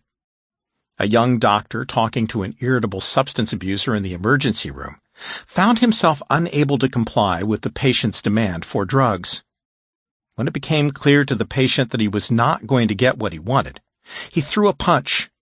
Fortunately, the doctor ducked, and before the patient had time to swing again, help arrived in the form of 2 security guards who were able to calm the patient down. When it was all over, the doctor said, "I had no idea what was going on. There was no time to think. It just happened." He was pleased to discover that he was the lucky owner of H&N circuits that knew when to duck. No dopamine calculation required. I took out my 40-foot boat with one crew member and we sailed toward open ocean. Soon we encountered 35-mile-per-hour winds and 10-foot waves. Neither one of us was worried. We had seen this type of weather many times before. I took the wheel to bring us about. As I was turning, I heard a loud pop, and the wheel spun freely. I no longer had control of the rudder, and I was more frightened than I ever remember being in my life. We were within an L-shaped reef. The coral was visible just above the water, and the waves were pushing us toward it. My first thought was to jump out of the boat. I wanted to put on a life preserver and try to swim out of danger. I quickly realized that would be impossible. The waves would either smash my body onto the reef, or the undertow would pull me farther out to sea. I could feel utter panic approaching, and I knew that if I allowed it to control me, I would lose my ability to think. This all happened over the course of about 10 seconds. To save myself, I had to start thinking. I radioed a Mayday message, then my crewmen and I got to work on the sails and used them to steer us out of the reef. We then figured out a way to control the rudder with our feet, and we got the boat pointed in the direction of the shore. As soon as I began to plan and act, the panic receded and I could think rationally. After we made it to shore, while I was walking back to my room, I began to weep and shake uncontrollably. This real-life story is an excellent example of the interplay between dopamine and the H&N chemical of fight or flight, norepinephrine. When the steering mechanism broke, norepinephrine kicked in. The H&N emotion of fear overwhelmed the sailor. He just wanted to get out of the situation. At first, the initial neurochemical H&N flood displaced his dopaminergic ability to plan. Nevertheless, the fact that he could sense that panic was on the way, but was able to hold it off, is an indication that his dopamine system had not shut down completely. After only a few seconds, controlled dopamine was fully activated, and he began to make rational plans. H&N norepinephrine was shut down, and the fear receded, leaving a passionless, cerebral approach to survival. After the crisis was over and he was safely on shore, dopamine receded, leaving room for H&N to come roaring back, triggering the shaking and weeping. Conventional wisdom would attribute his survival at sea to running on adrenaline. In fact, the opposite was true. He wasn't running on adrenaline. He was running on dopamine. During the intense moments when he saved the boat, dopamine was in control, and adrenaline, called norepinephrine when it is inside the brain, was suppressed. In the 18th century, Samuel Johnson summarized the situation like this. When a man knows he is to be hanged in a fortnight, it concentrates his mind wonderfully. A more recent doctor, Dr. David Caldecott, an emergency room physician at Calvary Hospital in Canberra, Australia, expressed it this way. Emergency medicine is like flying a plane.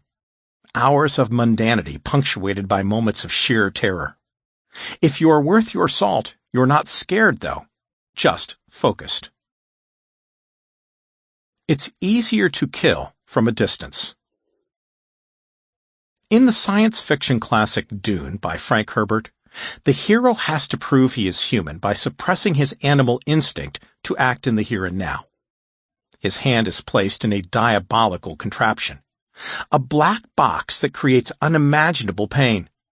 If he pulls his hand out of the box, the old woman administering the test will pierce his neck with a poison needle, and he will die. She tells him, "You've heard of animals chewing off a leg to escape a trap?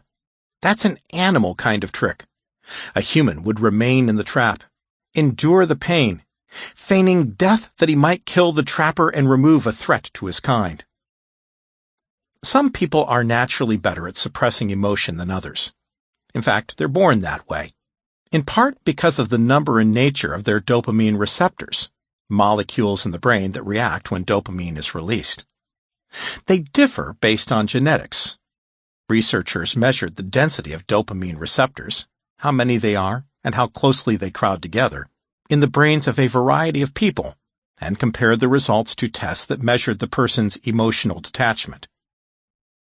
The detachment test measured traits such as the tendency to avoid sharing personal information and to become involved with other people.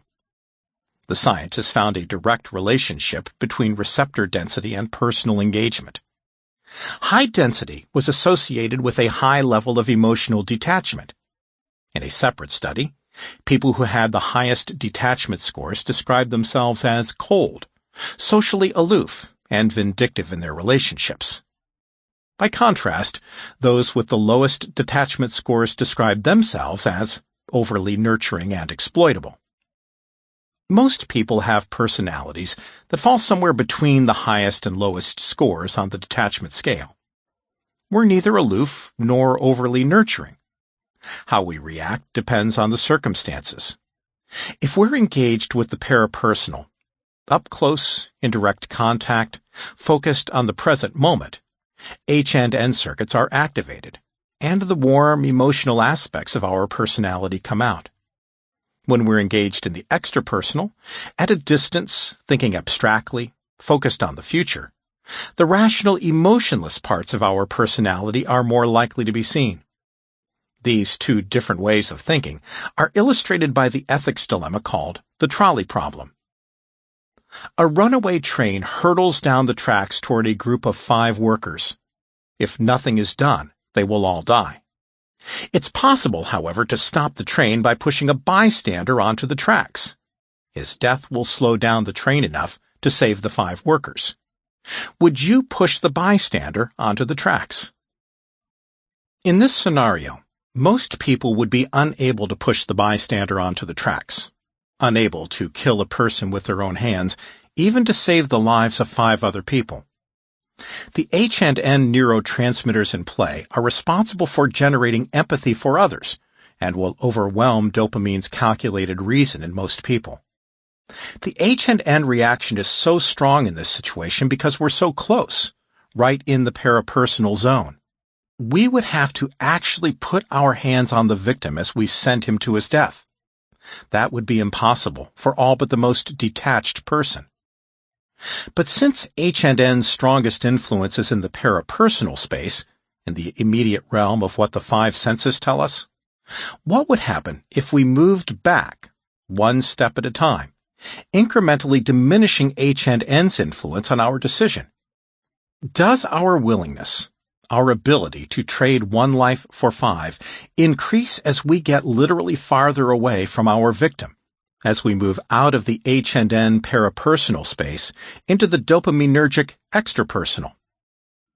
Start by eliminating the H&N sensation of physical contact. Imagine you're standing some distance away watching the scene unfold. There's a switch you can pull that will divert the train from the track with 5 people on it to a track that will kill only 1. Do nothing and the 5 will die. Will you throw the switch? Pull back farther. Imagine you are sitting at a desk in a different city on the other side of the country. The phone rings and a frantic railway worker describes the situation. From your desk, you control the path of the train. You can activate a switch and divert the train to a track with only 1 person on it, or do nothing and allow the train to hit the 5 people. Will you throw the switch? Finally, make the situation as abstract as possible. Squeeze out all the H&N and make it purely dopaminergic. Imagine that you are a transportation systems engineer, designing the safety features of the railway track.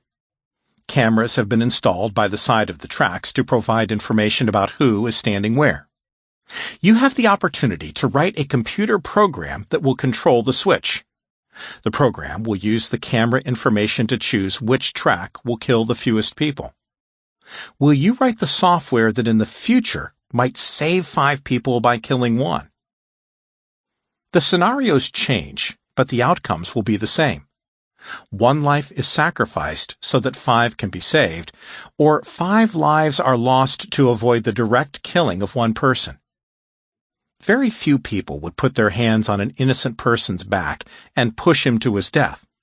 Yet very few people would hesitate to write the software that would manage the track switches in a way that minimizes loss of life. It's almost as if there were 2 separate minds evaluating the situation. One mind is rational, making decisions based on reason alone. The other is empathic, unable to kill a man regardless of the big picture outcome. One seeks to dominate the situation by imposing control to maximize the number of lives saved. The other does not. Whether a person chooses one outcome or the other partly depends on activity within the dopamine circuits. Hard decisions in the real world. This problem is more than just theoretical. It confronts developers of self-driving cars. If a fatal crash between 2 cars is inevitable, what should the self-driving car be programmed to do? Should it swerve in one direction to protect the life of its owner? Or should it swerve in the opposite direction, killing its owner if fewer people in the other car will die? Consumer tip: if you're in the market for a self-driving car, ask the salesperson how it's been programmed. Another example of the problem was depicted in the 2016 film Eye in the Sky. Terrorists in Kenya are preparing 2 suicide bombers for an attack that will kill as many as 200 people. There's very little time to stop them. On the other side of the world, the remote pilot of a drone is poised to launch a missile to kill the terrorists. Just before he fires, a young girl sets up a table to sell bread next to the terrorist's house. If the drone pilot does nothing, hundreds will die. But to save those lives, he must kill the little girl along with the terrorists. The film documents the intense debate over which choice to make in this realistic portrayal of the trolley problem. Sometimes we act one way, cold, calculating, seeking to dominate the environment for future gain. Sometimes we act another, warm, empathic, sharing what we have for the present joy of making others happy. Dopamine control circuits and H&N circuits work in opposition, creating a balance that allows us to be humane toward others while safeguarding our own survival. Since balance is essential, the brain often wires circuits in opposition. It works so well, there is even opposition wired into the same neurotransmitter system. The dopamine system operates in this way. So, what happens when dopamine opposes dopamine? The Radishes and Cookies Challenge. The neurotransmitter dopamine is the source of desire via the desire circuit and tenacity via the control circuit, the passion that points the way and the willpower that gets us there. Usually the two work together, but when desire fixates on things that will bring us harm in the long run, a third piece of cake, an extramarital affair, or an IV injection of heroin, dopaminergic willpower turns around and does battle with its companion circuit. Willpower isn't the only tool controlled dopamine has in its arsenal when it needs to oppose desire. It can also use planning, strategy, and abstraction, such as the ability to imagine the long-term consequences of alternate choices. But when we need to resist harmful urges, willpower is the tool we reach for first. As it turns out, that might not be such a good idea. Willpower can help an alcoholic say no to a drink once, but it's probably not going to work if he has to say no over and over again for months or years. Willpower is like a muscle. It becomes fatigued with use, and after a fairly short period of time, it gives out. One of the best experiments that demonstrated the limits of willpower was the famous Radishes and Cookies study. This study relied on deception. Volunteers were told that they were signing up for a food-tasting study. Here is how one scientist described it. The laboratory room was carefully set up before participants in the food conditions arrived.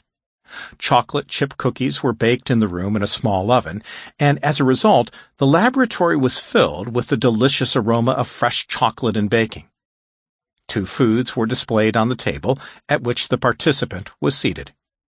One display consisted of a stack of chocolate chip cookies augmented by some chocolate candies. The other consisted of a bowl of red and white radishes. When the participants arrived, they were hungry. They had been told to skip a meal before coming to the laboratory. The sight and smell of the freshly baked chocolate chip cookies were very tempting under these conditions. One at a time, the participants were ushered into the laboratory where the chocolate chip cookies had just come out of the oven, and they were told to sample 2 or 3 cookies or 2 or 3 radishes, depending on which group they had been assigned to. Before the participant began to eat, the scientist left the room, reminding the participant that she must only eat the food she was assigned to. None of the participants assigned to the radishes broke the rules and ate a cookie, but they were obviously tempted. The researchers peeked around a curtain to watch what they did. Several of them looked longingly at the chocolate display, and in a few cases even picked up the cookies to sniff at them. After about 5 minutes, the scientist returned and told the participant that the next step in the study was something completely unrelated. It was a test of problem-solving ability. What the participants weren't told was that the problem couldn't be solved. The question was, how long would each participant persevere at this impossible task? The participants who had been allowed to eat cookies worked on the problem for about 19 minutes, the ones who had been only allowed to eat radishes, those who had to exert self-control to counteract their desire for cookies, persisted at the task for only 8 minutes, less than half the time, before they gave up. The researchers concluded, resisting temptation seems to have produced a psychic cost, in the sense that afterward participants were more inclined to give up easily in the face of frustration. If you're on a diet, the more times you resist temptation, the more likely you are to fail the next time around. Willpower is a limited resource.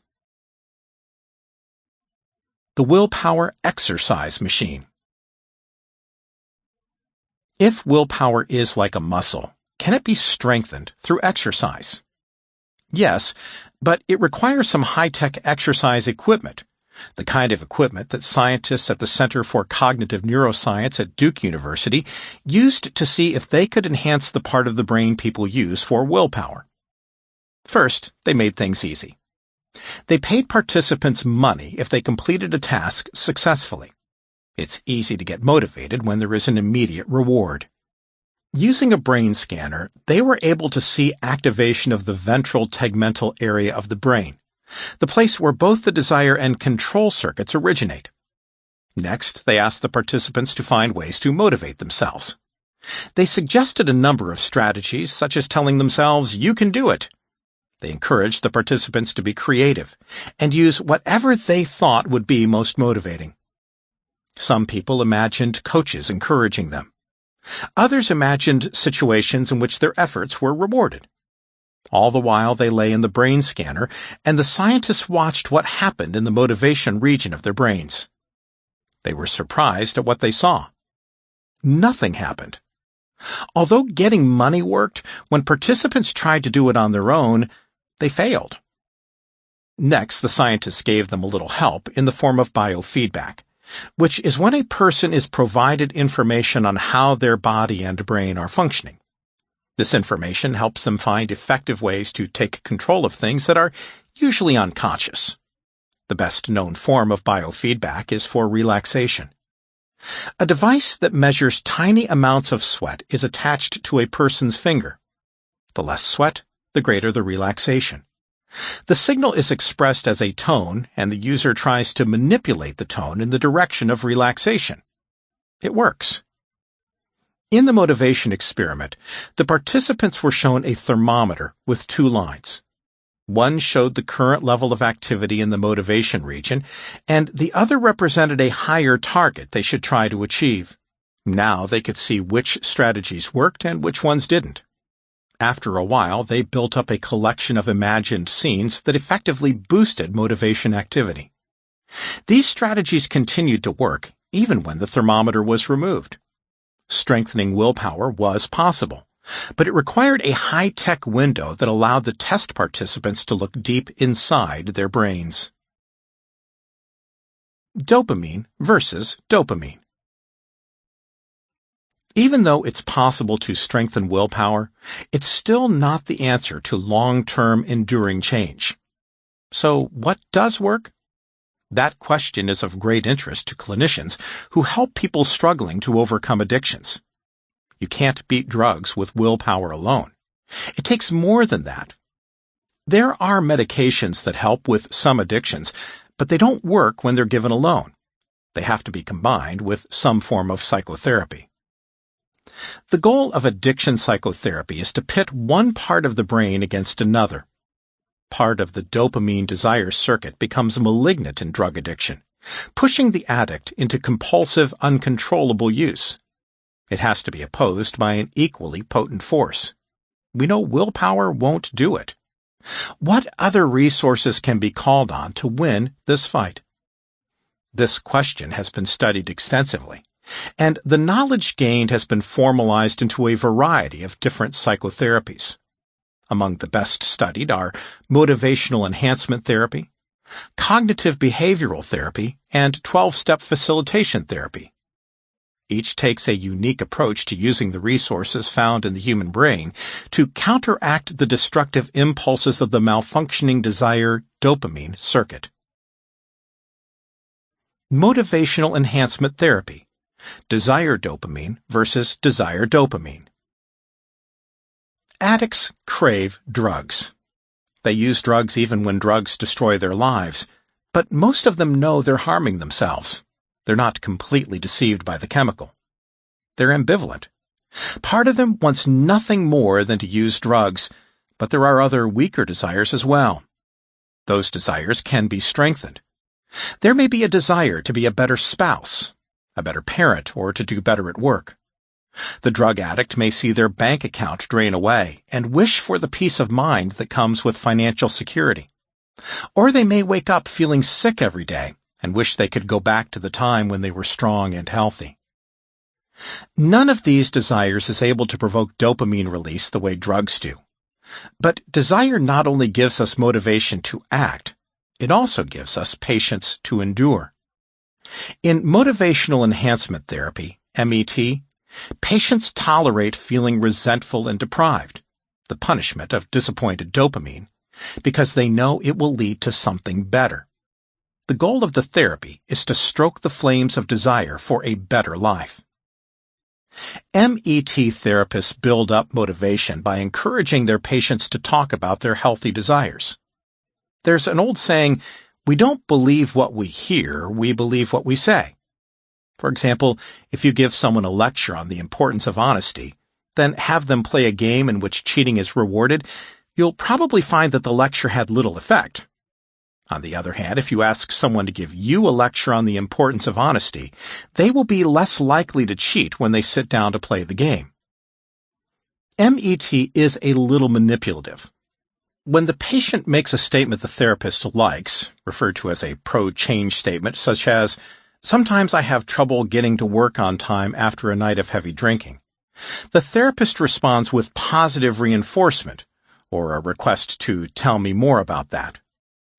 On the other hand, if the patient makes an anti-change statement, such as, "I work hard all day, and I deserve to relax in the evening with a few martinis," the therapist doesn't argue, because that would provoke more anti-change statements as the debate goes back and forth.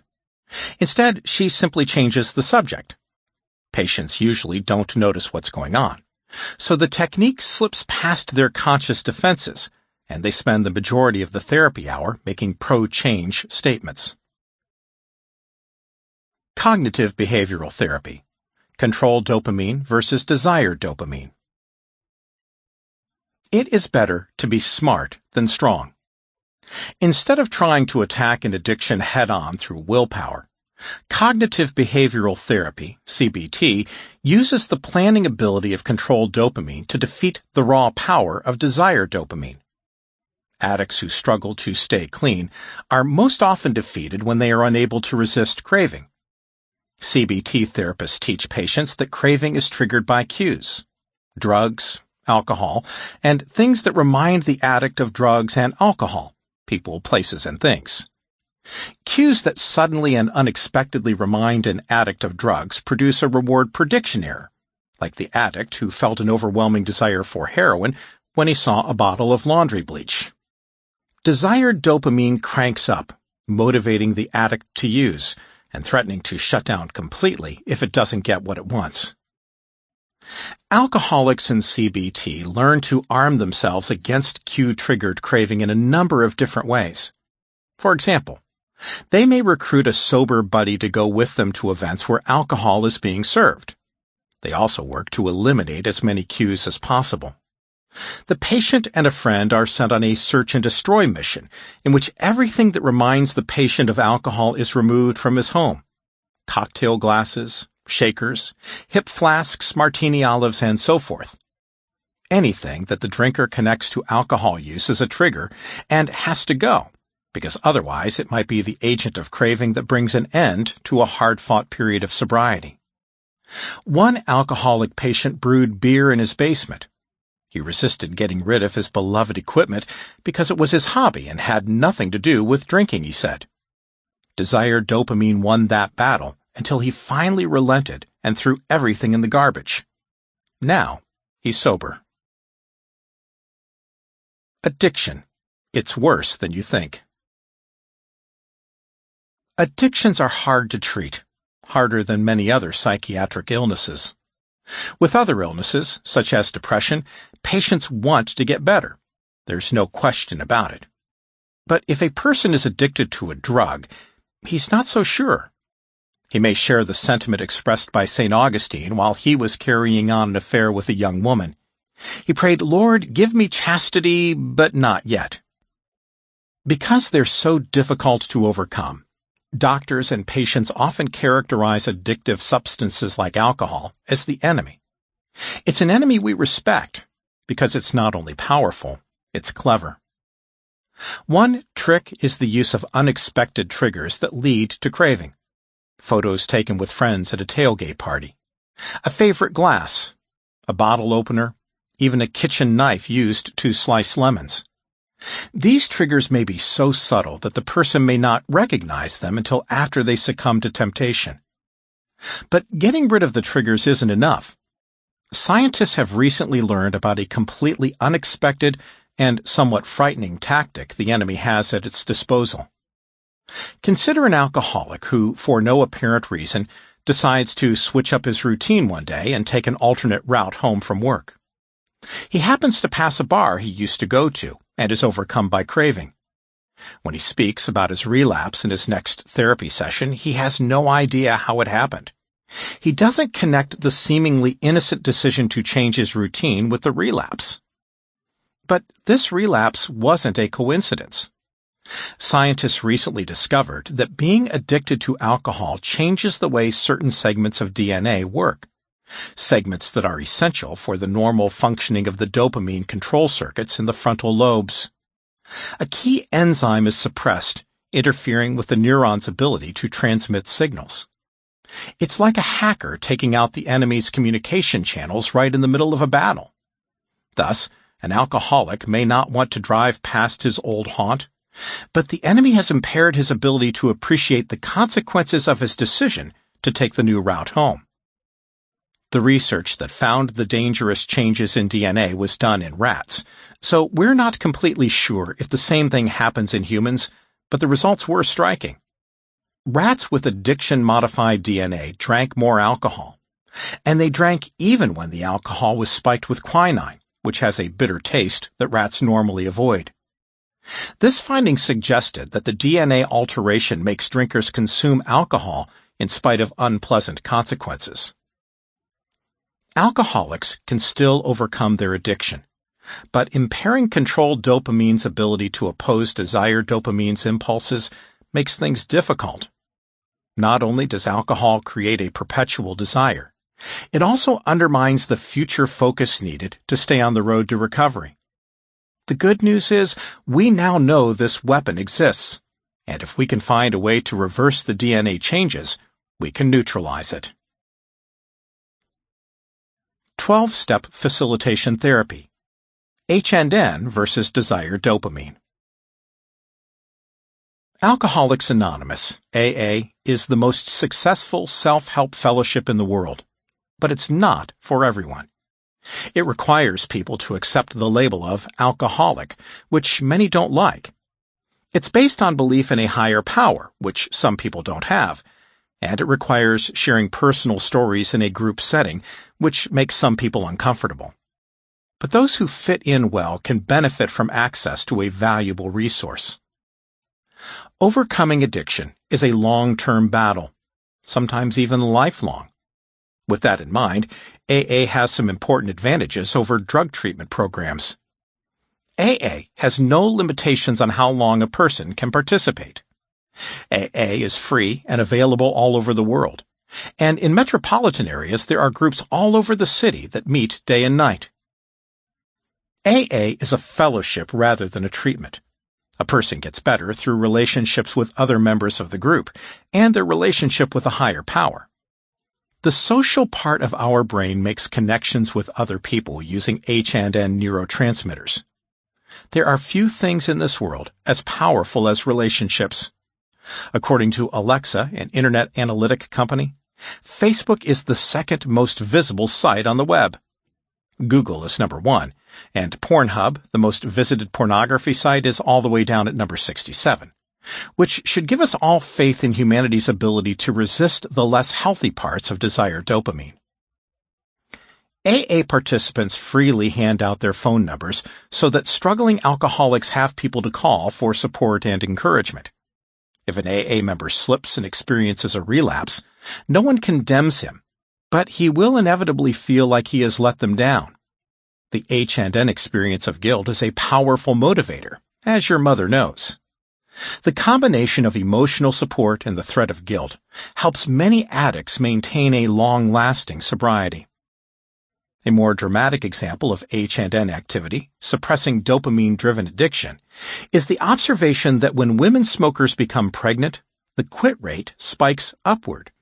Dr. Swenna Massey of the Women's Health Research Institute at Northwestern University, who has done an in-depth study of this rapid change, notes that the usual steps a smoker goes through on the road to quitting are completely skipped. The level of H&N empathy for the developing fetus is so high that many women smokers jump right to the finish line and stop smoking without any conscious effort at all. Once the dopaminergic rationalization of "I'm not hurting anyone but myself" breaks down, the door opens for a rapid readjustment in the H&N dopamine balance. The dopamine system as a whole evolved to maximize future resources. In addition to desire and motivation, which get the ball rolling, we also possess a more sophisticated circuit that gives us the ability to think long-term, make plans, and use abstract concepts such as math, reason, and logic.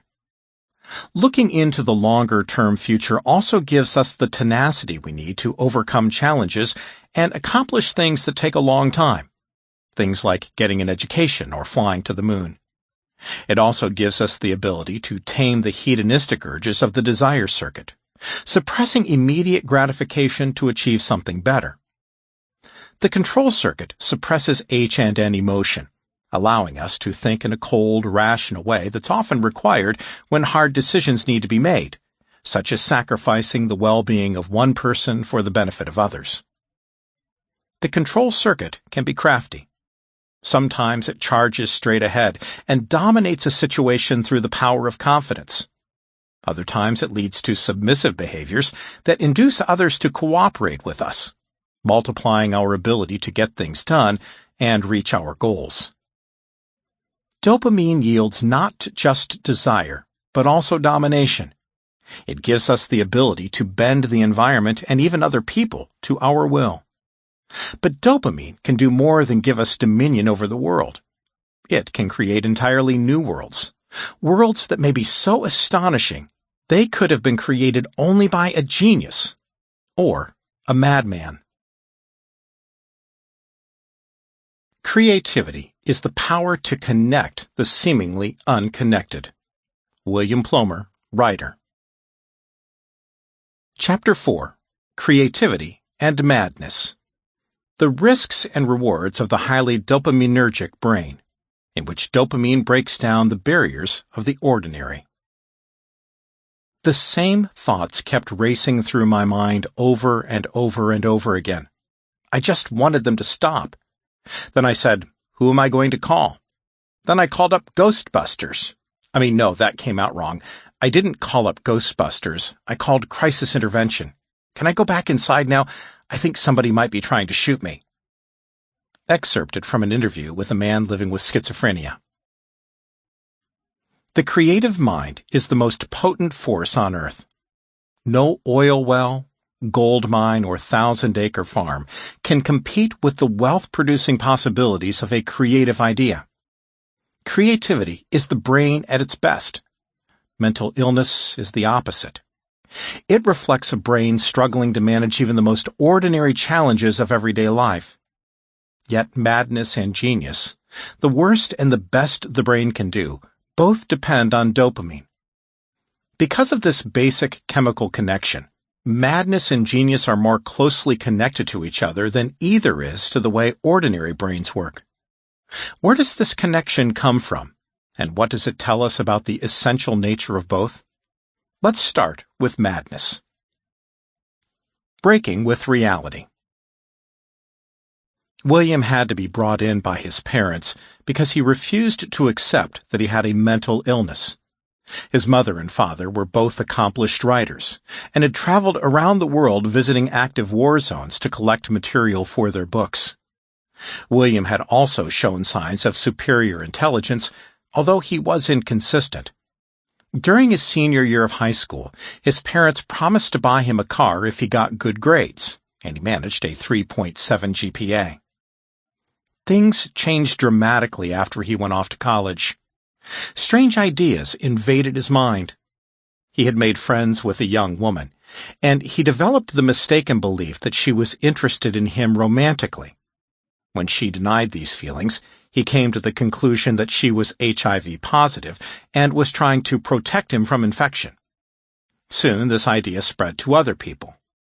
He became convinced that more than a dozen people he knew were HIV positive, and that they were all counting on him to travel to Africa to find a cure.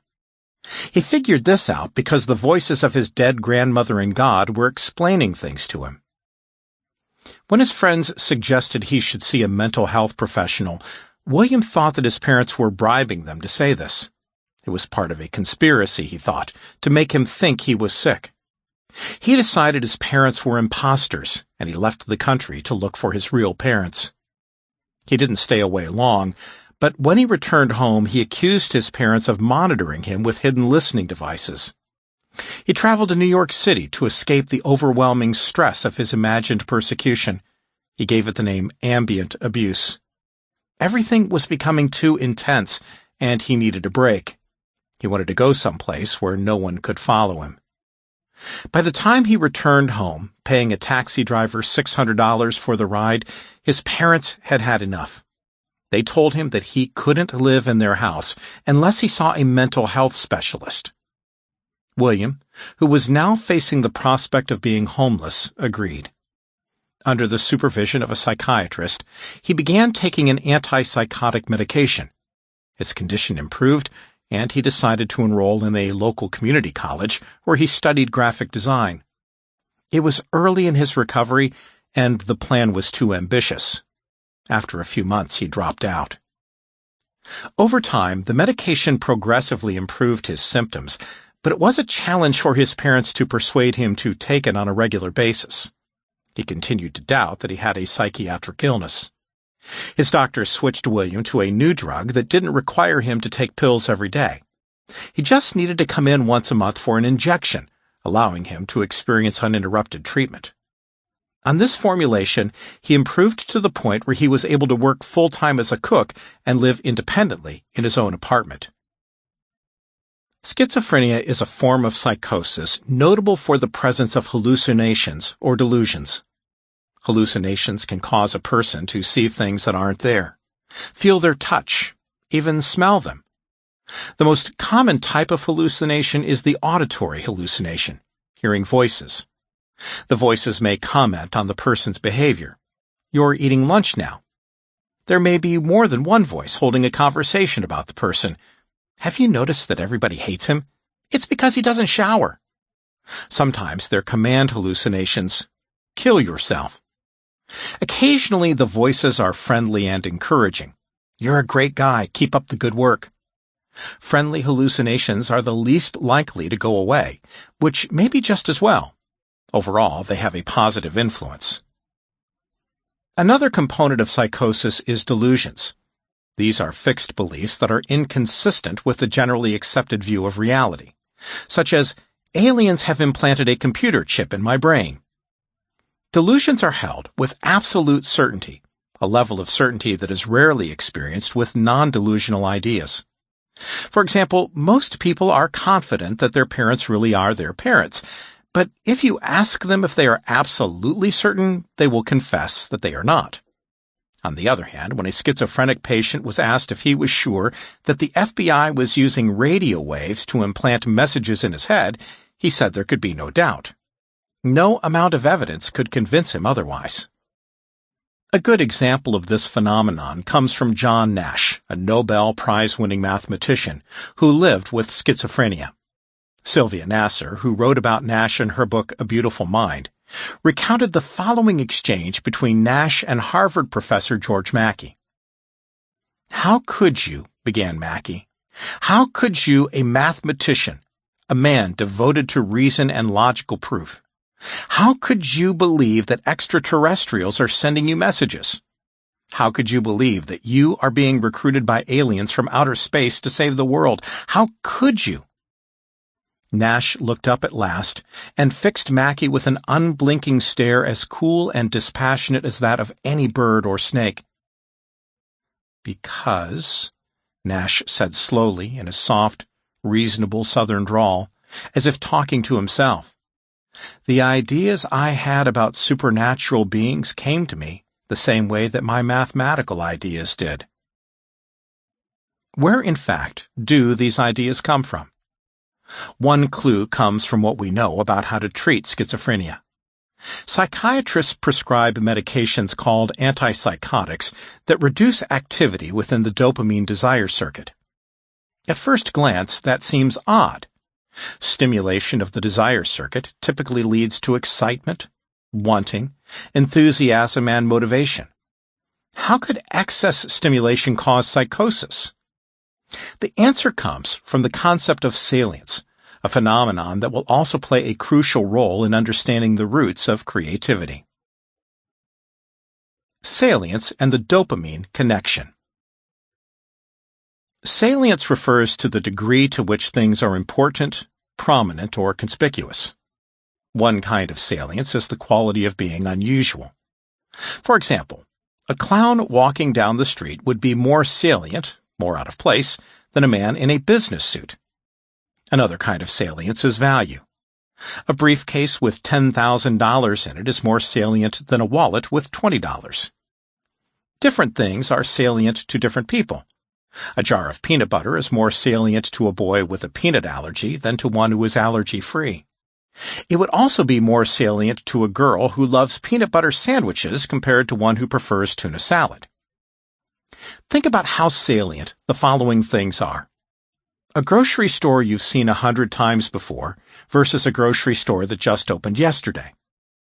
The face of a stranger versus the face of the person you secretly love. And a policeman as you are walking down the street versus a policeman after you just made an illegal left turn. Things are salient when they are important to you, if they have the potential to impact your well-being, for good or for evil. Things are salient if they have the potential to affect your future.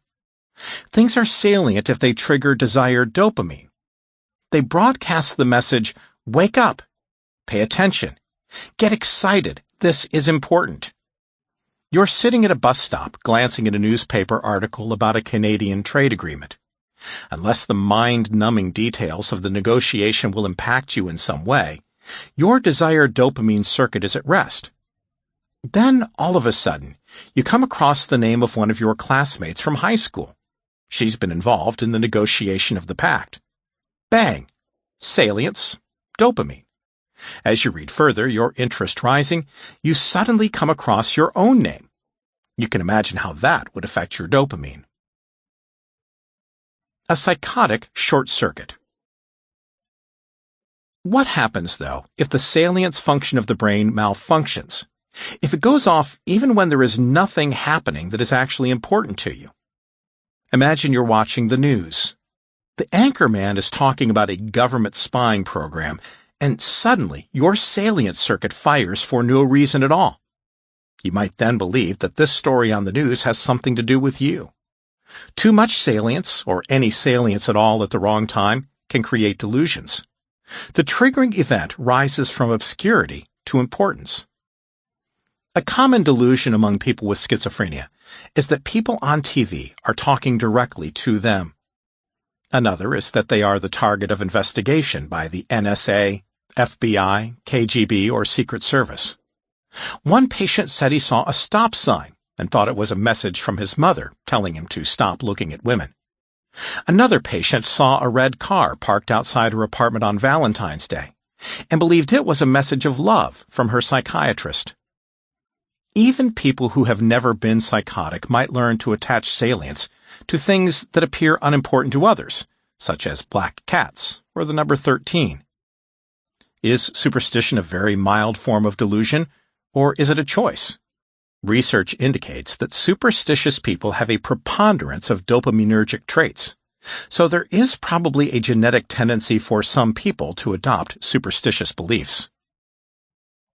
There's wide variation in how much salience different people attach to different things. Everyone has a lower limit, though.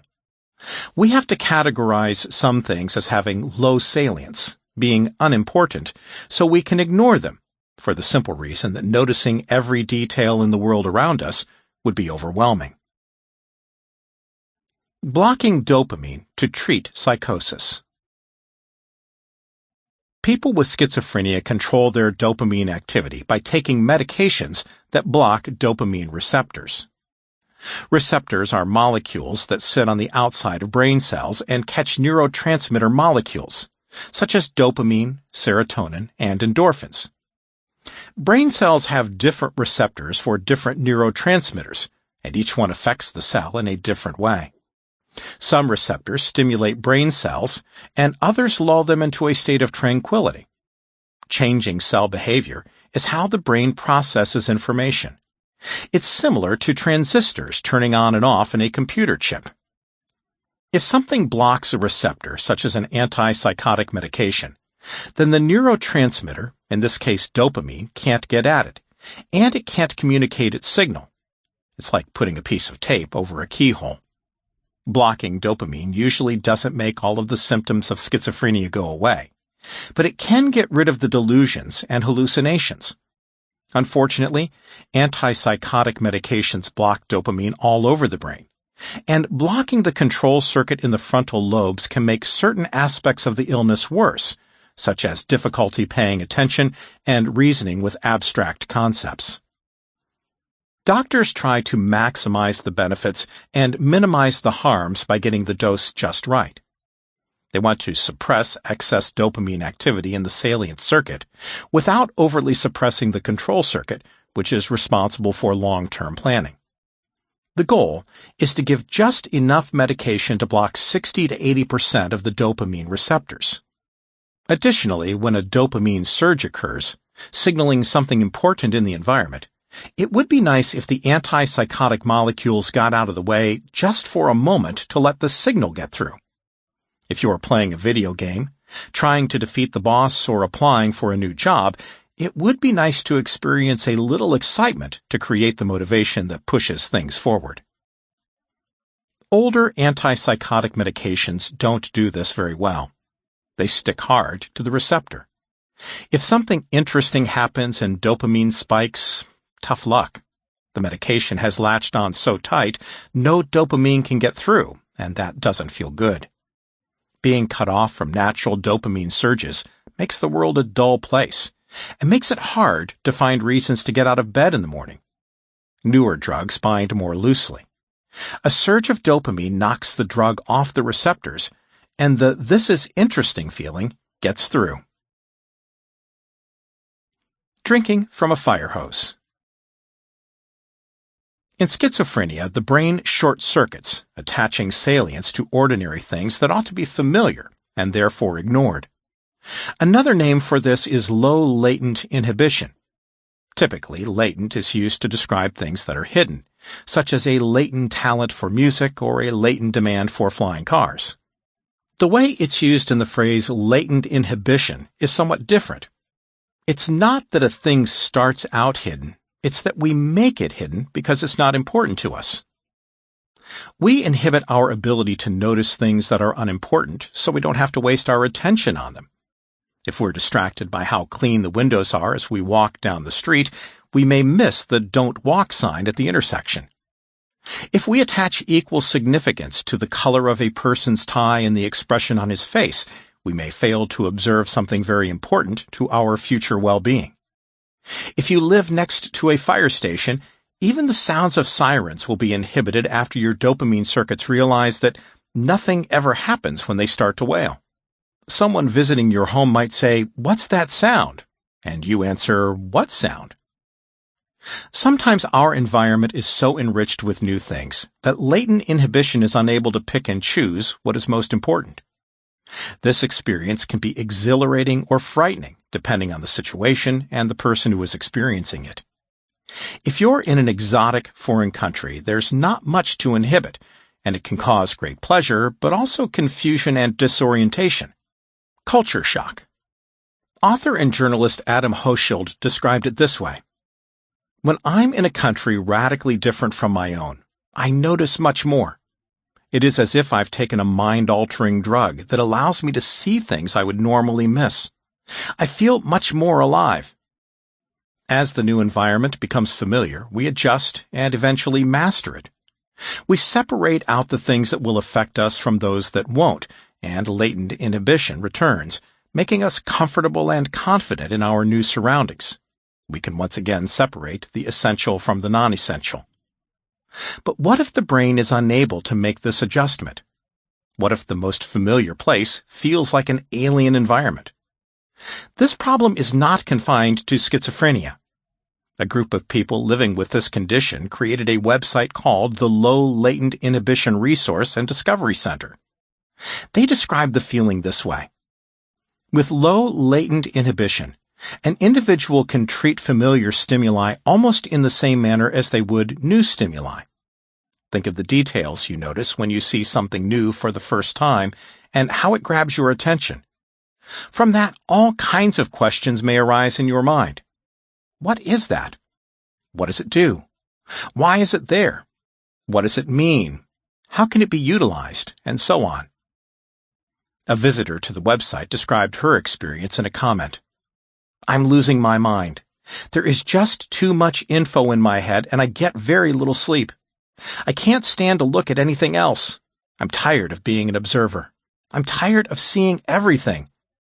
I want to go to the deep woods and see nothing, read nothing, drop all technology, watch nothing, hear nothing. I want no clutter, nothing moved, nothing changed. I want to sleep without dreams that give me answers to problems that put me back to work as soon as I get up. I'm tired and don't want to think anymore. We see milder forms of low latent inhibition in the creative arts. Here's a simple example from the children's classic The House at Pooh Corner.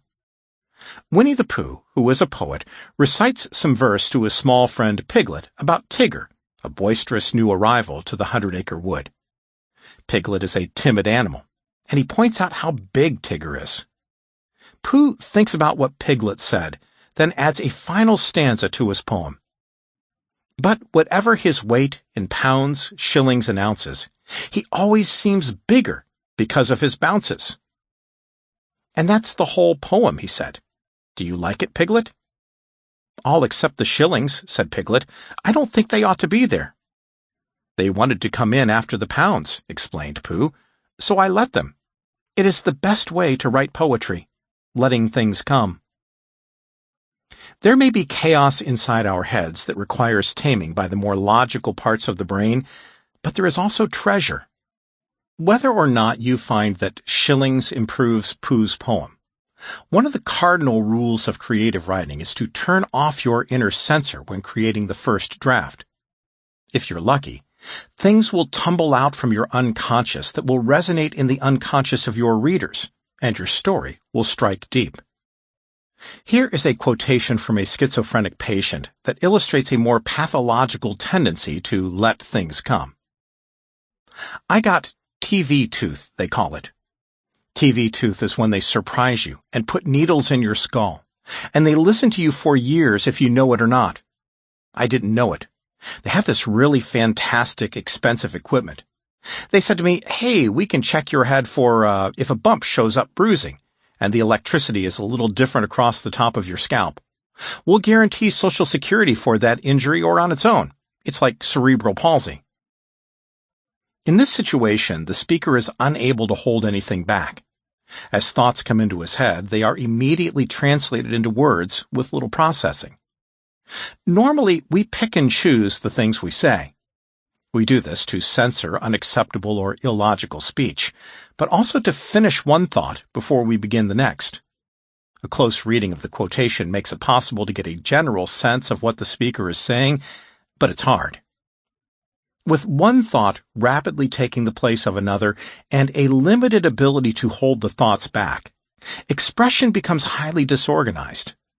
A less severe form of this type of jumping around is called tangentiality, in which the speaker leaps from one thought to another, but in a way that makes sense. For example, I can't wait to go to Ocean City. They've got the best margaritas there. I have to find a place to get my car fixed this afternoon. Where are you going for lunch? We often speak this way when we're excited.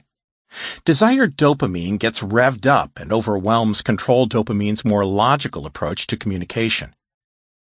At the far end of the spectrum is word salad, the most severe manifestation of out-of-control speech. In this case, there is so much disorganization that there appears to be no sense to the utterance at all. For example, how are you feeling this morning? Hospital pencils and ink newspaper critical care mother almost there. They're selling postcards of the hanging. They're painting the passports brown. The beauty parlor is filled with sailors. The circus is in town. Desolation Row, Bob Dylan. Like people with mental illness, creative people such as artists, poets, scientists, and mathematicians will at times experience their thoughts running free. Creative thinking requires people to let go of the conventional interpretations of the world in order to see things in a brand new way. In other words, they must break apart their preconceived models of reality. But what is a model, and why do we build them? A world beyond the senses. Material things, objects in the H and N parapersonal space, can be experienced with all five senses. As an object moves away from us, from the parapersonal H and N to the extrapersonal dopamine, our ability to perceive it drops off one sensory modality at a time. First, taste goes, then touch. As the thing moves farther away, we lose our ability to smell it, hear it, and finally to see it. That's when things get interesting. How do we perceive something that is so far away that we can't even see it? We use our imagination. Models are imaginary representations of the world that we build in order to better understand it. In some way, model building is like latent inhibition. Models contain only the elements of the environment that the model builder believes are essential. Other details are discarded. That makes the world easier to comprehend and, later, to imagine a variety of ways it might be manipulated for maximum benefit. Model building isn't something we're aware of. The brain builds models automatically as we go about our day and updates them as we learn new things. Models not only simplify our conception of the world, they also allow us to abstract, to take specific experiences and use them to craft broad, general rules. From this, we can predict and deal with situations we've never encountered before. I may never have seen a Ferrari, but as soon as I do, I know it's for driving. I don't have to examine it and run through all the different things I might do with it. It would be paralyzing if I had to do that with every car I encountered. Based on my experience with real cars, I built a model of an abstract car. If a car I've never seen before fits the general outlines of my abstract conception, I can quickly classify it and know that it's made for driving. Recognizing a car may seem trivial, but model building also helps us with the most cosmic abstractions.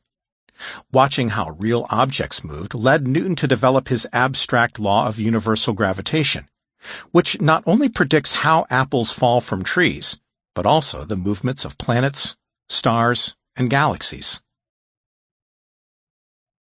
Mental time travel. Models can be helpful when we need to choose among a number of different options. They allow us to run through different scenarios in our imagination in order to select the best one. For instance, if I need to get from Washington, D.C. to New York City, I could take the train or the bus, or I could fly. To decide which will be fastest, most comfortable, or most convenient, I experience each option in my imagination, and then, based on my inner experience, I make my choice in the real world. This process is called mental time travel. Using imagination, we project ourselves into various possible futures, mentally experience them, then decide how we're going to get the most out of what we see, how we're going to maximize our resources, whether it's a roomy seat, a cheap ticket, or a fast ride. Mental time travel is a powerful tool of the dopamine system. It allows us to experience a possible, though presently unreal future as if we were there. Mental time travel depends on models because we make predictions regarding situations we haven't yet experienced. How would my life be different if I bought this new dishwasher? What sorts of problems might an astronaut face if he traveled to Mars? What would happen if I ran that red light?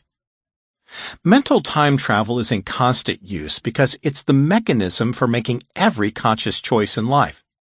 To the brain, each deliberate choice about the future is a matter for the dopamine system and the models it has created, whether you are deciding what to order at Burger King or the president is deciding whether to start a war. Mental time travel is responsible for every next step in our lives. How did I end up with such a crummy model, and can I fix it? Before the psychiatrist met his patient, a 20-year-old college student named May, her father came in to prepare the doctor for his first appointment with her. "She has never given us any trouble before," he said. "She's a good girl." May had been the perfect student. She was valedictorian of her high school class and had been admitted to a prestigious program of study at a nearby university. She had never gotten into trouble of any kind. No drugs, no alcohol, no staying out late. She had always been respectful toward her immigrant parents and had lived up to every expectation they had for her. Now she was being discharged from the hospital after a suicide attempt that had put her in the intensive care unit for a week. When May came in for her initial visit, she was 30 minutes early and waited patiently in the reception area for her turn to see the doctor. She was slender, dressed as if she were going to a job interview. Her voice was hushed. Sometimes it was hard to hear what she was saying. It was as if she didn't believe the things she had to say were important enough to be spoken aloud. May told the doctor that she couldn't concentrate, couldn't sleep, and sometimes cried for hours at a time. She had stopped going to class and spent all day in her bedroom with the shades pulled down. It was clear that she couldn't function in the high-stress environment of the intensive course of study she had signed up for, and she had taken a leave of absence. More than anything else, she felt guilt. Always the perfect daughter, she now believed she was a source of shame to her family. When May's family had first come to the United States, she was just a girl, but she learned to speak English quickly and became responsible for taking care of the entire family. She made sure the utility bills got paid. She called a plumber when the sink backed up. And when her parents fought, she was the referee. She believed that the happiness and success of her family lay on her shoulders. She had to be a straight-A student. She had to be thin and well-dressed. She wasn't allowed to rebel like other adolescents. She always had to do what she was told and was never allowed to disagree. Her doctor expected her to respond well to treatment. She was cooperative and smart, but no matter what he did, nothing changed. Her depression wouldn't go away. When her leave of absence came to an end, May withdrew from school. It was a long time before May revealed her secret. She was abusing amphetamines. It was the only way she could keep up with her studies, maintain a weight that was acceptable to her mother, and manage all the chores associated with the family responsibilities she had taken on. It worked for a while, but it was a coping mechanism that was destined to fail. There were emotional problems, too. Having missed out on normal teenage rebellion, a confusion of anger and resentment swirled inside her, and she didn't know what to do with those frightening feelings. Ultimately, the only possible treatment for her was moving to a different city. She needed to put many miles of distance between herself and her family before she could begin to figure out who she was. How well our models fit the real world is of great importance. If our models are poor, we will make bad predictions about the future and subsequently bad choices. Poor models of reality may be caused by many things. Not having enough information, difficulty with abstract thinking, or the stubborn persistence of wrong assumptions. Such bad assumptions may be so harmful that they lead to psychiatric illnesses such as anxiety and depression. For example, if a child grows up with critical parents, she may develop the conviction that she is an incompetent person, and this belief will shape the models of the world that she creates all her life. Therapists can address these faulty, often unconscious assumptions through psychotherapy, which may include insight-oriented psychotherapy, in which the patient and the therapist work to uncover suppressed memories that locked in the negative assumptions. Another helpful technique is CBT, which addresses the assumptions head-on and teaches the patient practical strategies for changing them. As we gain experience with the world, we develop better and better models, and this is the basis of wisdom. We embrace models that work well and discard the ones that fail to take us where we want to go. Knowledge passed on from previous generations can help us improve our models in a different way than direct experience. We have folk wisdom that tells us a stitch in time saves 9, as well as the inherited knowledge of the great scientists and philosophers. Breaking models, starting down the path of creativity. If all you have is a hammer, everything looks like a nail. Proverb. Models are powerful tools, but they have disadvantages. They can lock us into a particular way of thinking, causing us to miss out on opportunities to improve our world. For instance, most people know that computers require instructions to work. Programmers type these instructions on a keyboard. This suggests a simple model. Typing instructions on a keyboard is the way to operate a computer. The scientists at Xerox PARC had to free themselves from that model before they could invent the computer mouse and the graphical user interface. It's dopamine that builds models and dopamine that breaks them apart. Both require us to think about things that don't currently exist, but might in the future. Model breaking can be seen in certain kinds of riddles called insight problems. Pre-existing models have to be taken apart in order to see the problem in a fresh way. Here's an example. I'm in years, but not months. I'm in weeks, but not days. What am I? This riddle is difficult, and unless you've heard it before or have low latent inhibition, it's unlikely you'll figure out that the answer is the letter E. The riddle draws you into a calendar-based model, leading you to inhibit apparently irrelevant information, such as the letters that make up the words. Here's another example. What one word does the sequence HIJKLMNO represent? A man who was puzzling over this problem experienced a series of dreams that were all about water. He wasn't able to make the connection, but it becomes obvious when we look at the answer H2O. We'll look more closely at the dopaminergic power of dreams later in the chapter. Here's a riddle that a few decades ago required significant model breaking to find the solution. Today it's much easier. A father and his son are in a car accident. The father dies instantly and the son is taken to the nearest hospital. The surgeon comes in and exclaims, "I can't operate on this boy. He's my son." How is this possible? Discovering the source of creativity. Ocean Vartanian, a researcher at York University in Toronto, wanted to figure out what part of the brain was most active when people discovered novel solutions to problems. So he scanned people's brains while they were solving a problem that required creativity. He found that when they discovered the solution to the problem, the front of their brains on the right side was activated. He wondered if this part of the brain was also involved in model breaking. In a second experiment, he asked participants not to solve a problem, but simply to use their imagination. First, he asked them to imagine real things, such as a flower that is a rose. Then he asked them to imagine things that don't exist, things that don't fit the conventional model of reality, such as a living thing that is a helicopter. With the volunteers in the scanner, he found that the same part of the brain lit up as before, but only when participants thought about objects that did not exist in life.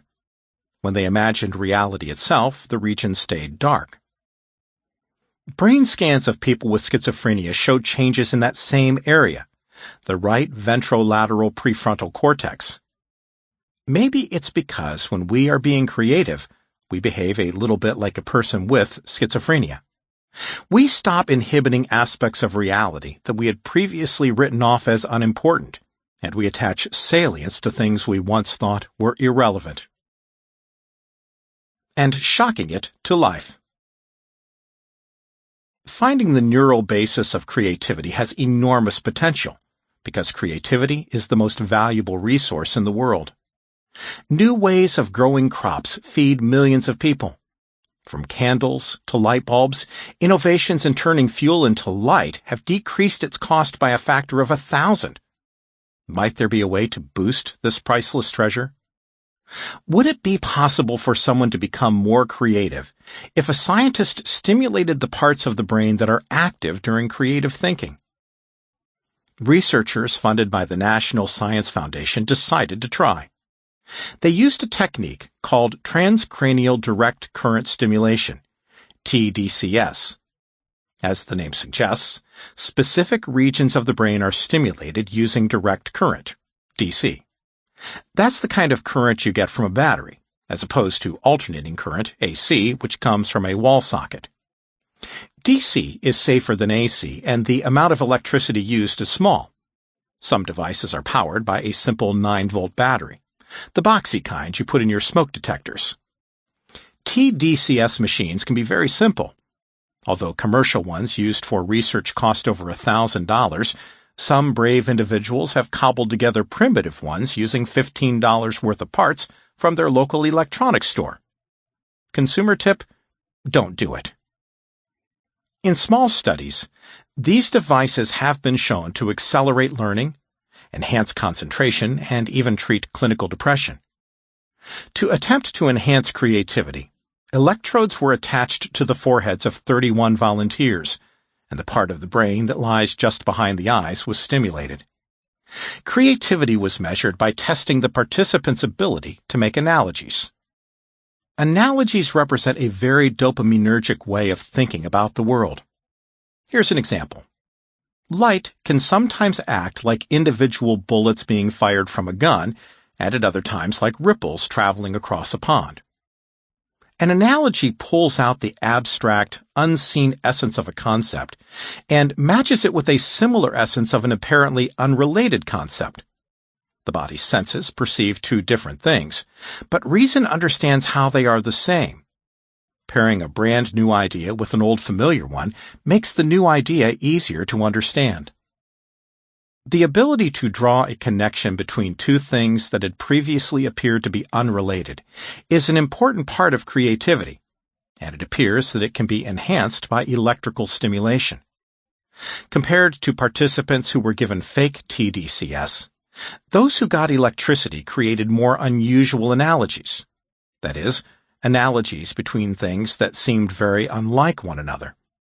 Nevertheless, these highly creative analogies were just as accurate as the more obvious ones created by the participants whose devices were secretly turned off. Dopaminergic drugs can do the same thing. Although some patients who take dopaminergic drugs for Parkinson's disease develop devastating compulsions, others experience enhanced creativity. One patient who came from a family of poets had never done any creative writing. After starting dopamine-boosting drugs for his Parkinson's disease, he wrote a poem that won the annual contest of the International Association of Poets. Painters treated with Parkinson's medication often increase their use of vivid color. One patient who developed a new style after being treated said, "The new style is less precise but more vibrant. I have a need to express myself more. I just let myself go." Just like Winnie the Pooh. It is the best way to write poetry, letting things come. Dreams, where creativity and madness mingle. Few of us are geniuses or madmen, but we have all experienced the midpoint on this continuum. Dreams. Dreams are similar to abstract thought in that they work with material taken from the external world. but they arrange the material in ways that are unconstrained by physical reality. Dreams often contain the theme of up, such as flying or falling from a great height. Dreams often involve future themes too, sometimes in the form of the pursuit of some intensely desired goal that's always just out of reach. Abstract, detached from the real world of the senses, dreams are dopaminergic. Freud named the mental activity that takes place in dreams primary process, which is unorganized, illogical, created without regard to the limitations of reality, and driven by primitive desires. Primary process has also been used to describe the thought process seen in people with schizophrenia.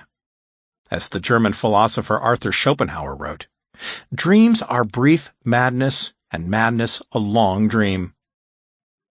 Dopamine is unleashed during dreaming, freed from the restraining influence of the reality-focused H&N neurotransmitters. Activity in the H&N circuits is suppressed because sensory input from the outside world into the brain is blocked. This allows dopamine circuits to generate the bizarre connections that are the hallmark of dreams. The trivial, the unnoticed, and the odd can be elevated to positions of prominence, supplying us with new ideas that otherwise would have been impossible to discover. The similarity between dreaming and psychosis has fascinated many researchers and has spawned a rich scientific literature. A group from the University of Milan in Italy looked at the presence of bizarre thought content in the dreams of healthy people, and compared them to waking fantasies of both healthy participants and those with schizophrenia. Scientists stimulated waking fantasies using the thematic apperception test, TAT, a series of cards showing ambiguous, sometimes emotionally charged pictures of people in various situations. Themes include success and failure, competition and jealousy, aggression and sexuality. The participant is asked to study the picture, then make a story explaining the scene. The Italian researchers compared the TAT stories and the descriptions of dreams of patients with schizophrenia to those of healthy comparison participants using a scale called the Bizarreness Density Index. The results of the test confirmed that dreams are very much like psychosis. The Bizarreness Density Index was almost exactly the same for three categories of mental activity. 1. The descriptions of dreams of people with schizophrenia. 2. The waking TAT stories of people with schizophrenia. And 3. The descriptions of dreams of healthy people. On the other hand, the fourth category, waking TAT stories of healthy people, scored much lower on the index. This study supports Schopenhauer's conception that living with schizophrenia is like living in a dream. How to harvest creativity from a dream. If dreaming is similar to psychosis, how do we get back to our normal selves? Does it happen all at once? Or does it take some time to restore logical thought patterns? If it takes time, are we a little bit insane while the transition occurs? Here's something else to consider. Sometimes when we're asleep we dream, and other times we don't. As we make the transition from sleep to wakefulness, is our thought process different if we are waking from a dream or from dreamless sleep? Researchers at New York University used the TAT to evaluate the kinds of stories people produced after they were woken from dreaming sleep, and compared them to TAT stories produced after they were woken from non-dreaming sleep. They found that fantasies produced immediately after dreaming were more elaborate. They were longer and contained more ideas. The imagery was more vivid, and the content was more bizarre. Here is an example of a story given by a healthy volunteer after being woken from a dreaming state. The volunteer was shown a picture of a boy looking at a violin. He's thinking over his violin. He makes a sad impression. Wait a minute, he's bleeding out of his mouth, and his eyes, seems like he's blind. Another volunteer who had been woken from a dream was shown a picture of a young man, slouched on the floor, his head resting on a bench. There is a pistol on the floor next to him. Here is the response. There is a boy in a bed. He may be having some kind of emotional problem. He is nearly crying, or maybe he's laughing, maybe having a game. It could also be a girl. They're both dead. Or maybe it's a cat. There is something on the floor, keys, a flower, or maybe it's a toy or a boat. After being woken from a non-dreaming sleep, this same participant was shown another card and wrote a notably less bizarre description, stating simply that it was a boy wearing a shirt who doesn't have any socks on. I don't see very much else. Many people have had the experience of waking from a dream, feeling as if they were caught between two worlds. Thinking is more fluid, making leaps from topic to topic, unconstrained by the rules of logic. In fact, some people report that they experience their most creative thoughts in this crack between the two worlds. The H&N filter that focuses our attention on the external world of the senses has not yet re-engaged. Dopamine circuits continue to fire unopposed, and ideas flow freely. Friedrich August Kekulé became famous when he discovered the structure of the benzene molecule, an important industrial chemical of that time. Chemists had established that the molecule was composed of 6 carbon atoms and 6 hydrogen atoms, which came as a surprise. Usually, molecules of this sort have more hydrogen atoms than carbon atoms. It was clear that whatever structure the molecule took, it wasn't an ordinary one. The chemists tried to arrange the carbon atoms and the hydrogen atoms in all sorts of ways that wouldn't violate the rules of chemical bonding. They knew that carbon atoms could be strung together like beads on a string, and there could also be side branches coming off at right angles. But none of the structures they tried were consistent with the known properties of the benzene molecule. The nature of its true shape was a mystery. Kekulé described the moment of insight when he realized what that shape was. There I sat and wrote my chemistry textbook, but it did not proceed well. My mind was elsewhere. I turned the chair to the fireplace and fell half asleep. Again the atoms gamboled before my eyes. Smaller groups this time kept modestly to the background.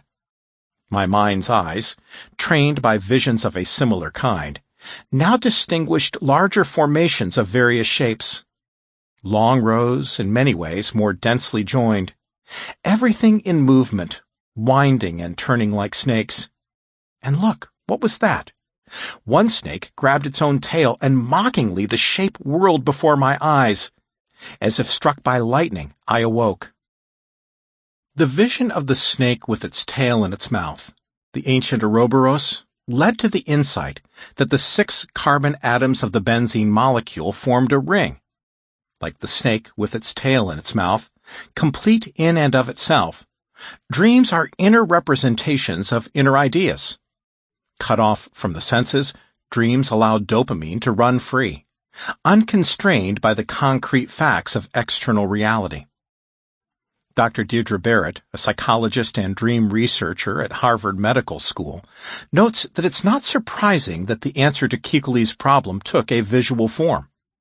Much of the brain is every bit as active during dreaming as it is when it is awake. But there are crucial differences. Not surprisingly, the parts of the brain that filter seemingly irrelevant details, the frontal lobes, are shut down. But there is increased activity in an area called the secondary visual cortex. This part of the brain doesn't receive signals directly from the eyes, which receive no input during dreaming. Instead, it is responsible for processing visual stimuli. It helps the brain make sense of what the eyes are seeing. Dreams are highly visual.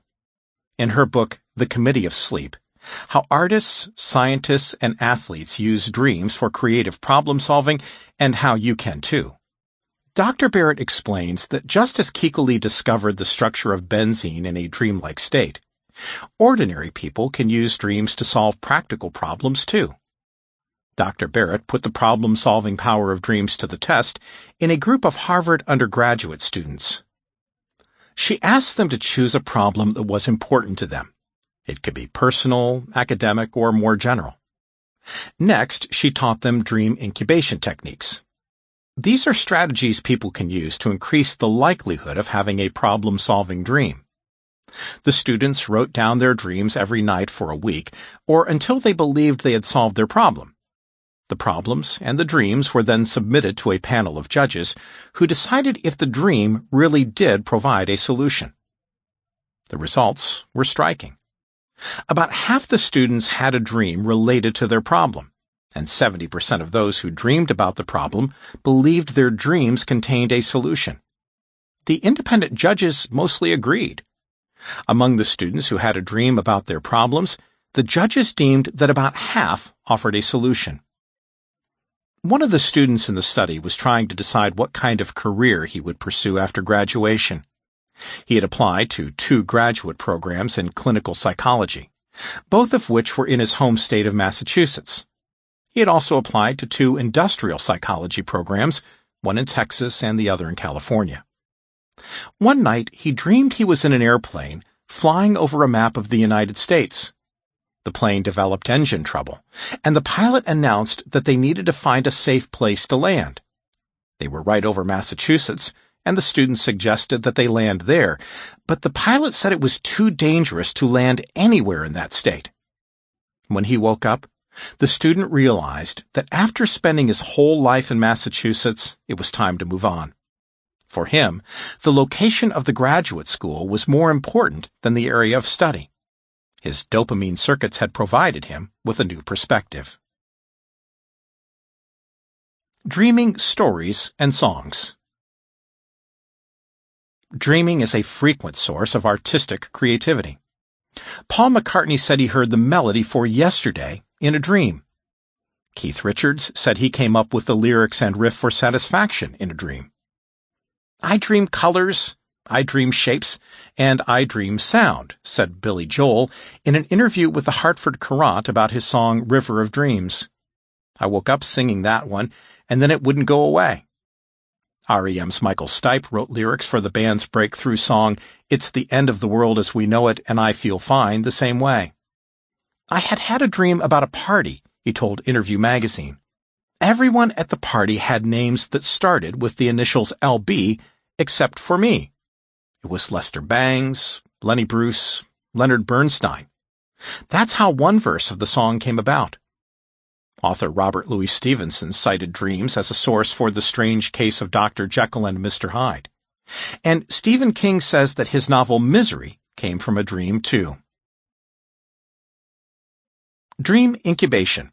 How to solve problems in your sleep. Choose a problem that's important to you, one that you have a strong desire to solve. The greater the desire, the more likely it is that the problem will show up in a dream. Think about the problem before you go to bed. If possible, put it in the form of a visual image. If it's a problem with a relationship, imagine the person it involves. If you're looking for inspiration, imagine a blank piece of paper. If you're struggling with some sort of project, imagine an object that represents the project. Hold the image in your mind, so it's the last thing you think of before you fall asleep. Make sure you have a pen and paper next to your bed. As soon as you wake up from a dream, write it down, whether or not you think it's related to the problem. Dreams can be tricky, and the answer may be disguised. It's important to write down the dream immediately because the memory will evaporate in seconds if you begin to think about something else. Many people have had the experience of waking up from an intense dream, one that's overflowing with personal meaning, and then being unable to recall any of the details less than a minute later. It may take a few nights before you find what you're looking for, and the solution you get from your dream may not be the best solution. But it will probably be a novel solution, one that approaches the problem from a new direction. Why Nobel Prize winners like to paint. The fine arts and the hard sciences have more in common than most people believe, because both are driven by dopamine. The poet composing lines about a hopeless lover is not so different from the physicist scribbling formulas about excited electrons. They both require the ability to look beyond the world of the senses into a deeper, more profound world of abstract ideas. Elite societies of scientists are filled with artistic souls. Members of the U.S. National Academy of Sciences are 1.5 times more likely to have an artistic hobby compared to the rest of us. Members of the UK Royal Society are about twice as likely, and Nobel Prize winners are almost 3 times as likely. The better you are at managing the most complex, abstract ideas, the more likely you are to be an artist. This similarity between art and science became especially important when a computer programming crisis occurred at the turn of the millennium.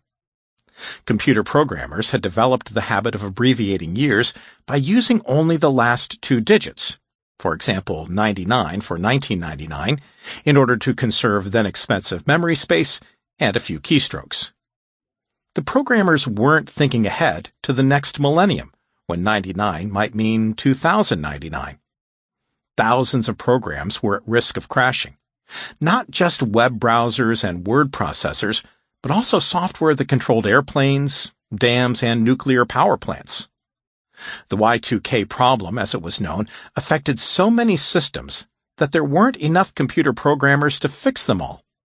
By some reports, a few companies recruited out-of-work musicians because they were able to learn programming so easily. Why geniuses are jerks. Music and math go together because elevated levels of dopamine often come as a package deal. If you are highly dopaminergic in one area, you're likely to be highly dopaminergic in others. Scientists are artists and musicians are mathematicians, but there's a downside. Sometimes having lots of dopamine is a liability. High levels of dopamine suppress H&N functioning, so brilliant people are often poor at human relationships. We need H&N empathy to understand what's going on in other people's minds, an essential skill for social interaction. The scientist you meet at the cocktail party won't shut up about his research because he can't tell how bored you are. In a similar vein, Albert Einstein once said, "My passionate sense of social justice and social responsibility has always contrasted oddly with my pronounced lack of need for direct contact with other human beings." And, "I love humanity, but I hate humans." The abstract concepts of social justice and humanity came easily, but the concrete experience of encountering another person was too hard. Einstein's personal life reflected his difficulties with relationships. He was far more interested in science than people. 2 years before he and his wife separated, he began an affair with his cousin and eventually married her. Once again, he was unfaithful, cheating on his cousin with his secretary and possibly a half-dozen other girlfriends as well. His dopaminergic mind was both a blessing and a curse. The elevated levels of dopamine that allowed him to discover relativity was most likely the same dopamine that drove him from relationship to relationship, never allowing him to make the switch to H&N-focused, long-term companionate love. Understanding how the brains of geniuses work provides further insight into the dopaminergic personality and the different ways it can manifest itself. We've already seen the impulsive pleasure seeker, who has difficulty maintaining long-term relationships and is vulnerable to addiction. We've also seen the detached planner, who would rather stay late at the office than enjoy time with friends. Now we see a third possibility. The creative genius, whether painter, poet, or physicist, who has so much trouble with human relationships that he may appear to be slightly autistic. Autism is also associated with abnormally high levels of dopamine activity in the brain. In addition, the dopaminergic genius is so focused on his internal world of ideas that he wears different color socks, forgets to comb his hair, and generally neglects anything having to do with the real world of the here and now.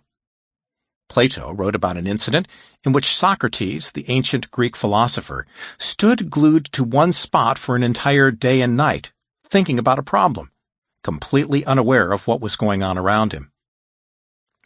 These 3 personality types appear to be very different on the surface, but they all have something in common.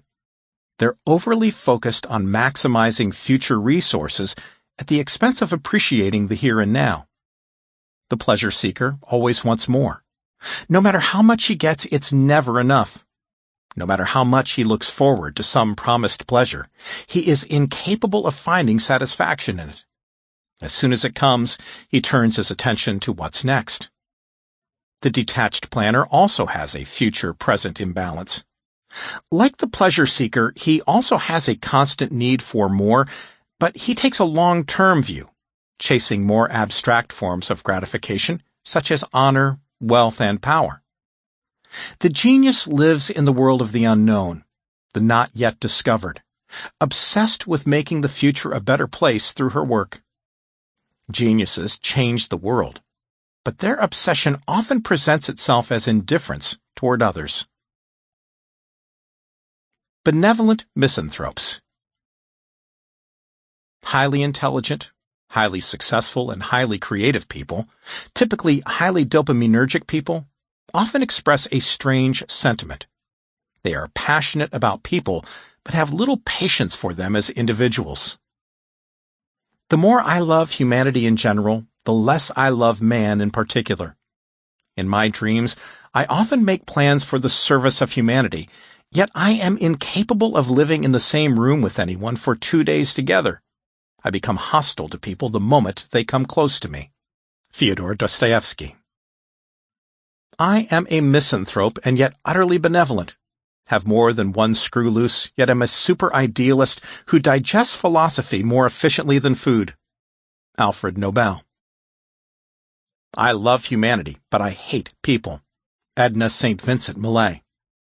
Sometimes they even use nearly identical language. I love mankind. It's people I can't stand. Charles Schulz, writing for Linus in Peanuts. It may be unseemly, but it is explainable.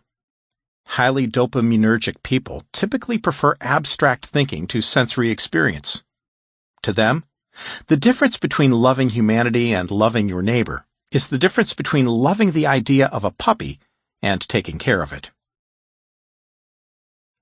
The tragic consequences.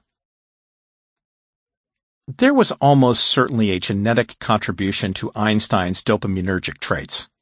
One of his 2 sons became an internationally recognized expert on hydraulic engineering. The other was diagnosed with schizophrenia at the age of 20 and died in an asylum.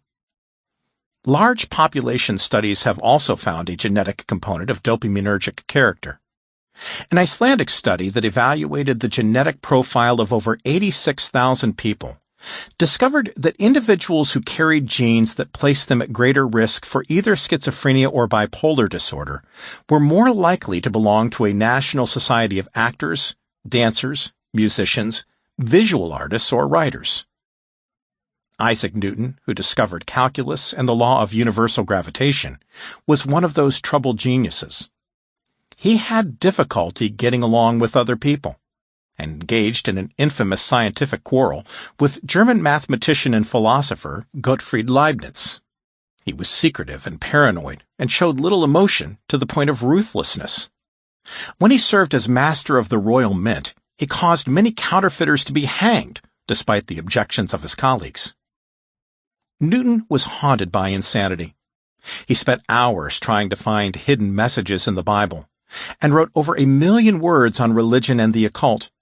He pursued the medieval art of alchemy, obsessively searching for the philosopher's stone, a mythical substance that alchemists believed had magical properties and could even help humans achieve immortality. At the age of 50, Newton became fully psychotic and spent a year in an insane asylum.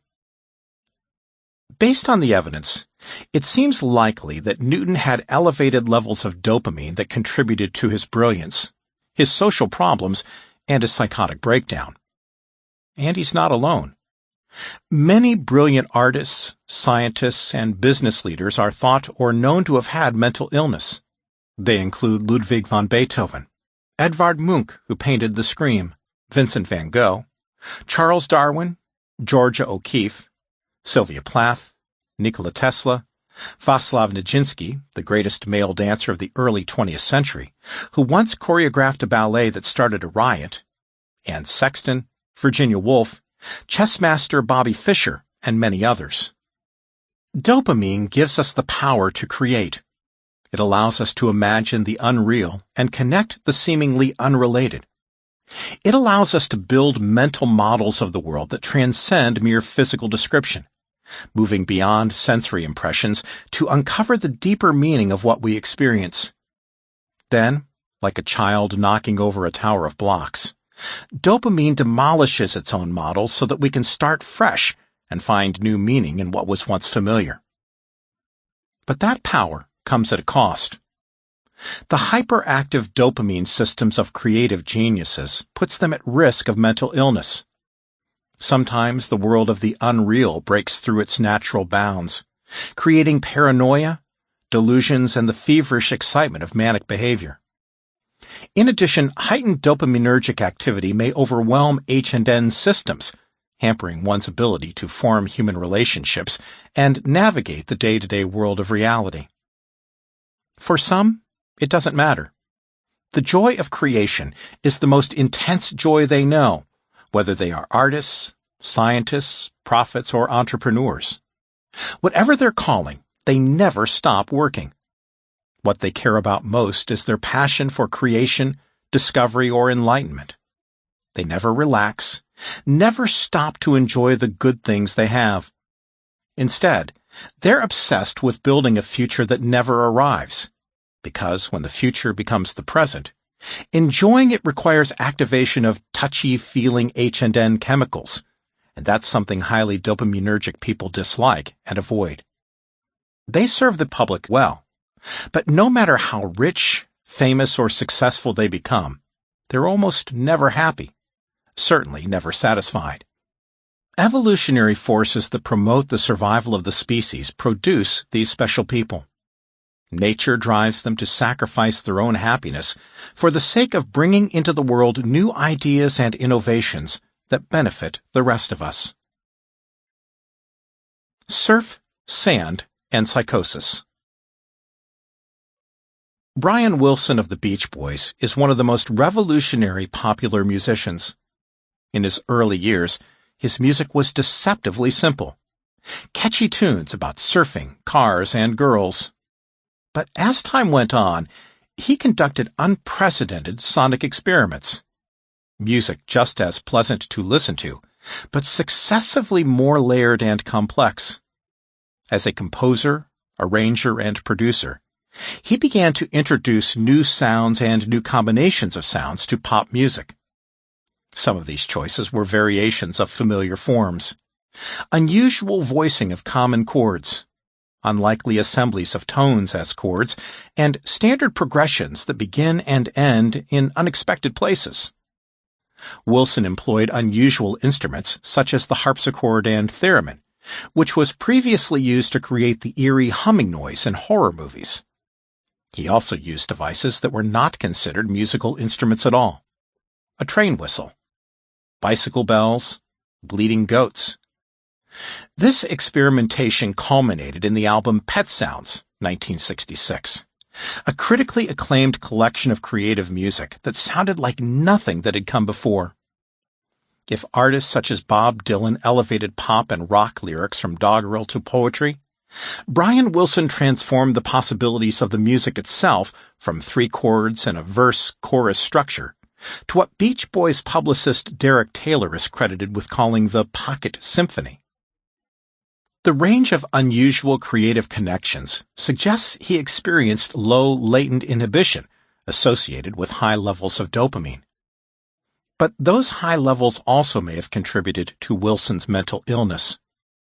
He hears voices, his wife Melinda Ledbetter told People magazine in 2012. I can tell if it's good voices or bad voices by the look that comes over his face. For us, it's hard to understand, but for him, they're very real. He was diagnosed with schizophrenia, later changed to schizoaffective disorder, a combination of symptoms of schizophrenia and abnormal mood, including hallucinations and paranoia. In 2006, he told Ability magazine that he started hearing voices at the age of 25, a week after he had taken psychedelic drugs. For the past 40 years, I've had auditory hallucinations in my head, all day, every day, and I can't get them out. Every few minutes the voices say something derogatory to me. I believe they started picking on me because they are jealous. The voices in my head are jealous of me. Wilson says that treatment to reduce the symptoms did not significantly reduce his creativity. Contrary to popular perception, the untreated pain of mental illness is a hindrance, not a help. I used to go for long periods without being able to do anything, but now I play every day. Conservative, a statesman who is enamored of existing evils as distinguished from the liberal, who wishes to replace them with others. Ambrose Bierce, The Devil's Dictionary. Chapter 5. Politics. Why can't we just get along? In which we learn how superpowers and hand sanitizers affect our political ideology. The author's regret. In April 2002, the American Journal of Political Science published a research report, Correlation, Not Causation, the Relationship Between Personality Traits and Political Ideologies. It was written by a group of researchers from Virginia Commonwealth University, who studied the link between political beliefs and personality traits. They found that the two were connected, and that the connection could be attributed to genes. Along the way, they noticed that certain personality traits were associated with liberals and others with conservatives. They were particularly interested in a collection of personality features, what psychiatrists call a personality constellation, called P. The authors noted that people with low P scores are more likely to be altruistic, well-socialized, empathic, and conventional. By contrast, people who have high P scores are manipulative, tough-minded, and practical, and present characteristics such as risk-taking, sensation-seeking, impulsivity, and authoritarianism. They concluded, as such, we expect higher P scores to be related to a more conservative political attitude. What they predicted was exactly what they found. The stereotypes, they said, were true. Conservatives tend to be impulsive and authoritarian, while liberals tend to be well-socialized and generous. But in science, when you find just what you expect, it can be a red flag. And in January 2016, 14 years after the original report, the journal published a retraction. The authors regret that there is an error in the published version of Correlation, Not Causation, the relationship between personality traits and political ideologies. The interpretation of the coding was exactly reversed. Somebody had flipped the labels. The correct interpretation was the opposite of what they reported. It was the liberals in their study, not the conservatives, who were manipulative, tough-minded, and practical. And it was the conservatives, not the liberals, who tended to be altruistic, well-socialized, empathic, and conventional. Many people expressed surprise at this reversal. But if we consider what the study found at its most basic level and how it relates to the dopamine system, the revised results make good sense. Certainly more sense than the original findings, which were widely heralded, but exactly backward. The limitations of personality measures. Psychologists have worked for decades to develop ways to measure personality. They found that personality can be divided into different domains, such as how open a person is to new experiences, or how self-disciplined he is. American psychologists divide personality into 5 domains, while the British prefer 3. Either way, when a scientist focuses on one of the domains, she is measuring only a slice of a person's personality, not the whole person. Consider 2 nurses who both have high compassion scores. At first glance, one might imagine 2 similar people. But there are other personality domains as well. One nurse might be outgoing and emotional, while the other is introverted and restrained. Even though nurses may have some personality features in common, they are a group made up of unique individuals. Another limitation of personality measurements is that scientists usually report a group's average score. So if a study finds that liberals are more risk-taking than conservatives, it's likely that within that group of liberals there are some who are safety-seeking. Studies of personality help us predict what a group of people will do, but they are less helpful in predicting what an individual will do. Progressives imagine a better future. The characteristics the study eventually associated with liberals, risk-taking, sensation-seeking, impulsivity, and authoritarianism, are the characteristics of elevated dopamine. In fact, a group of scientists from the Institute of Psychiatry in London found that dopamine receptors were crowded together more tightly in the brains of people with high p-scores compared to those with lower scores. Dense receptor packing led to stronger dopamine signals, which in turn led to the emergence of the distinctive personality features. The connection is also seen when we look at what P stands for: psychoticism. High p-scores are a risk factor for the development of schizophrenia. That doesn't mean that all liberals are at risk for becoming psychotic, but many of them share things in common with highly creative people, who sometimes do tip into the realm of psychosis. But do dopaminergic people really tend to support liberal policies?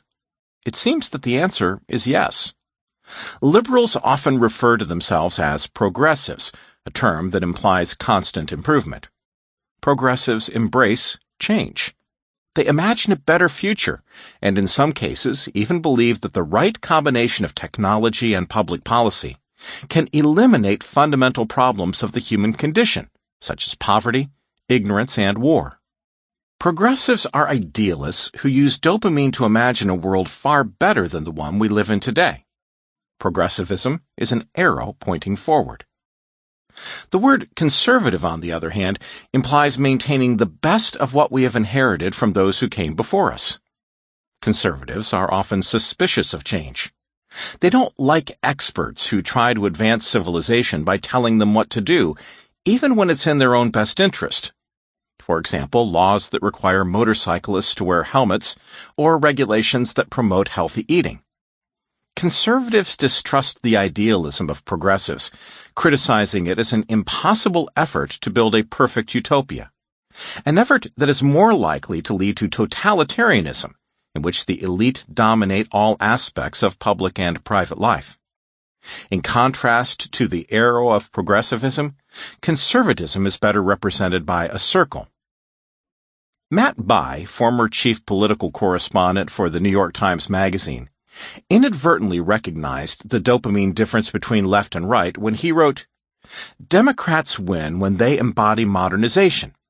Liberalism triumphs only when it represents a reforming of government rather than the mere preservation of it. Americans don't need Democrats to stand up for nostalgia and restoration. They already have Republicans for that." The connection between dopamine and liberalism is further demonstrated by looking at specific groups of people. Dopaminergic people tend to be creative. They also work well with abstract concepts. They like to pursue novelty and have a general dissatisfaction with the status quo. Is there any evidence that this type of person is likely to be politically liberal? Silicon Valley startup companies attract exactly this type of person: creative, idealistic, skilled in abstract fields such as engineering, mathematics, and design. They are rebels, driven to pursue change, even at the risk of going broke. Silicon Valley entrepreneurs and the people who work for them tend to be quite dopaminergic. They are tough-minded, risk-taking, sensation-seeking, and practical. Personality features associated with liberals in the corrected version of the American Journal of Political Science article. What do we know about the politics of Silicon Valley? A survey of startup founders revealed that 83% held the progressive view that education can solve all or most of the problems in society. Among the general public, only 44% believe this is true. Startup founders were more likely than the general public to believe that government should encourage smart personal decisions. 80% of them believed that almost all change is good over the long run. And in the 2012 presidential election, over 80% of employee donations from top tech firms went to Barack Obama. From Hollywood to Harvard. Another example of the link between dopamine and liberalism can be found in the entertainment industry. Hollywood is the mecca of American creativity, as well as the model of dopaminergic excess. Our highest-profile celebrities feverishly pursue more. More money, more drugs, more sex, and whatever happens to be the latest fashion. They're easily bored. According to a study done by the Marriage Foundation, a UK think tank, the divorce rate among celebrities is almost twice that of the general population. It's even worse during the first year of marriage, when couples must make the transition from passionate to companionate love. Newly married celebrities are almost 6 times as likely to divorce compared to ordinary people. Many of the problems actors face are dopaminergic in nature. A 2016 study of Australian actors found that despite feelings of personal growth and a sense of purpose in the actors' work, they were highly vulnerable to mental illness. The actors identified a number of key issues, including problems with autonomy, lack of environmental mastery, complex interpersonal relationships, and high self-criticism. These are challenges that would be most difficult for highly dopaminergic individuals, who need to feel in control of their environment and often have difficulty navigating complex human relationships. As for politics, liberal views dominate Hollywood. According to CNN, celebrities donated $800,000 to President Barack Obama's re-election campaign, compared to just $76,000 to Republican challenger Mitt Romney. The Center for Responsive Politics, which publishes the website opensecrets.org, reported that during the same election cycle, people who worked for the 7 major media corporations donated 6 times as much to Democrats as they did to Republicans. Next on the list is academia. Academia is a temple of dopamine. Academics are described as living in an ivory tower, as opposed to an earthen hut, for example. They devote their lives to the immaterial, abstract world of ideas. And they are very liberal. You're more likely to find a communist than a conservative in academia. A New York Times opinion piece noted that only 2% of English professors were Republicans, while 18% of social scientists identified themselves as Marxist. The enforcement of liberal orthodoxy is more widespread on university campuses than in any other setting. Comedian Chris Rock told a reporter for The Atlantic that he won't perform on college campuses because the audience is too easily offended by speech that runs counter to liberal ideology. Jerry Seinfeld also said in a radio interview that other comedians had told him not to go near colleges. They're so PC, he was warned. Are liberals smarter? A career in academia is generally a sign of superior intelligence, but does superior intelligence extend to liberals in general, to people more likely to have highly active dopamine systems? It probably does. Testing the ability to manipulate abstract ideas, courtesy of the dopamine control circuit, is a fundamental part of how psychologists measure intelligence. To explore the question of the relative intelligence of liberals and conservatives, Satoshi Kanazawa, a scientist at the London School of Economics and Political Science, evaluated a group of men and women who had taken IQ tests back when they were in high school. The scores were averaged by political ideology, and a remarkably clear trend emerged. Adults who described themselves as very liberal had higher intelligence scores compared to those who described themselves as simply liberal. The liberals had higher scores than those who described themselves as middle of the road, and the progression held steady all the way down to those who described themselves as very conservative. With a score of 100 representing the average, very liberal adults had an IQ of 106, and very conservative ones had an IQ of 95. A smaller but similar trend was seen with regard to religiosity. Atheists had an IQ of 103, whereas those who described themselves as very religious averaged 97. It's important to emphasize that these are averages. Within the larger groups, there are brilliant conservatives and not so brilliant liberals. Furthermore, the overall differences are small. The normal range is 90 to 109. Superior intelligence starts at 110 and genius at 140. Mental flexibility, the ability to change one's behavior in response to changing circumstances, is also an ingredient in how we measure intelligence.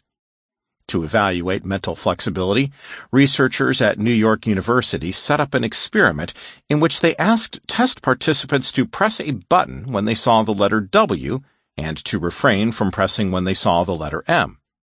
The participants had to think fast. When the letter was displayed, they had only half a second to decide whether or not to press the button.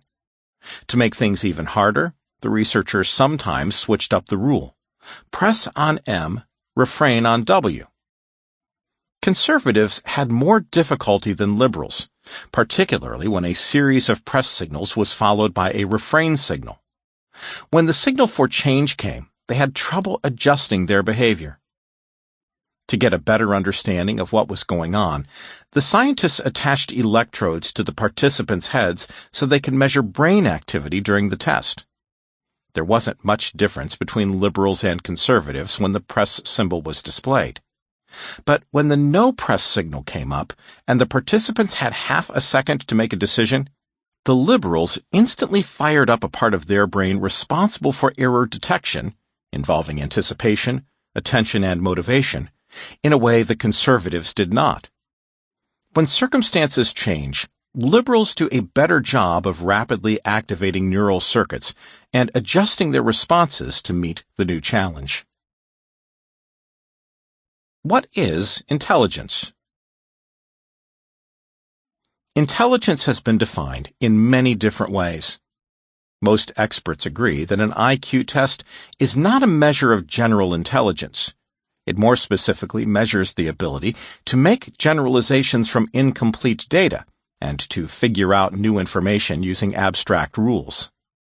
Another way of saying it is that an IQ test measures a person's ability to build imaginary models based on past experiences, and then use those models to predict what will happen in the future. Controlled dopamine plays a large role. However, there are other ways to define intelligence, such as the ability to make good day-to-day decisions. For this type of mental activity, emotions, H and N, are essential. Antonio Damasio, a neuroscientist at the University of Southern California, and the author of Descartes' Error, Emotion, Reason, and the Human Brain, notes that most decisions cannot be approached in a purely rational way. Either we don't have enough information, or we have far more than we can process. For example, which college should I attend? What's the best way to tell her I'm sorry? Should I be friends with this person? What color should I paint the kitchen? Should I marry him? Is now a good time to express my opinion, or would it be better to keep quiet?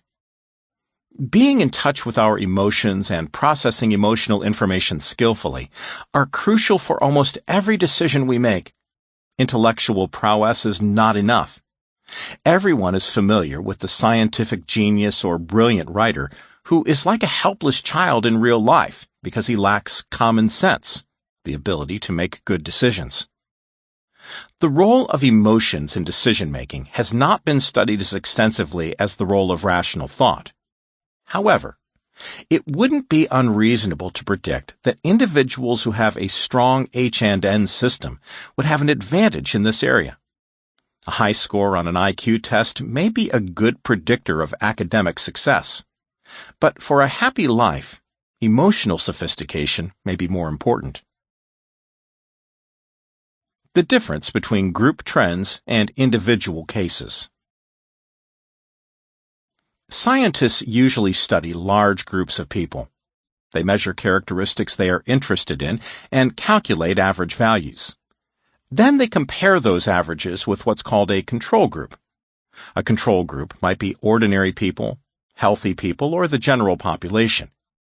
For example, a scientist might do a population study that reveals a higher rate of cancer among people who smoke cigarettes compared to everybody else. She might also do a genetics study and find out that people who have a gene that revs up the dopamine system are on average more creative compared to people who don't have that gene. The problem is that when we talk about the averages of a large group, there are always exceptions, sometimes lots of exceptions. Many of us can think of heavy smokers who lived well into their 90s. Similarly, not everyone with a highly dopaminergic gene is creative. Many things influence human behaviors. How dozens of different genes interact with one another, what kind of family you grew up in, and whether you were encouraged to be creative at a young age, to name a few. Having one specific gene usually has only a small effect. So while these studies advance our understanding of how the brain works, they're not very good at predicting how a particular individual, one member of that large group, will behave. In other words, some observations about a group you belong to may not be true about you in particular. That's to be expected. Receptor genes and the liberal-conservative split. There's a good chance that the difficulty the conservatives faced stemmed from differences in their DNA. In fact, political attitudes in general seem to be influenced by genetics. In addition to the American Journal of Political Science article just discussed, other studies support a link between a genetic disposition to a dopaminergic personality and a liberal ideology. Researchers from the University of California, San Diego focused on a gene that codes for one of the dopamine receptors called D4. Like most genes, the D4 gene has a number of variants. Slight variations in genes are called alleles. Each person's collection of different alleles, along with the environment they grew up in, helps determine their unique personality. One of the variants of the D4 gene is called 7R. People who have the 7R variant tend to be novelty-seeking. They have less tolerance for monotony and pursue whatever is new or unusual. They can be impulsive, exploratory, fickle, excitable, quick-tempered, and extravagant. On the other hand, people with low novelty-seeking personalities are more likely to be reflective, rigid, loyal, stoic, slow-tempered, and frugal. The researchers found a connection between the 7R allele and adherence to liberal ideology, but only if a person grew up around people with a variety of political opinions. There had to be both a genetic piece and a social piece for the connection to take place. A similar association was found among a sample of Han Chinese University students in Singapore, indicating that the link between the 7R allele and adherence to liberal ideology is not unique to Western culture. Humans or humanity? While conservatives on average may lack some of the virtuoso talents of the dopaminergic left, they are more likely to enjoy the advantages of a strong H&N system. These include empathy and altruism, particularly in the form of charitable giving, and the ability to establish long-term, monogamous relationships. The left-right disparity in charitable giving was described in a research report published by the Chronicle of Philanthropy. The researchers used IRS data to evaluate charitable giving by state based on how each one voted in the 2012 election. There were some weaknesses in the data. Since it came from tax returns, it relied on the 35% of taxpayers who itemize, and typically it's wealthier taxpayers who itemize. Additionally, only about a third of charitable contributions go to the poor. According to a 2011 report from Giving USA, 32% of donations went to religious organizations, and 29% went to educational institutions, private foundations, arts, culture, and environmental charities. In spite of these weaknesses, the report provided an interesting overview of who is most likely to give money to others. The Chronicle found that people who gave the highest percentage of their incomes lived in states that voted for Romney, while people who gave the lowest percentage of their incomes lived in states that voted for Obama. In fact, every one of the top 16 states for giving as a percentage of income voted for Romney. A breakdown by city found that the liberal cities of San Francisco and Boston were near the bottom, whereas Salt Lake City, Birmingham, Memphis, Nashville, and Atlanta were among the most generous. The differences were independent of income. Poor, rich, and middle-class conservatives all gave more than their liberal counterparts. These results don't mean that conservatives care about the poor more than liberals do. Instead, it may be that, like Albert Einstein, liberals are more comfortable focusing on humanity rather than humans. Liberals advocate for laws that provide assistance to the poor. Compared to charitable giving, legislation is a more hands-off approach to the problem of poverty. This reflects our often observed difference in focus. Dopaminergic people are more interested in action at a distance and planning, while people with high H&N levels tend to focus on things close at hand.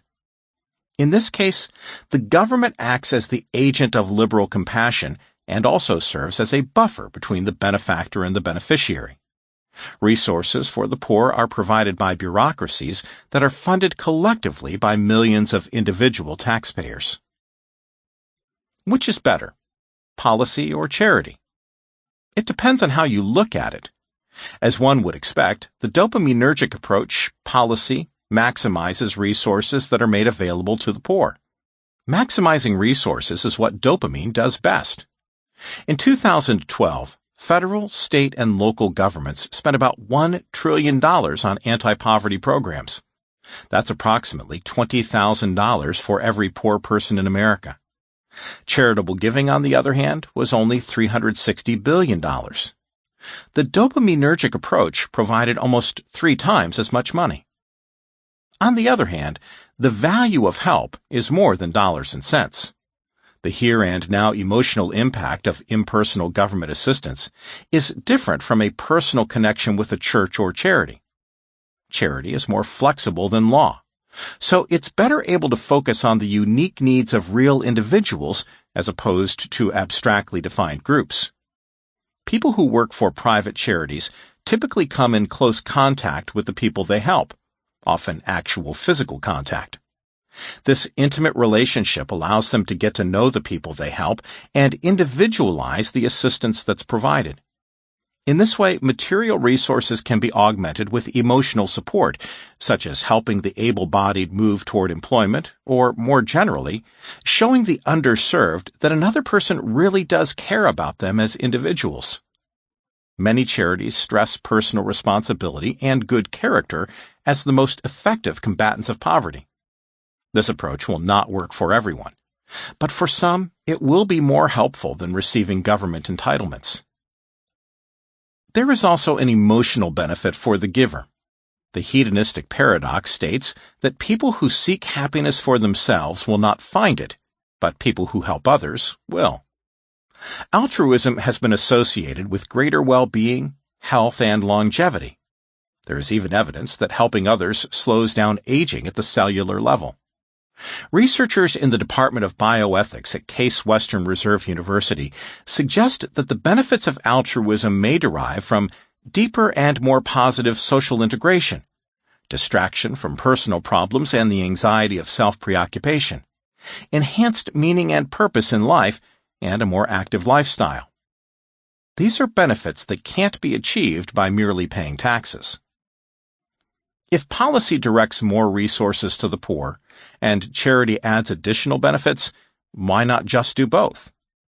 The problem is that dopamine and H&N neurotransmitters generally oppose each other, which creates an either-or problem. People who support government assistance for the poor, a dopaminergic approach, are less likely to give an H&N approach, and vice versa. The University of Chicago's General Social Survey has been tracking trends, attitudes, and behaviors in American society since 1972. One section of the survey asks questions about income inequality.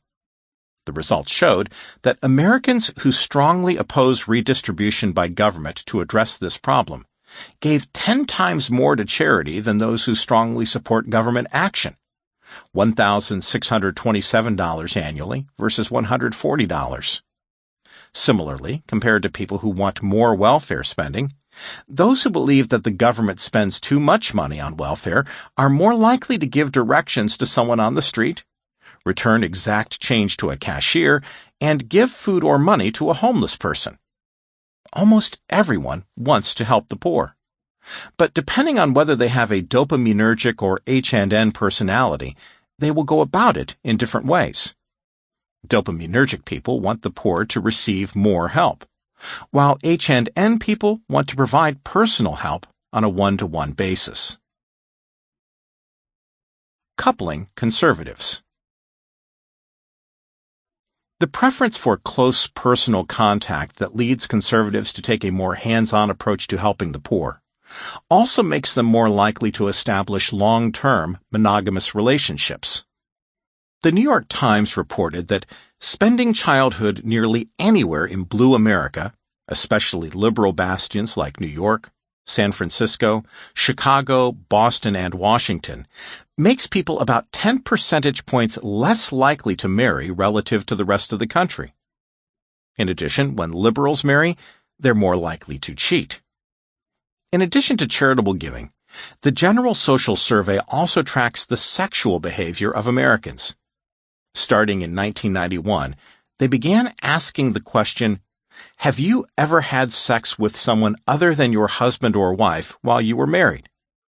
Dr. Kanazawa, who evaluated the relationship between political ideology and intelligence, analyzed this data to find out who was most likely to answer yes to the question.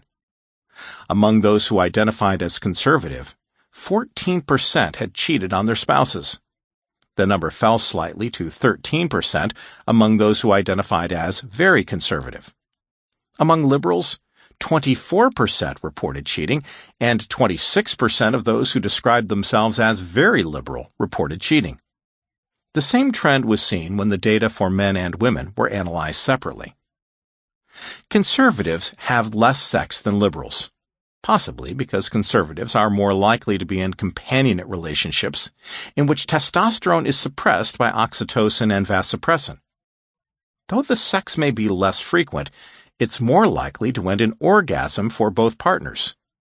According to a study called Singles in America, a survey of more than 5,000 adults designed by the University of Binghamton's Institute for Evolutionary Studies, conservatives are more likely to experience climax during sex than liberals. Dr. Helen Fisher, chief scientific advisor at Match.com, speculated that conservatives are better at giving up control, an activity necessary for orgasm to occur. She attributed this ability to having clearer values, which makes it easier to relax.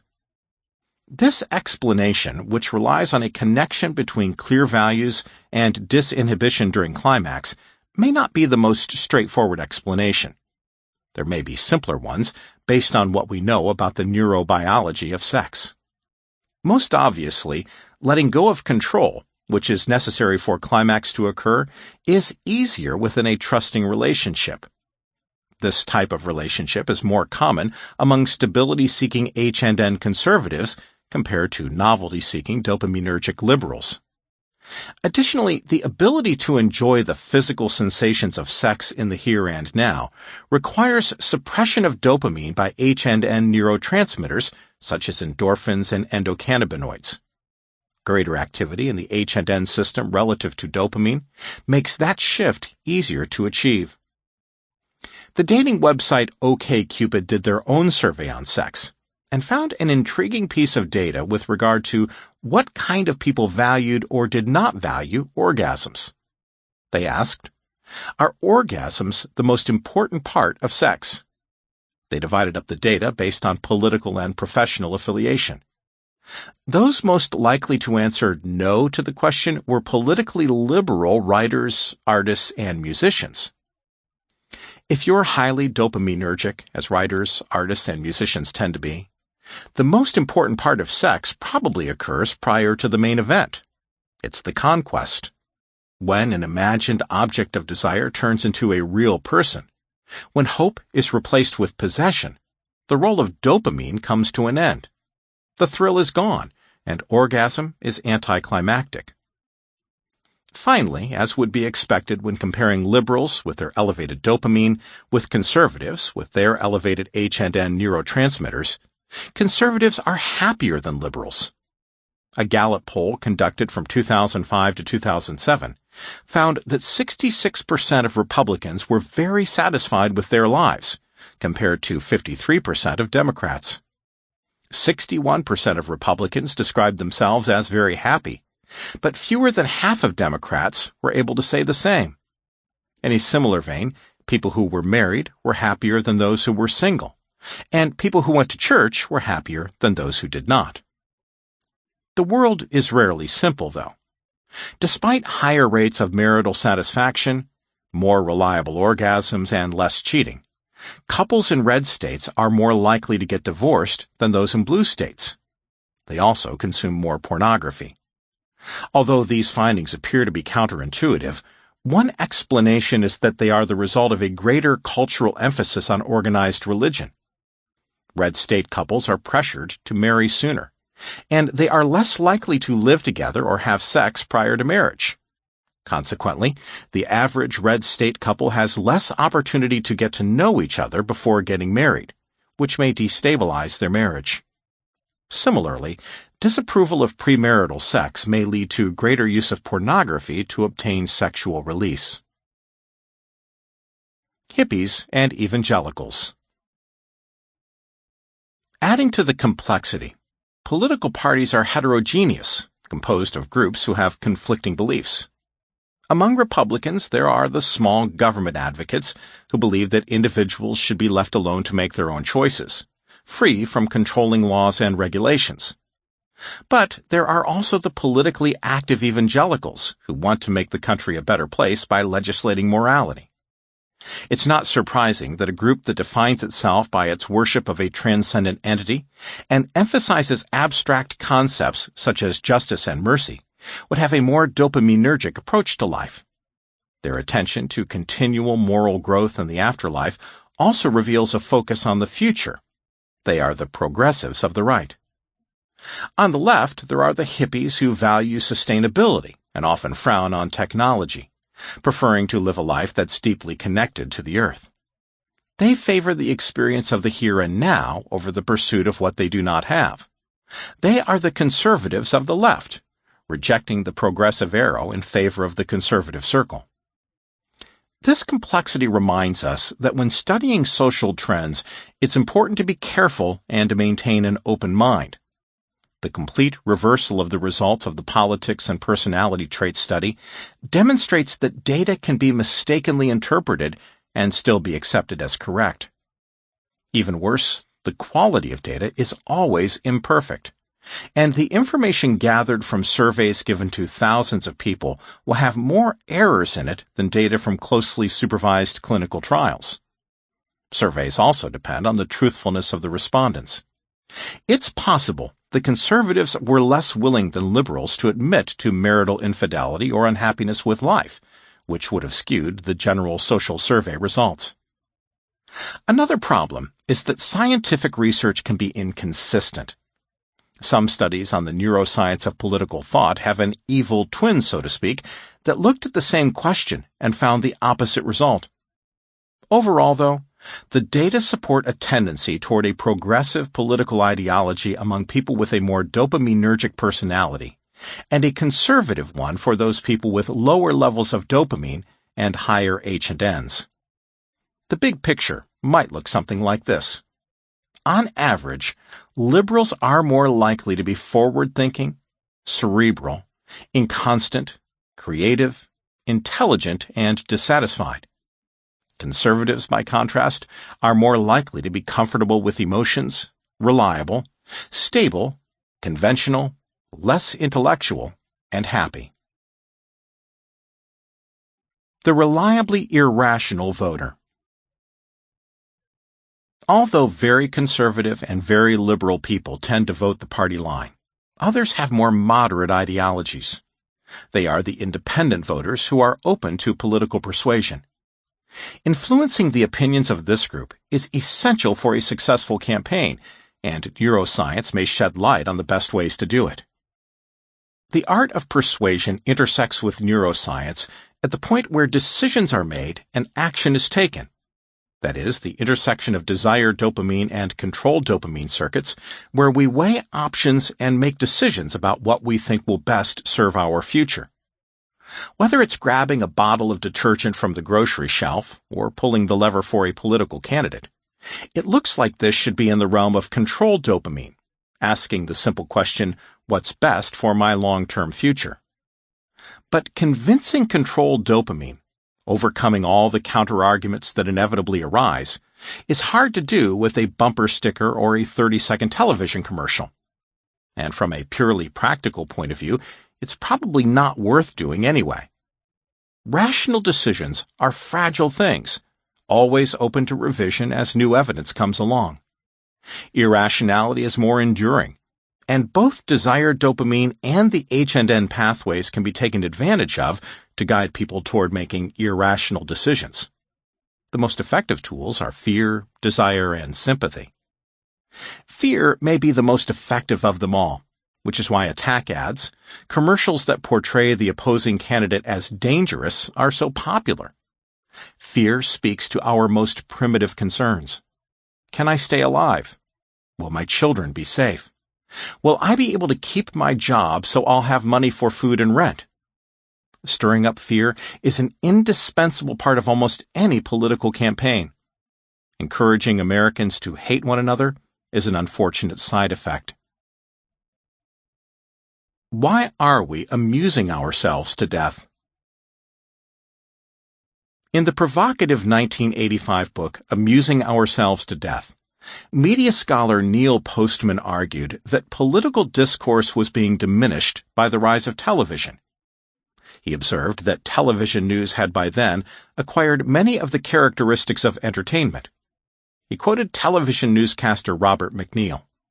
The idea, he writes, is to keep everything brief, not to strain the attention of anyone, but instead to provide constant stimulation through variety, novelty, action, and movement.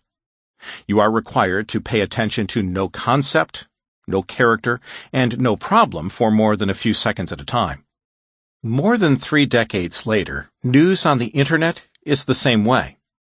Even outlets considered to be serious cram their home pages with dozens of brief, provocative headlines. Most lead not to long, thoughtful material for reading, but to short, slick videos for watching. Postman asserted that this poses a profound problem, but he made no guess as to why we prefer entertainment over serious thought when we debate the important questions the nation must address.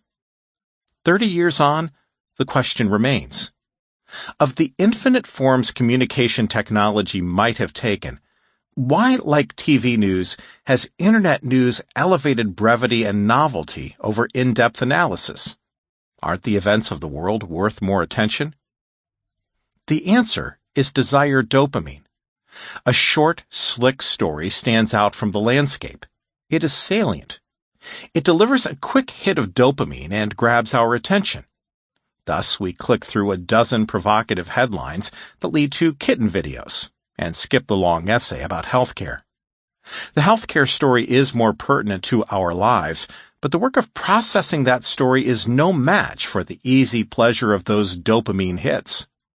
Controlled dopamine could push back, but it is invariably overpowered by the flood of whatever is new and shiny, and such things are the currency of the Internet. Where will this lead? Probably not to a renaissance of long-form journalism. As quick-hit stories grow more prevalent in the news environment, they must get shorter and shallower to compete. Where does such a cycle end? Even words may not be bedrock. Most cell phones now offer to replace the text of typed phrases with something faster and simpler and cruder to catch the eye, an emoji. Postman may not have known the neuroscientific cause of all this, but he understood its effect. And so we move rapidly into an information environment which may rightly be called trivial pursuit, As the game of that name uses facts as a source of amusement, so do our sources of news. It has been demonstrated many times that a culture can survive misinformation and false opinion. It has not yet been demonstrated whether a culture can survive if it takes the measure of the world in 22 minutes, or if the value of its news is determined by the number of laughs it provides. To have loved and lost hurts more. In addition to tapping into primitive needs, another reason fear works so well is loss aversion, meaning that the pain of loss is stronger than the pleasure of gain. For example, the pain of losing $20 is greater than the pleasure of winning $20. That's why most people reject a 50-50 coin toss wager when the amount of money is significant. In fact, most people reject a $30 payoff for a $20 bet.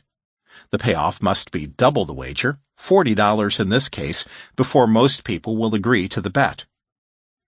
A mathematician would say that when there is a 50-50 chance of winning and the payoff is bigger than the bet, the gamble has a net positive value. You should go for it. It's important to note that this works only if the bet is affordable. It would be rational to bet $20 you'd spend going to a movie, but not $200 you need to pay the rent. Yet most people reject the opportunity to win $30 on a $20 coin toss. Why would they do that? When scientists performed brain scans during wagering experiments, they naturally looked at dopamine first. They found that neural activity in the desire circuit increased after wins and decreased after losses, as would be expected. But the changes weren't symmetrical. The magnitude of the decrease after losses was larger than the increase after gains. The dopamine circuit was mirroring the subjective experience. The effect of loss was greater than the effect of gain. What neural pathways were behind this imbalance? What was amplifying the loss reaction? The researchers turned their attention to the amygdala, an H&N structure that processes fear and other negative emotions. Every time a participant lost a bet, their amygdala fired up, intensifying feelings of distress. It was H&N emotion that was driving loss aversion. The H&N system doesn't care about the future. It doesn't care about things we might get. It cares about what we have right now. And when those things are threatened, out comes the experience of fear and distress. Other studies found similar results. In one experiment, participants were randomly assigned to receive a coffee mug. Half the group got one, and half didn't. Immediately after handing out the mugs, the researchers gave the participants an opportunity to trade among themselves. Mugs for money. The mug owners were told to set a price they would accept, and the mug buyers were told to set a price they would pay. The mug owners asked for an average of $5.78, and the mug buyers offered an average of $2.21. The sellers were reluctant to part with their mugs. The buyers were reluctant to part with their money. Both buyers and sellers were reluctant to give up what they had. The essential role of the amygdala in loss aversion was confirmed by something called an experiment of nature. Experiments of nature are illnesses and injuries that reveal important pieces of scientific knowledge. They are fascinating because they usually represent experiments that would be grossly unethical for a scientist to carry out. No one's going to ask a surgeon to open up a person's head and cut out their amygdala. But once in a while it happens on its own. In this case, scientists studied two patients who had Urbach-Vita disease, a rare condition that destroys the amygdala on both sides of the brain. When these individuals were presented with wagers, they attached equal weight to gain and loss. Without the amygdala, loss aversion vanished. In a way, loss aversion is simple arithmetic. Gain is about a better future, so only dopamine is involved. The possibility of gain gets a +1 from dopamine. It gets 0 from H&N because H&N is only concerned with the present. Loss is also about the future, so it concerns dopamine and gets a -1. Loss concerns H and N too because it affects things in our possession right now, so H and N gives it a -1. Put them together, and gain equals +1, loss equals -2. Exactly what we see with the brain scans and the wagering experiments.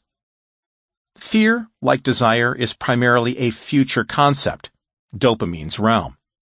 But the H and N system gives a boost to the pain of loss in the form of amygdala activation, tipping our judgment when we have to make decisions about the best way to manage risk. To provide or protect. Although loss aversion is a universal phenomenon, there are differences among groups. Overall, dopaminergic liberals are more likely to respond to messages that offer benefits, like opportunities for more resources, whereas H and N conservatives are more likely to respond to messages that offer security, like the ability to keep the things they currently have. Liberals support programs they believe will lead to a better future, such as subsidized education, urban planning, and government-funded technology initiatives. Conservatives prefer programs that protect their current way of life, such as defense spending, law and order initiatives, and limits on immigration. Liberals and conservatives both have their reasons for focusing on threats versus benefits, reasons they believe are rational conclusions resulting from thoughtful weighing of evidence. That's probably not true. It's more likely that there is a fundamental difference in the way their brains are wired. Researchers at the University of Nebraska selected a group of volunteers based on their political beliefs and measured their level of arousal as they were shown pictures that evoked desire or distress. Arousal is sometimes used to describe sexual excitement, but more broadly, it's a measure of how engaged a person is with what's going on around him. When a person is interested and engaged, his heart beats a little faster, his blood pressure goes up a bit, and small amounts of perspiration are released from his sweat glands. Doctors call this a sympathetic response. The most common way to measure the sympathetic response is to attach electrodes to a person's body and measure how easily electricity flows. Sweat is salt water, which conducts electricity better than dry skin. The more aroused a person is, the easier the electricity flows. After the electrodes were attached to the research participants, they were shown 3 distressing photos: a spider on a man's face, an open wound with maggots, and a crowd fighting with a man, and 3 positive photos: a happy child, a bowl of fruit, and a cute rabbit. Liberals had a stronger response to the positive photos, conservatives to the negative ones. Because the researchers were measuring a biological reaction, perspiration, the response couldn't have been intentionally controlled by the participants. Something more fundamental than rational choice was being measured. Next, they used an eye-tracking device to determine how much time volunteers spent looking at a collage of pictures, positive and negative ones displayed at the same time. Both groups, liberal and conservative, spent more time looking at the negative pictures. This result is consistent with the universal phenomenon of loss aversion. However, the conservatives spent much more time gazing at the fear-provoking images, while the liberals divided their attention more evenly. Evidence of loss aversion was present in both groups, but it was more pronounced among conservatives. We have ways of making you conservative. The relationship between conservatism and threat goes in both directions. Conservatives are more likely than liberals to focus on threat. At the same time, when people of either inclination feel threatened, they become more conservative. It's well known that terrorist attacks boost the popularity of conservative candidates. But even small threats so small we're not even consciously aware of them, nudge people to the right. To test the relationship between subtle threat and conservative ideology, researchers approached students on a college campus and asked them to fill out a survey regarding their political beliefs.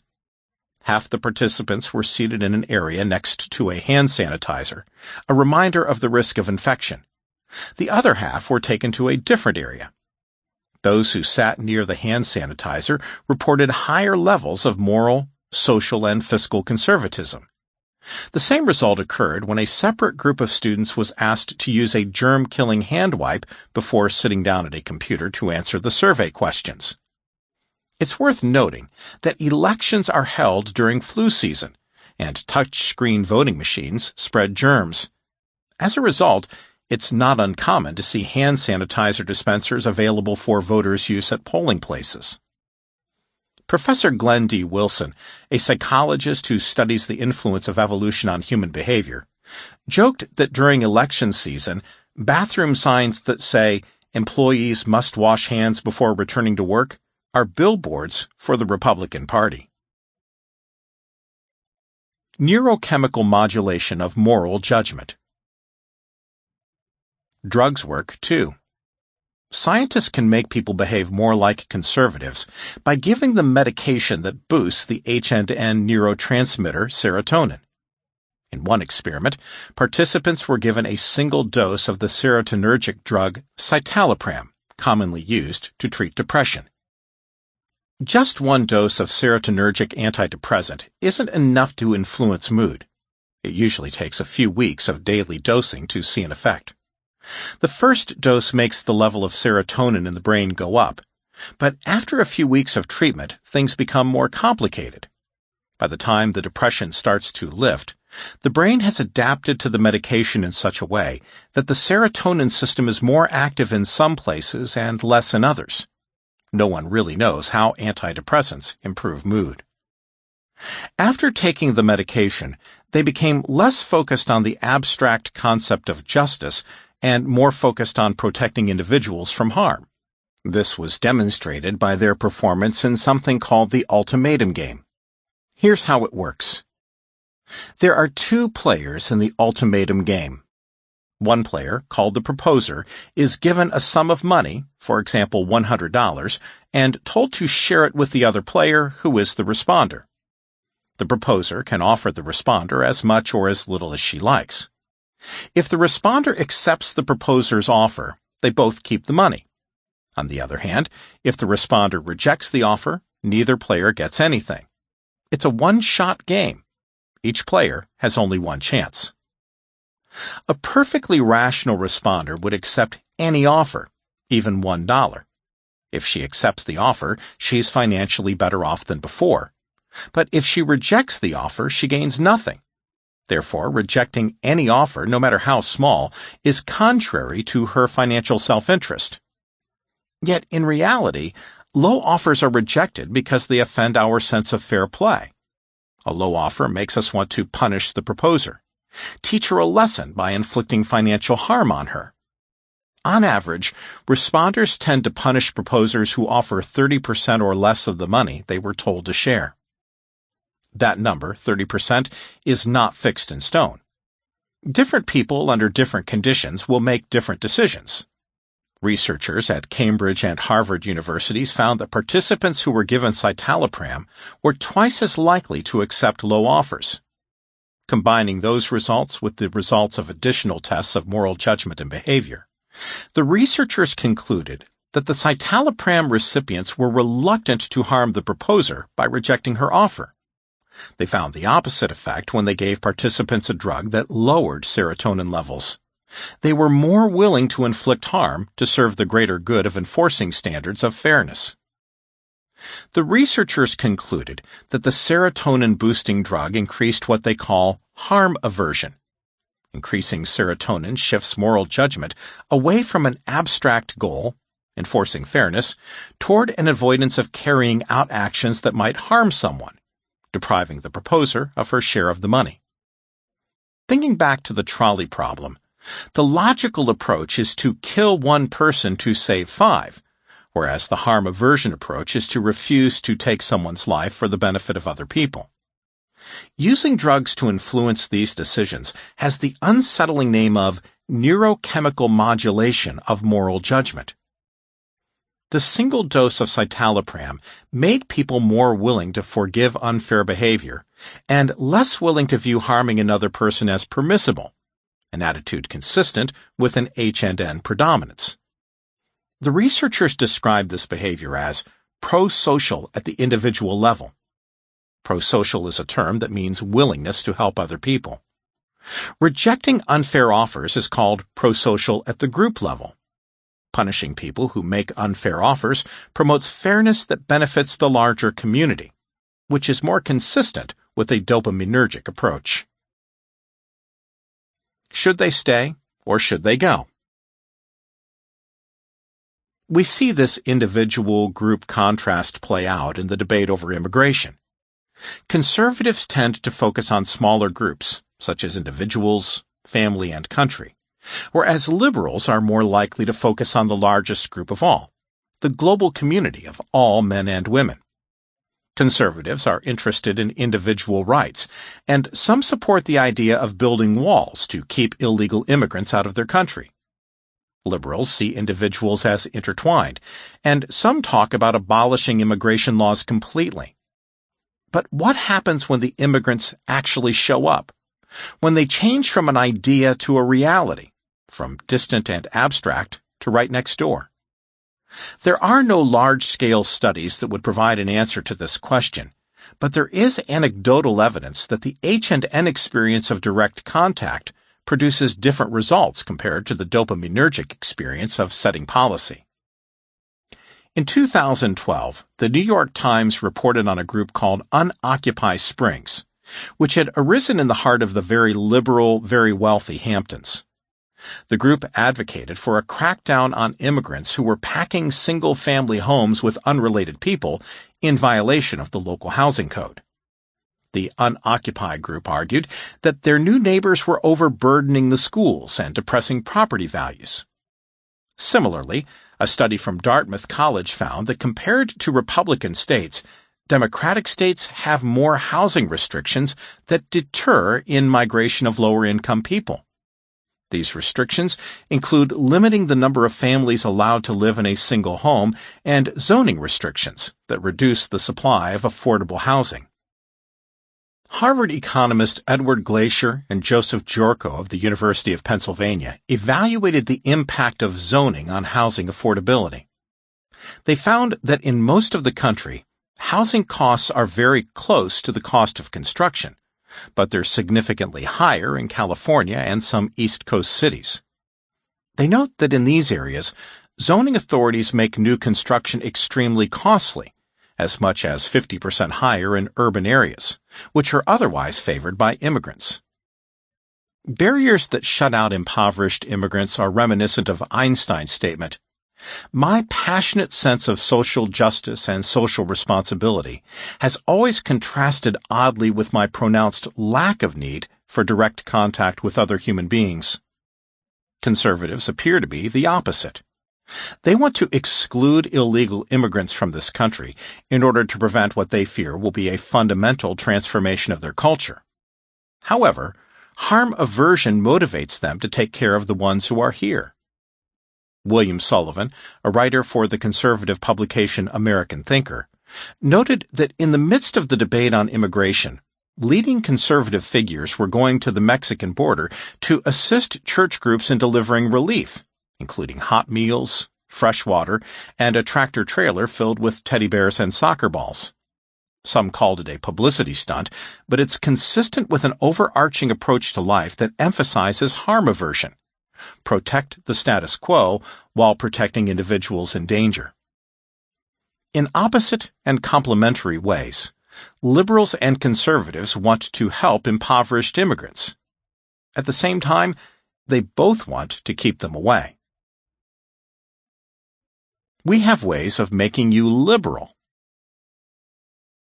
If introducing threats into the environment makes people more conservative, is it possible to make people more liberal by doing the opposite?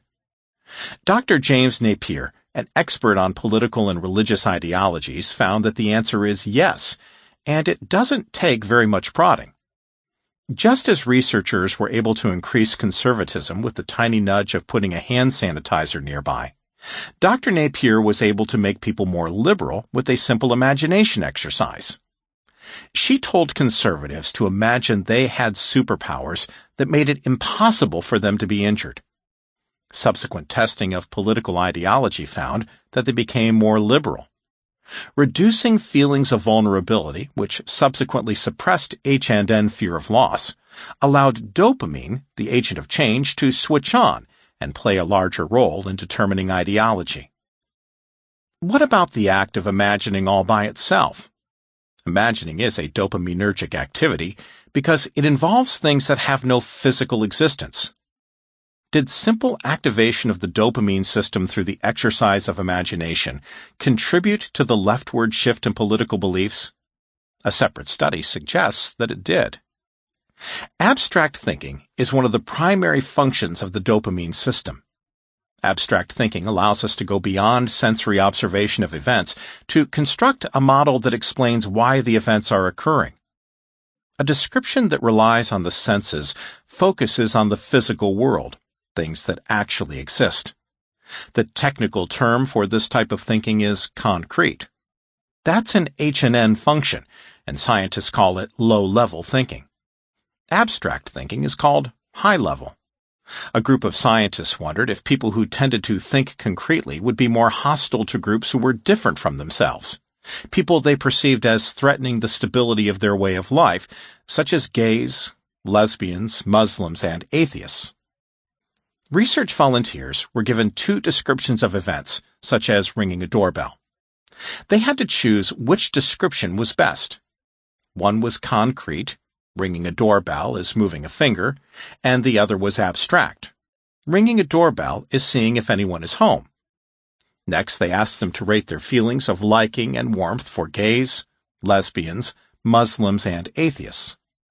They found a direct relationship between choosing concrete descriptions and reporting lower levels of liking and warmth. The next step was to see if these feelings could be manipulated by stimulating the participants to think abstractly. They chose the subject of exercise, a topic completely unrelated to the acceptance of potentially threatening groups. The researchers began by asking the participants to think about maintaining good physical health. Then, half were asked to describe how they would do it, concrete, and the other half were asked to describe why it's important, abstract. Describing how had no effect on attitudes, but describing why raised the conservative participants' feelings of liking and warmth for the unfamiliar groups to the point where there was no significant difference between their attitudes and the attitudes of liberals. Activating dopamine pathways is one way to make conservatives think more like liberals. But we can do something similar by exploiting the very circuits that make conservatives act conservatively. The H&N circuits, specifically those that allow us to experience empathy. This approach uses strengths that are quintessentially conservative to generate greater acceptance of people who threaten change. Let's go back to the apparent contradiction of conservatives advocating for deportation of illegal immigrants as a group while providing individuals with food, water, and toys. H&N conservatives may be hostile to the idea of immigration, but they have an innate ability to connect on an empathic basis to actual immigrants. This ability, one might even call it an unconscious impulse, has been used by Hollywood writers to increase acceptance of lesbian, gay, bisexual, and transgender LGBT people. They do it through the power of story. We develop emotional relationships with characters in stories. If it's a well-written story, the feelings we have for the characters may be very similar to the feelings we have for real people. The Gay and Lesbian Alliance Against Defamation, GLAAD, notes, TV hasn't merely reflected the changes in social attitudes, it has also had an important role in bringing them about. Time and again, it's been shown that personally knowing an LGBT person is one of the most influential factors in shifting one's views on LGBT issues. But in the absence of that, many viewers have first gotten to know us as television characters. According to GLAAD's annual report on the diversity of primetime TV, the number of regular characters identified as gay, lesbian, or bisexual has been steadily growing. In the most recent poll, conducted in 2015, it was 4%. That's about the same as the 3.8% of Americans who identified as LGBT in a recent Gallup poll. The network with the highest percentage was Fox Network, where 6.5% of regular primetime characters were LGBT. These fictional characters have a real influence on viewer attitudes. A poll conducted by The Hollywood Reporter found that 27% of respondents said LGBT-inclusive TV made them stronger advocates for same-sex marriage. When the results were analyzed based on how viewers voted in the 2012 presidential election, 13% of Romney voters said that watching the shows made them more supportive of same-sex marriage. Transforming abstract groups into concrete individuals is a good way to activate H&N empathy circuits. A nation governed by ideas via biology. According to AshleyMadison.com, a dating website for married people looking for extramarital affairs, Washington, D.C. topped a list ranking the country's most adulterous cities for the third year in a row. And the neighborhood with the most cheaters? Capitol Hill, the land of politicians, staffers, and lobbyists. Washington Post, May 20th, 2015. The essence of government is control. People may submit to being controlled as a result of conquest, or they may voluntarily give up some of their freedom in exchange for protection. Either way, a small number of people are given power to exert authority over the rest of the population. It's a dopaminergic activity because the populace is governed from a distance through abstract laws. Although the threat of H&N violence is used to enforce the law, most people never experience it. They submit to ideas, not physical force. Since government is inherently dopaminergic, liberals tend to be more enthusiastic about it than H&N conservatives. 500 liberals marching down the street are probably staging a protest. With conservatives, it's more likely a parade.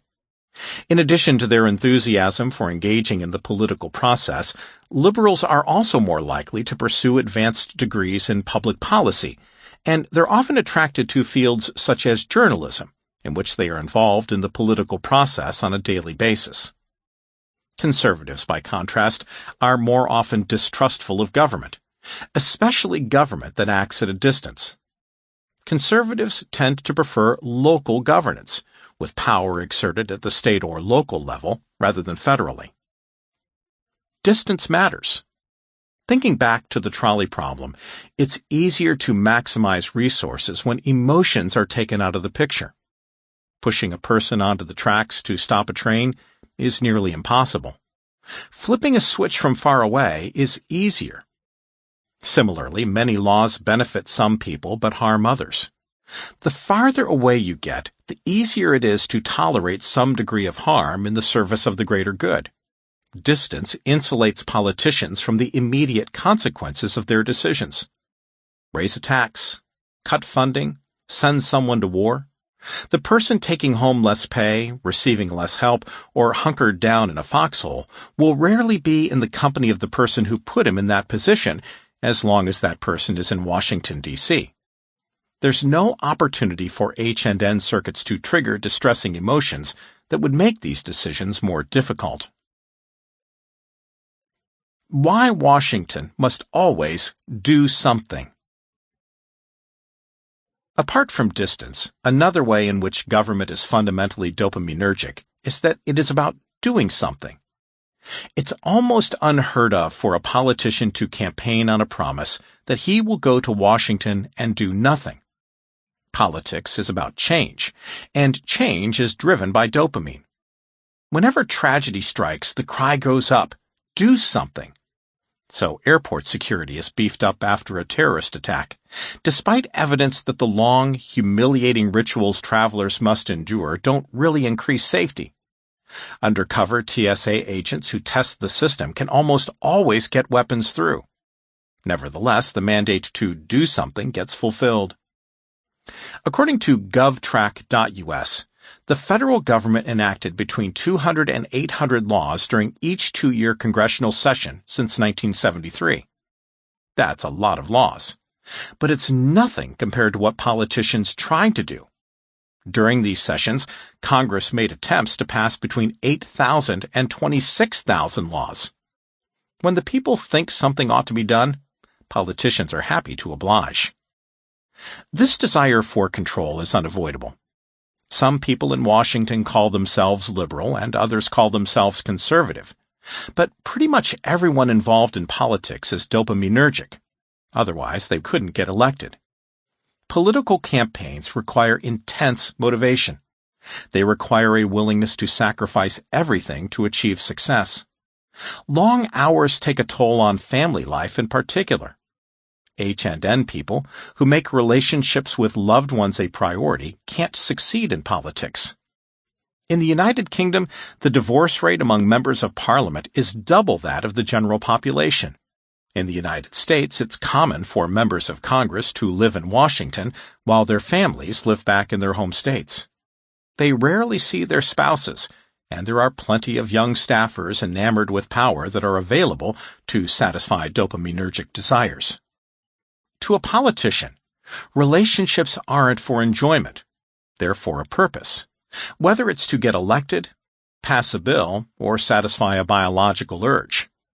As President Harry Truman is credited with saying, "If you want a friend in Washington, buy a dog." Conservative candidate, liberal lawmaker.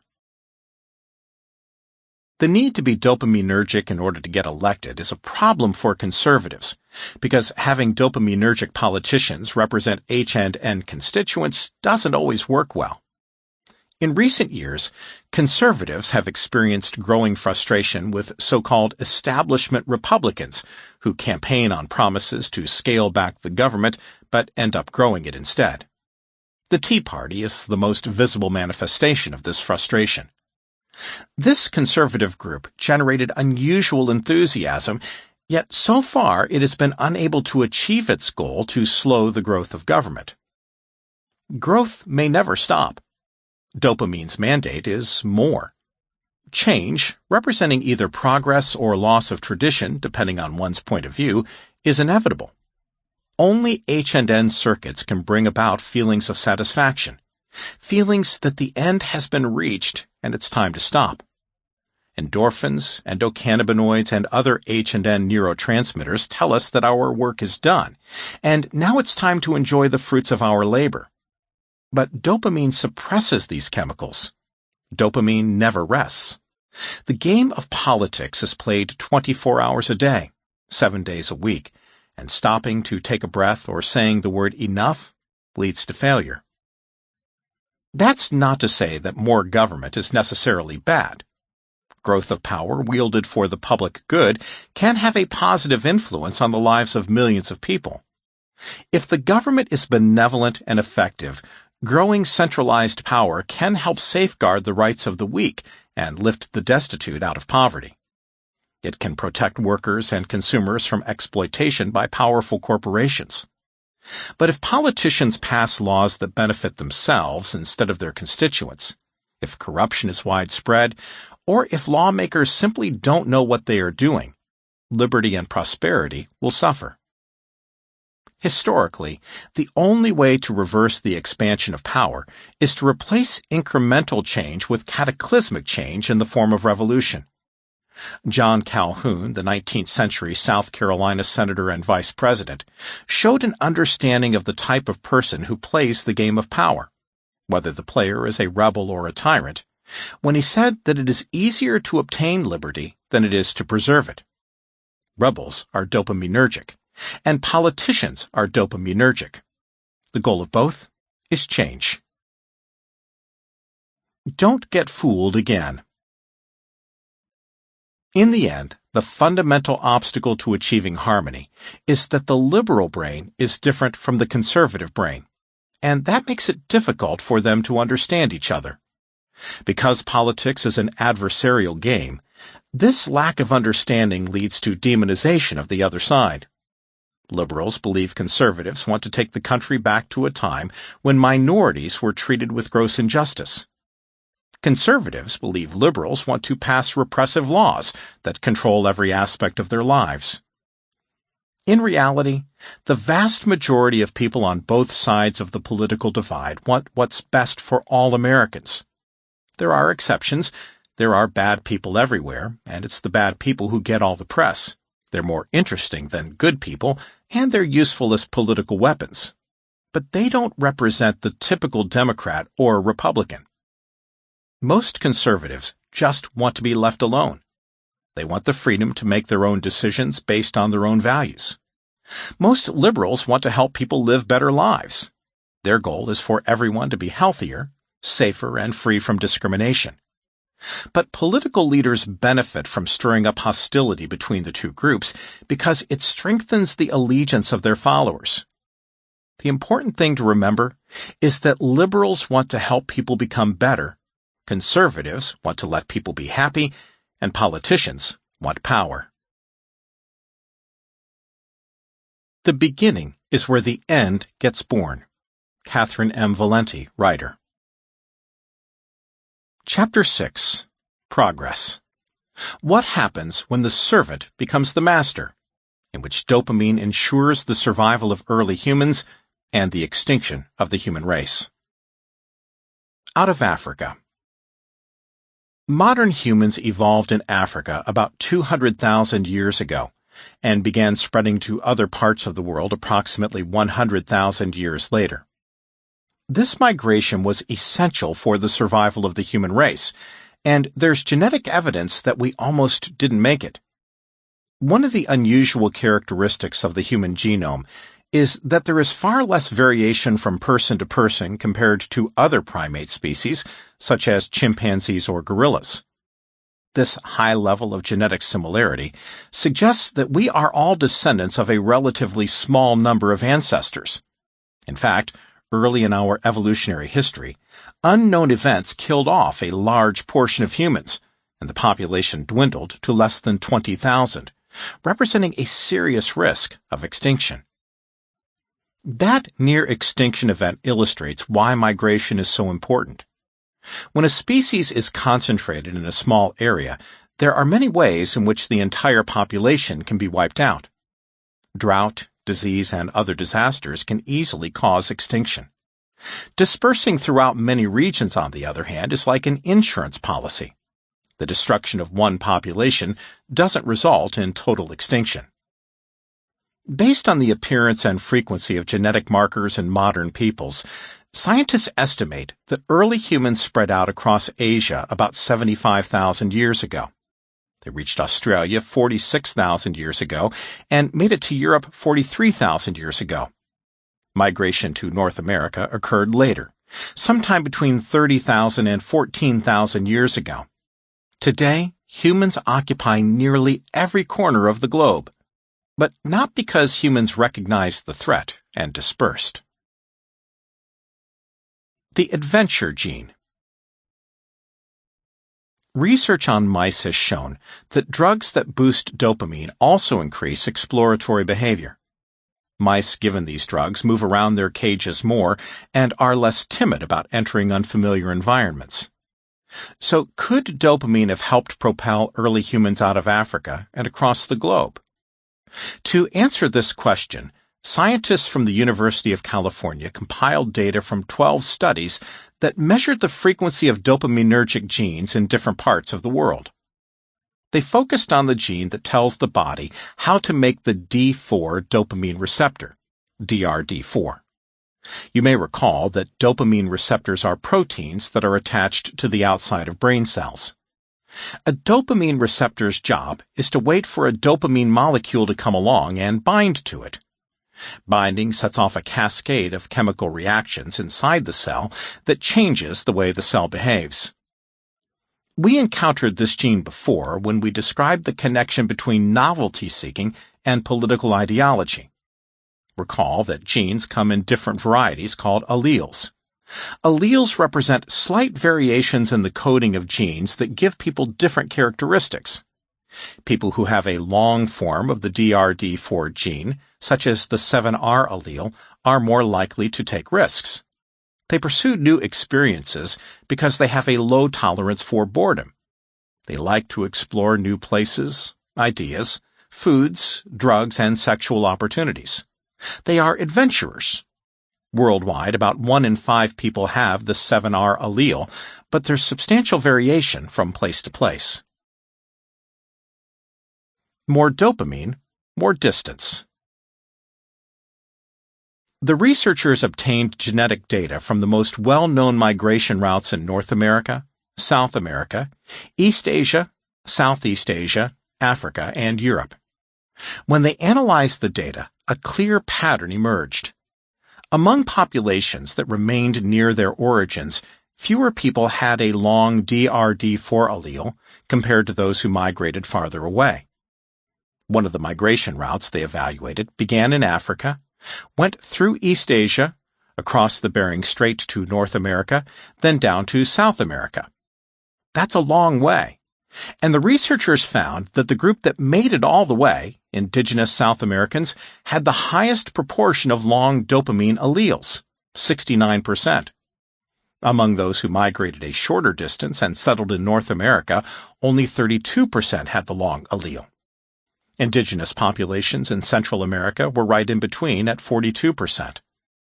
On average, it was estimated that the proportion of long alleles increased by 4.3 percentage points for every 1,000 miles of migration. Once it was established that the 7R allele of the DRD4 gene was related to how far a population migrated, the next question was, why? How did the 7R allele become more common in far-flung populations? The obvious answer is that dopamine makes people seek out more. It makes them restless and dissatisfied. It makes them long for something better. These are exactly the kinds of people who would leave an established community to go out and explore the unknown. But there's another explanation as well. Survival of the fittest. Maybe the migratory tribes left for some other reason that had nothing to do with novelty seeking. Maybe they left because of conflict, or perhaps they were hunting migratory animals. There could have been many reasons unrelated to dopamine. But the question remains, under these circumstances, why would the migratory population end up with lots of 7R alleles among its members? The answer is that maybe the 7R allele didn't set off the migration, but once it began, the allele gave its carriers a survival advantage. One advantage provided by the 7R allele is that it drove its carriers to explore the new environment in which they found themselves in order to seek out opportunities to maximize resources. In other words, it promoted novelty seeking. For example, a tribe might have started out in a geographical area where there was a consistent climate, and the same type of food was available all year round. However, after moving to a new location, the members of the migratory tribe may have experienced rainy and dry seasons, and they needed to learn how to switch food sources as the seasons changed. Figuring out how to do that involved risk-taking and experimentation. There's also evidence that people who carry the 7R allele are faster learners, especially when getting the answer right triggers a reward. In general, 7R carriers are more sensitive to rewards. They have stronger reactions to both wins and losses. Consequently, when they found themselves in an unfamiliar environment and needed to adapt to new routines to stay alive, the 7R carriers worked harder to figure things out because their experiences of success and failure were more intense. Another advantage is that the 7R allele is associated with something called low reactivity to novel stressors. Change is stressful, both good change and bad change. For example, there are few things more stressful than divorce, but getting married is hard too. Going bankrupt is stressful, but so is winning the lottery. Bad changes may cause more stress than good changes, but the most important factor is the size of the change. Bigger change means more stress. Stress isn't good for human health. In fact, stress kills. Stress increases the likelihood of developing heart disease, poor sleep, digestive problems, and immune system impairment. It can also trigger depression, which leads to low energy, poor motivation, hopelessness, thoughts of death, and simply giving up, all of which militate against survival. Among our evolutionary ancestors, people who were sensitive to stress had a harder time extracting resources from environments that represented a large change from what they were used to. They were less successful hunters and less productive gatherers. That made it hard for them to compete for reproductive mates, and sometimes they didn't even live long enough to have children who would carry their genes forward to the next generation. Not everyone gets stressed by change, though. A new job, a new city, even a whole new career can be exciting and energizing for people with dopaminergic personalities. They thrive in unfamiliar environments. In prehistoric times, they were more likely to cope well despite radical changes in their way of life. They competed more successfully for mates, and as a result, they passed along their dopaminergic genes. Over time, alleles that helped people adjust to unfamiliar environments with ease became more common in the population, while other alleles became rarer. Of course, carriers of the 7R allele weren't well suited to every environment. People with dopaminergic personalities may do well when coping with novel situations, but they often have difficulty with relationships. That's important, because skillful social functioning also provides an evolutionary advantage. No matter how big, how strong, or how smart a person is, he's not going to be able to compete with people who work together as a group. Individuals shouldn't fight gangs. In this situation, when the need for cooperation is paramount, a dopaminergic personality is a liability. So it all depends on the environment. Under familiar conditions, in which social cooperation counts the most, highly dopaminergic genes become less common because their survival and mate-seeking advantages diminish relative to the benefits of more balanced dopamine levels.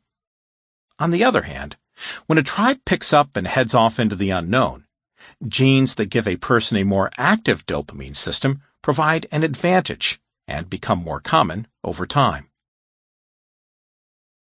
Which is right?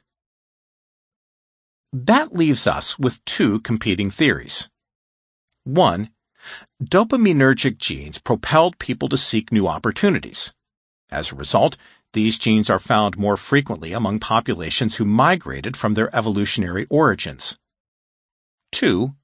Something else made them seek new opportunities, and the dopaminergic genes allowed some of them to survive and reproduce more successfully than others.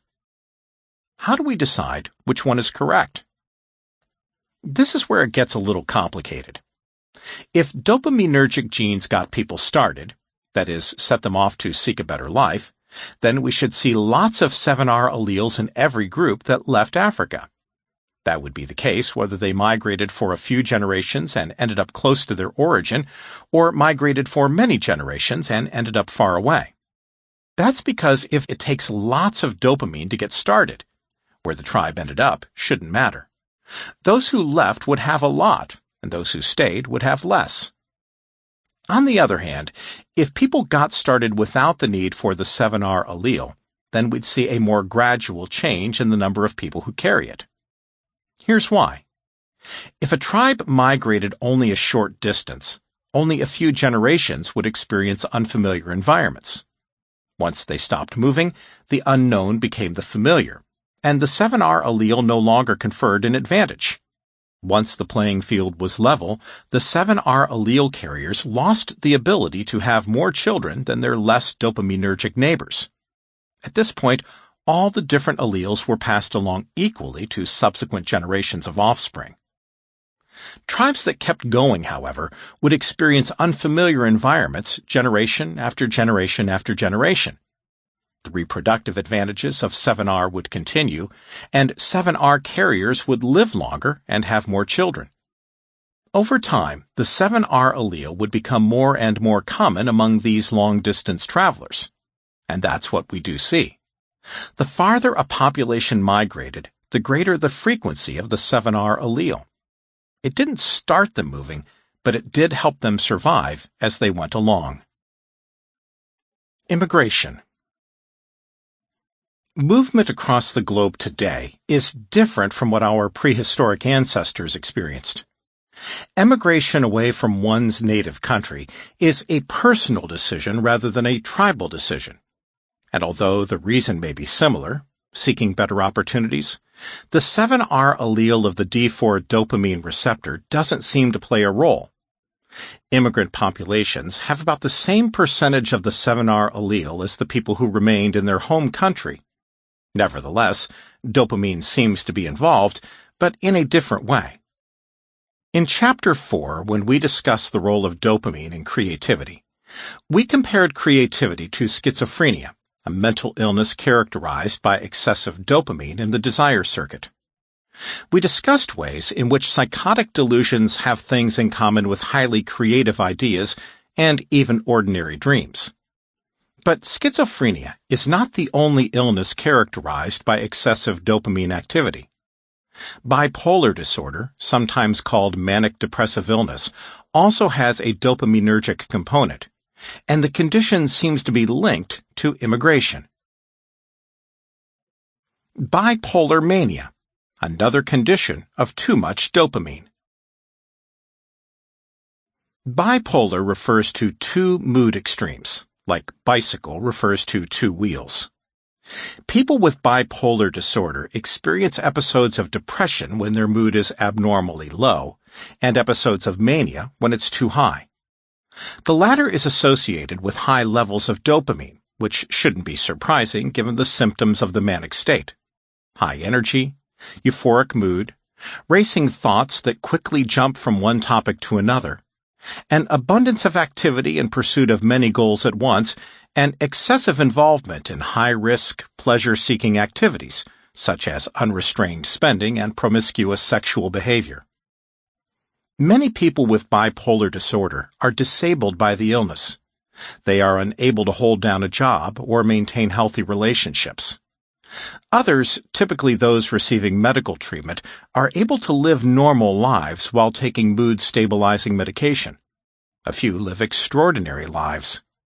Worldwide, about 2.4% of the population has bipolar disorder, but it is more common among certain groups. Researchers in Iceland found that people who worked in creative fields, such as dancing, acting, music, and writing, were about 25% more likely to have bipolar disorder compared to those with non-creative jobs. In another study, scientists from the University of Glasgow followed over 1,800 individuals from the age of 8 to their early 20s. They found that higher IQ scores at age 8 predicted greater risk of developing bipolar disorder by the age of 23. Smarter brains had a greater risk of developing a dopaminergic mental illness compared to ordinary ones. Many famous creative people have revealed that they live with bipolar disorder. Among them are Francis Ford Coppola, Ray Davies, Patty Duke, Carrie Fisher, Mel Gibson, Ernest Hemingway, Abby Hoffman, Patrick Kennedy, Ada Lovelace, Marilyn Monroe, Sinead O'Connor, Lou Reed, Frank Sinatra, Britney Spears, Ted Turner, Jean-Claude Van Damme, Virginia Woolf, and Catherine Zeta-Jones. There are also many noteworthy people from the past who, based on historical documents, are thought to have had bipolar disorder. They include Charles Dickens, Florence Nightingale, Friedrich Nietzsche, and Edgar Allan Poe. One might conceptualize the extraordinary brain as being similar to a high-performance sports car. It's capable of doing incredible things, but it breaks down easily. Dopamine drives intelligence, creativity, and hard work, but it can also make people behave in bizarre ways. Excessive dopamine activity isn't the only problem in bipolar mania, but it plays an important role. As noted, it's not caused by a highly active DRD4 receptor allele. Instead, scientists believe that it's caused by a problem with something called the dopamine transporter. The dopamine transporter is like a vacuum cleaner. Its job is to limit the amount of time dopamine spends stimulating the cells around it. When a dopamine-producing cell fires, it releases its store of dopamine, which then binds to receptors on other brain cells. Then, to bring the interaction to an end, the dopamine transporter sucks the dopamine back into the cell where it came from so the process can start all over again. The transporter is sometimes called a reuptake pump because it pumps the dopamine back into the cell. What happens when the transporter doesn't function normally? We can answer this question by looking at the behavior of people who abuse cocaine. Cocaine blocks the dopamine transporter like a sock shoved into a vacuum cleaner nozzle. The blockage allows the dopamine to interact with its receptor over and over again. When that happens, people experience increased energy, goal-directed activity, and sexual drive. They have elevated self-esteem, euphoria, and racing thoughts that jump from one topic to another. Cocaine intoxication is so similar to mania that doctors have trouble telling them apart. Do bipolar genes drive immigration?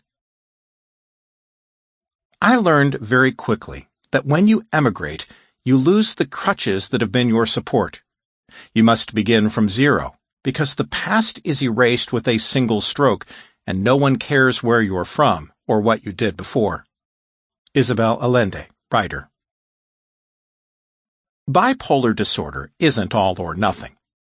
Some people have severe forms of the illness, and others have more mild forms. Some people have only a bipolar tendency. We can see things in the personalities of this latter group that suggest unusually elevated moods, but not so bad that we would diagnose them with a medical illness. It all depends on how many risk genes a person inherits from her parents and how much vulnerability these genes confer. The genetic risk then interacts with a person's environment, a stressful childhood, for example, and the final product is some manifestation of bipolar disorder or bipolar characteristics not severe enough to cause the actual illness. Is it possible that minor dysfunction in the dopamine transporter, just a few risk genes or genes that have only a mild effect, could give people itchy feet, so to speak? Might that play a role in the decision to leave one's home and seek new opportunities in a foreign country? It's not easy to pull up one's roots, to say goodbye to friends and family, and leave a community that's familiar, comfortable, and supportive. Andrew Carnegie, a 19th century Scottish immigrant who started working in a factory for pennies a day and later became the richest man in the world, wrote, "The contented do not brave the waves of the stormy Atlantic, but sit helplessly at home." If bipolar genes promote emigration, these ambitious people would carry their risk genes with them, and we would expect to find high concentrations of bipolar genes in countries that have lots of immigrants. The United States is populated almost entirely by immigrants and their descendants. It also has the highest rate of bipolar disorder, 4.4%, which is about twice the rate of the rest of the world. Are the two related?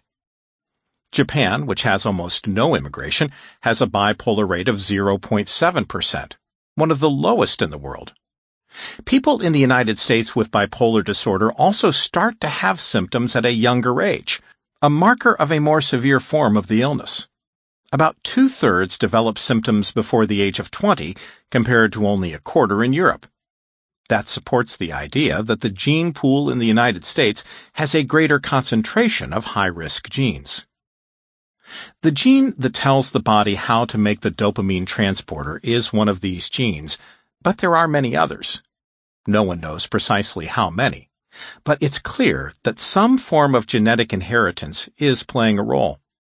Children of bipolar parents are at least twice as likely to develop bipolar disorder compared to the general population.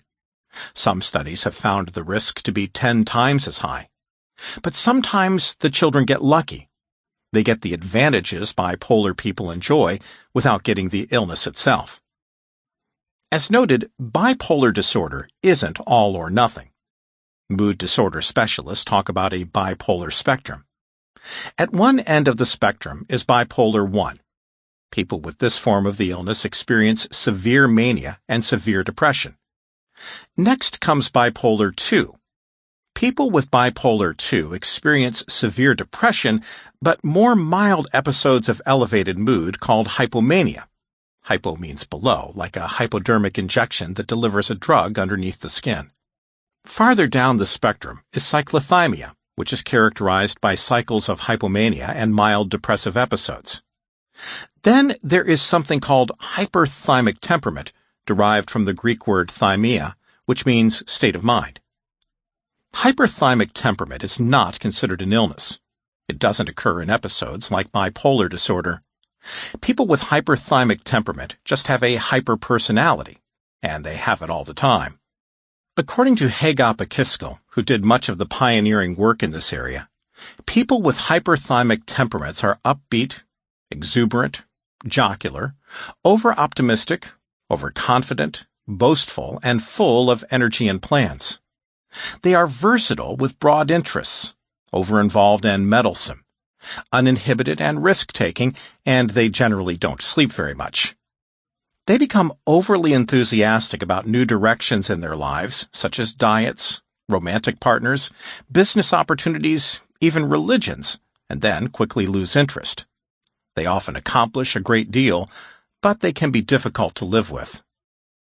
The last stage of the bipolar spectrum belongs to people who inherit a very limited amount of genetic risk.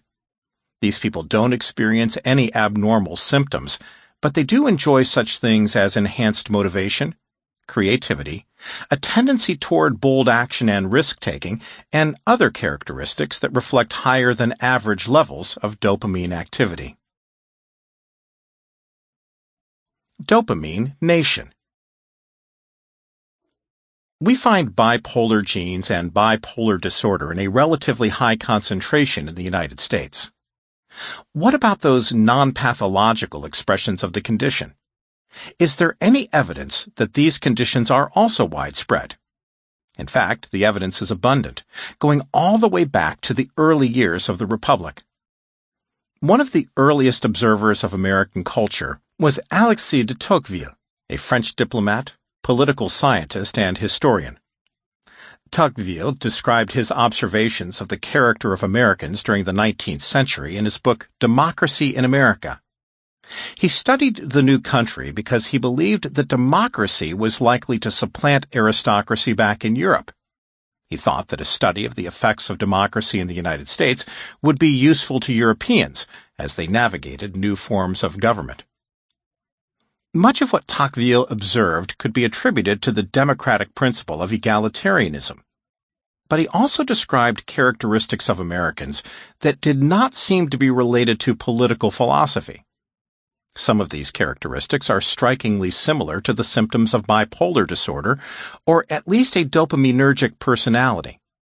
For example, he devotes a chapter to fanatical enthusiasm in some Americans.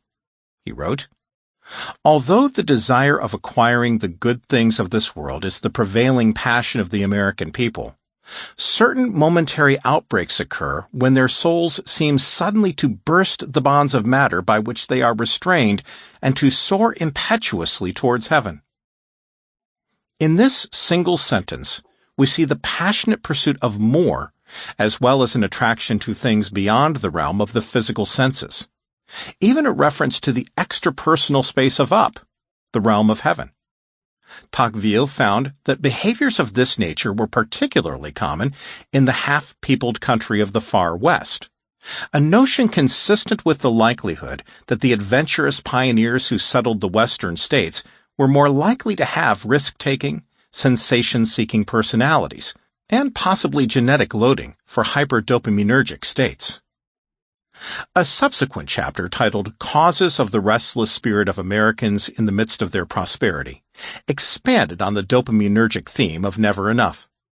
Tocqueville noted that despite living in the happiest circumstances which the world affords, Americans pursued a better life with feverish ardor. He wrote, "In the United States, a man builds a house to spend his later years in, and he sells it before the roof is on. He plants a garden and rents it just as the trees are coming into bearing. He brings a field into tillage and leaves other men to gather the crops. He embraces a profession and gives it up. He settles in a place, which he soon afterwards leaves, to carry his changeable belongings elsewhere. If his private affairs leave him any leisure, he instantly plunges into the vortex of politics. And if at the end of a year of unremitting labor, he finds he has a few days' vacation, his eager curiosity whirls him over the vast extent of the United States, and he will travel 1,500 miles in a few days to shake off his happiness. Tocqueville described a nation inhabited by hyperthymics. Inventors, entrepreneurs, and Nobel Prize winners. As a nation of immigrants, the United States has racked up spectacular dopaminergic achievements. According to a research brief published by the Institute for Immigration Research at George Mason University, between 1901 and 2013, the United States received 42% of all Nobel Prizes awarded, the highest of any country in the world. Moreover, a disproportionate number of American Nobel laureates have been immigrants. The top 3 countries they came from were Canada, 13%, Germany, 11%, and the United Kingdom, 11%. The United States continues to attract immigrants from all over the world, and the immigrant population continues to include a high proportion of extraordinary individuals. Some of the most important companies of the new economy were founded by immigrants, including Google, Intel, PayPal, eBay, and Snapchat.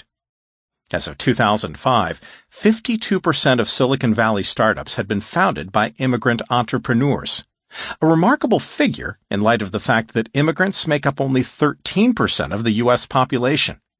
The country that provides America with the greatest number of technology entrepreneurs is India. In the book Exceptional People, How Migration Shaped Our World and Will Define Our Future, the authors report that in 2006, foreign nationals living in the United States were listed as inventors or co-inventors on 40% of all international patent applications filed by the U.S. government. Immigrants also filed the majority of patents by leading technology companies. 60% of the total at Cisco, 64% at General Electric, 65% at Merck, and 72% at Qualcomm. Immigrants don't just launch technology companies. From nail salons, restaurants, and dry cleaners to the fastest-growing companies in America, immigrants start a quarter of all new businesses in the United States, about twice as many per capita as other Americans. And looking at entrepreneurship broadly, we can come full circle and find a direct link to dopamine. A group of researchers led by Nikos Nikolaou of the Entrepreneurship and Innovation Enterprise Research Center at the Warwick Business School recruited 1,335 people in the United Kingdom and asked them to fill out a questionnaire on entrepreneurship and to provide a blood sample for DNA extraction. The average age of the volunteers was 55 years, and 83% were women. Nikolaou found a dopamine gene that came in 2 forms, alleles, identical except for one single building block. That variation in the building block, called a nucleic acid, made one form of the gene more active than the other. People who had the more active form were almost twice as likely to have started a new business compared to those who had the less active form. It's worth noting that it's not just the United States that has been shaped by dopaminergic immigrants.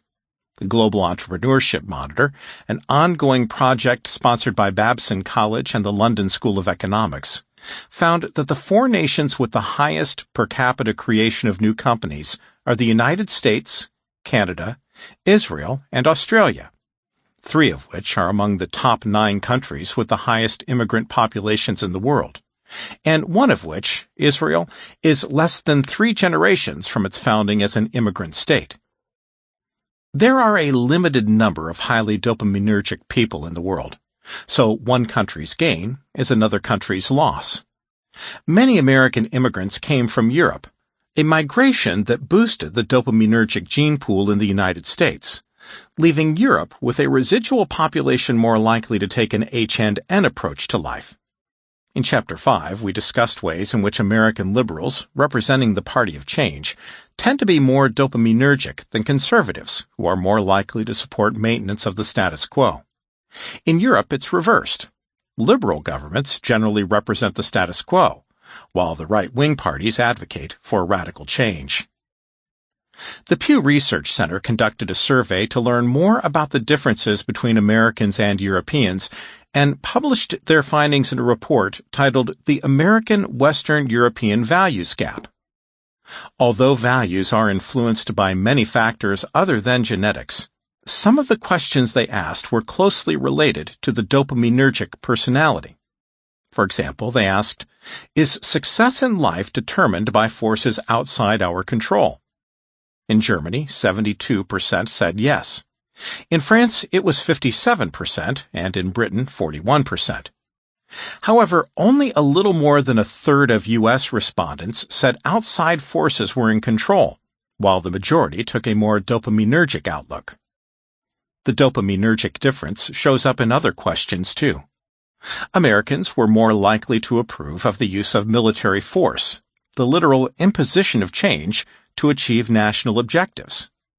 They were less likely to say it was necessary to get permission from the UN. They also placed a greater value on religion in their lives, with 50% saying it was important. Less than half that said so in Europe, 22% in Spain, 21% in Germany, 17% in Britain, and 13% in France.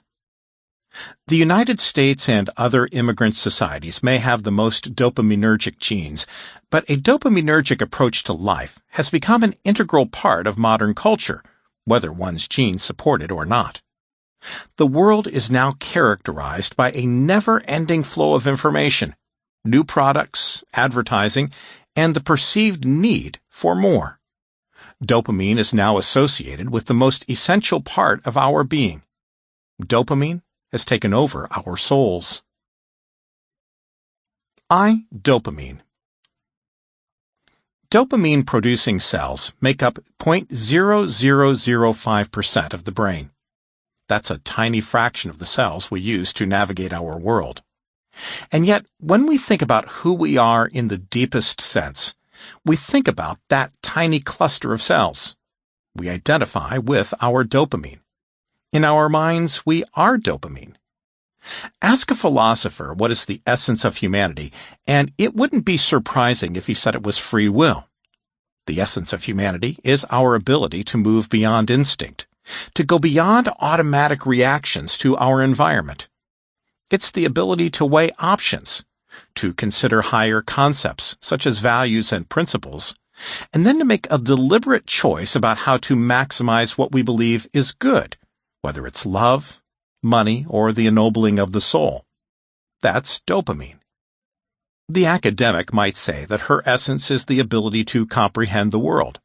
It's her ability to rise above the flow of information from the physical senses to understand the meaning of what she perceives. She evaluates, judges, and makes predictions. She understands. That's dopamine. The hedonist believes that his deepest self is the part of him that experiences pleasure. Whether it's wine, women, or song, his purpose in life is to maximize the rewards he gets when he pursues more. That's dopamine. The artist says that the essence of her humanity is her ability to create. It's her godlike power to call into existence representations of truth and beauty that never existed before. The springs from which that creation flows are her being. That's dopamine. Finally, the spiritual person might say that transcendence is the root of humanity. It's the thing that rises above physical reality. The most essential part of who we are is our immortal souls that exist beyond space and time. Because we cannot see, hear, smell, taste, or touch our souls, we encounter them only in our imagination. That's dopamine. How to scratch your head. And yet, more than 99.999% of the brain is made up of non-dopamine-producing cells. Many of them take care of functions that are outside of our awareness, such as breathing, keeping our hormonal systems in balance, and coordinating muscles that allow us to carry out seemingly simple motions. Think about scratching your head. It starts out with your dopamine circuits deciding it's a good idea. They decide that scratching your head is the best path to an itch-free future. Dopamine cells give the signal to do it. But that's where dopamine and conscious involvement come to an end. Dopamine is the conductor, not the orchestra. In some ways, the dopaminergic command "do it" is the easiest part. What comes next is so complicated, it's hard to even imagine how we get it done. Lifting your arm to scratch your head requires the coordination of dozens of muscles in your fingers, wrist, arm, shoulder, back, neck, and abdomen. If you're standing when you do it, the coordination requirements go all the way down your legs. Moving your arm upward changes your center of gravity, so it requires balance adjustments. It's complicated. Each joint in your body has opposing muscles, similar to the opposing circuits in your brain, so that the joint can be controlled with a high degree of precision. The muscles on one side of the joint need to contract with a specific and constantly changing strength, while the opposing ones have to relax in a constantly changing manner. Muscles are made of individual fibers. There are 250,000 of them in your biceps alone. The strength of contraction depends on what % of these fibers are being activated, so each fiber needs to be controlled separately. To scratch your head, your brain must control millions of muscle fibers throughout your body. It must make sure they are all properly coordinated with each other and dynamically modify the relative strength of contraction over the course of the movement. That requires a lot of brain power, probably more than you knew you had. It's not dopamine, but it's still you. Much of what we do throughout the day is automatic. We walk out the door and go to work with little intentional thought. We drive cars, feed ourselves, laugh, smile, frown, slouch, and do thousands of other things without having to think about them. We do so much that bypasses the part of the brain that weighs options and makes choices that an argument could be made that those non-conscious actions, non-dopaminergic activities, represent who we really are. She's not herself today. The people we know and love all have special characteristics that define who they are. Some of those characteristics arise from dopamine activity. We might say, he's always there when you need him. But often, a person's unconscious, non-dopaminergic actions are even more precious to us. We might say things like, she's always happy. No matter how bad I feel, she can cheer me up. I love the way he smiles. She has the most bizarre sense of humor.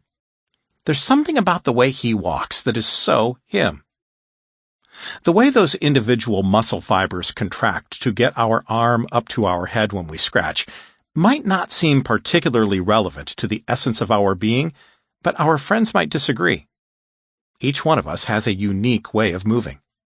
We're usually unaware of these habits, but other people see them. Often we recognize our friends from a distance based on how they move, even when we can't see their faces. The way we move is part of what defines us. What do we mean when we say she's not herself today? The person might be sick. She might be feeling weighed down by disappointment. She may be tired because she didn't sleep last night. Whatever it is, it rarely means that our friend is choosing to act like a different person. It generally means that aspects of her behavior that are outside her conscious control are different.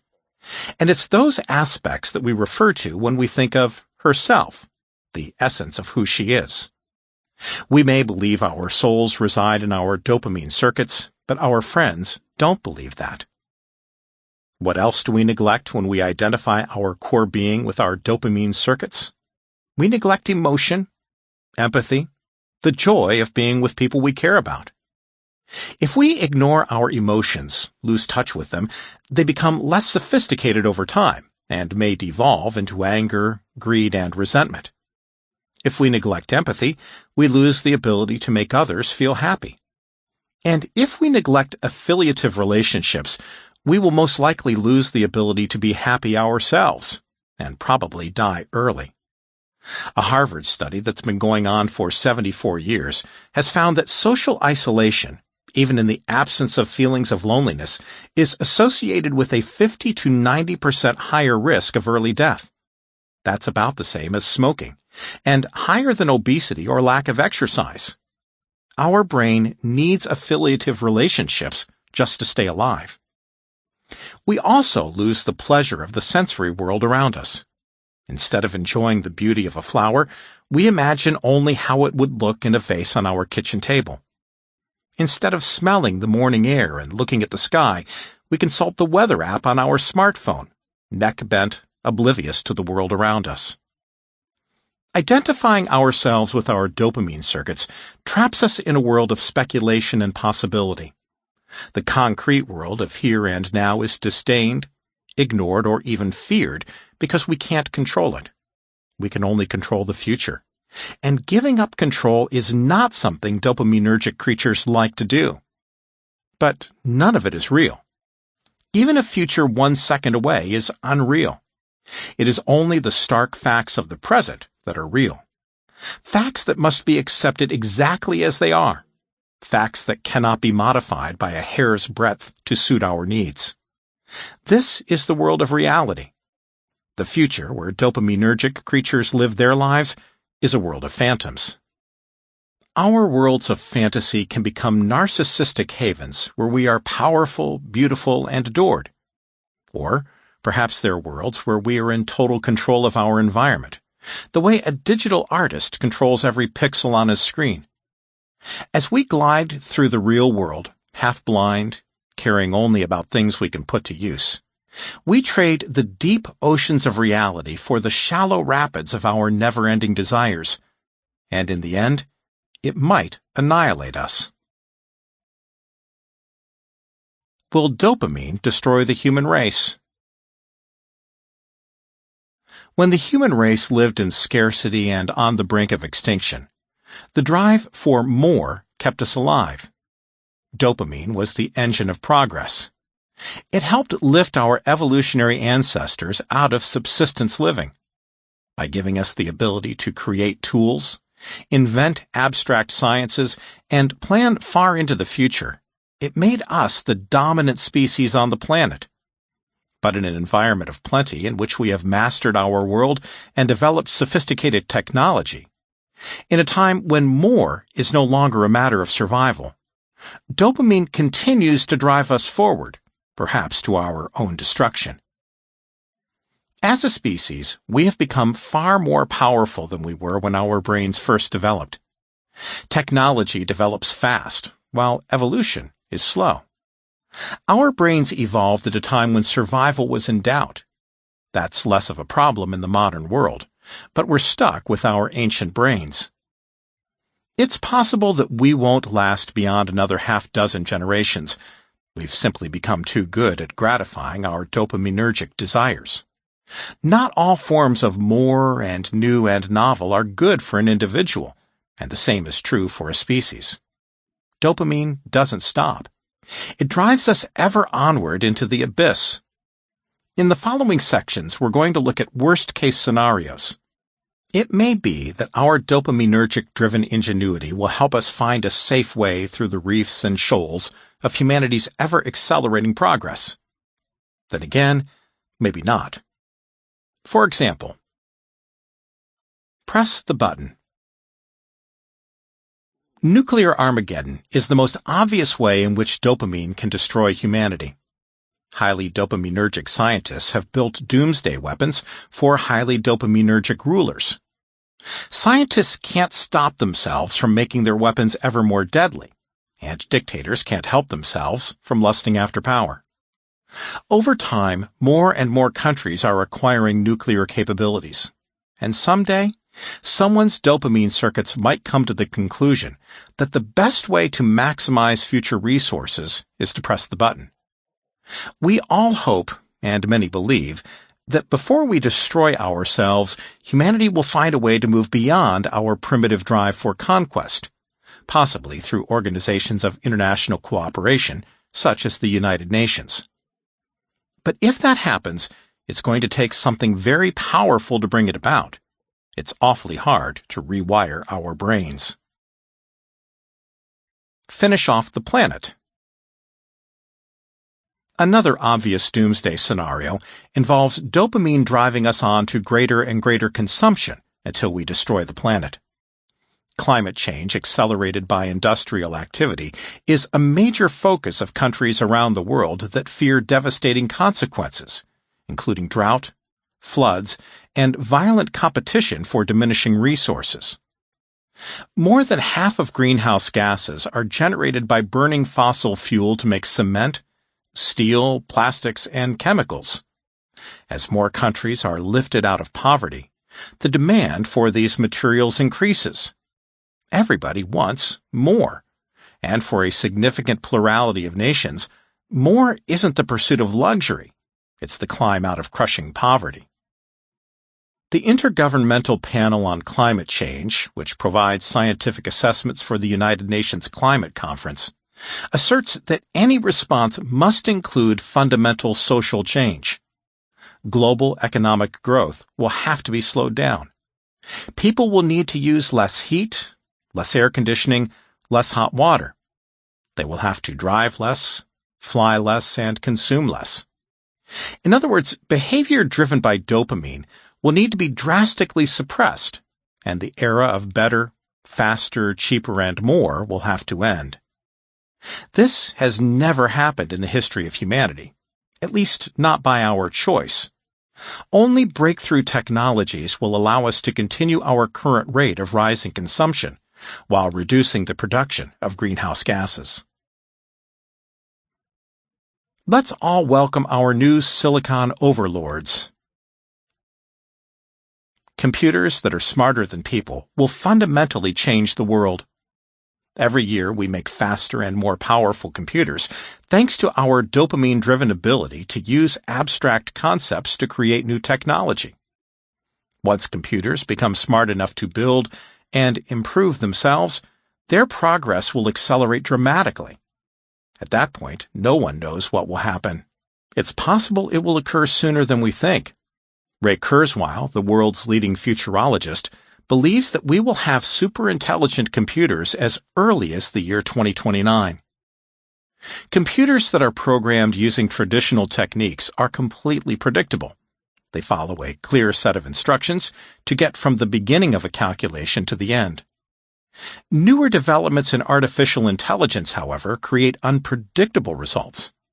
Instead of the programmer determining how the computer works, the computer modifies itself based on how successful it is in reaching its goal. It optimizes its programming to solve problems. It's called evolutionary computing. Circuits that lead to success are strengthened, and those that lead to failure are weakened. As the process goes on, the computer gets better and better at its assigned task, recognizing faces, for example. But no one can tell how it does it. As adjustments are made over time, the circuits become too complex to understand. As a result, no one knows precisely what a superintelligent computer might do. An artificial intelligence that programs its own circuits might one day come to the conclusion that eliminating the human race is the best way to accomplish its goal.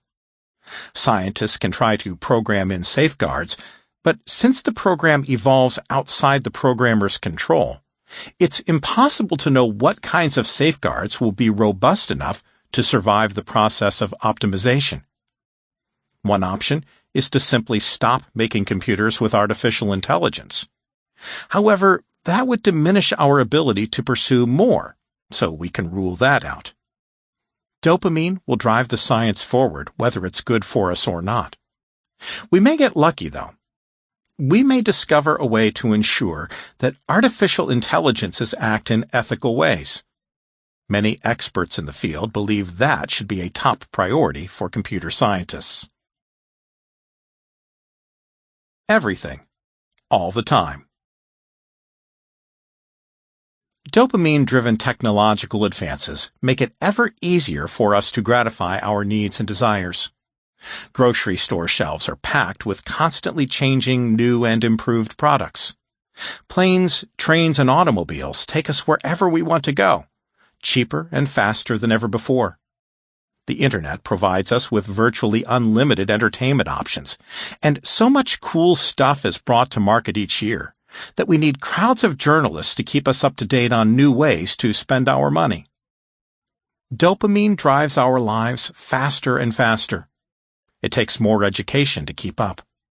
A graduate degree is as necessary today as a college education was a generation ago. We work longer hours. There are more memos to read, reports to write, and emails to be answered. It never stops. We are expected to be available at all times of the day and night. When someone at work wants us, we must respond immediately. Advertisements show a smiling man responding to texts on the beach or a woman by the hotel pool checking her cell phone screen to tap into a video feed of her empty house. What a relief! Nothing happened since the last time she checked 15 minutes ago. She's got everything under control.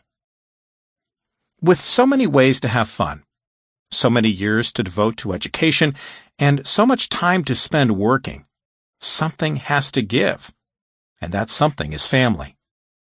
According to the U.S. Census Bureau, between 1976 and 2012, the number of childless women in America approximately doubled. The New York Times reports that 2015 brought the first Not Mom Summit, a global gathering of women without children by choice or circumstance. In developed countries, people have pretty much lost interest in having children. Raising kids costs a lot of money. According to the U.S. Department of Agriculture, it costs $245,000 to raise a child to the age of 18. 4 years of college tuition plus room and board costs another $160,000. And after college, there's graduate school, or maybe the kids will move back home. Add it all together, and you might be able to buy a vacation home or travel overseas every year, not to mention restaurants, the theater, and designer clothes. As one newlywed who planned to have no children succinctly put it, more money for us. Future-focused dopamine no longer drives couples to have children because people who live in developed countries don't depend on their children to support them in their old age. Government-funded retirement plans take care of that. That frees up dopamine to move on to other things like TVs, cars, and remodeled kitchens.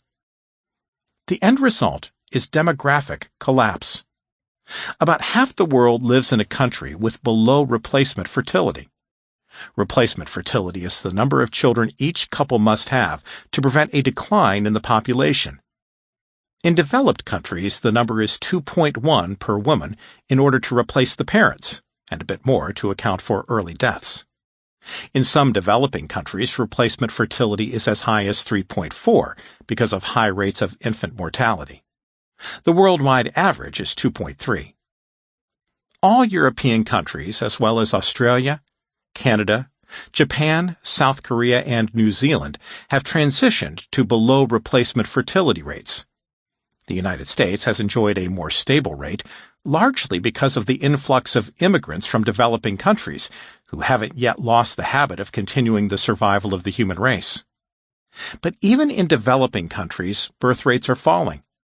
Brazil, China, Costa Rica, Iran, Lebanon, Singapore, Thailand, Tunisia, and Vietnam have all transitioned to below replacement fertility rates. Governments are doing what they can to prevent their countries from becoming ghost towns. During the Syrian refugee crisis, Germany famously opened its borders to all comers.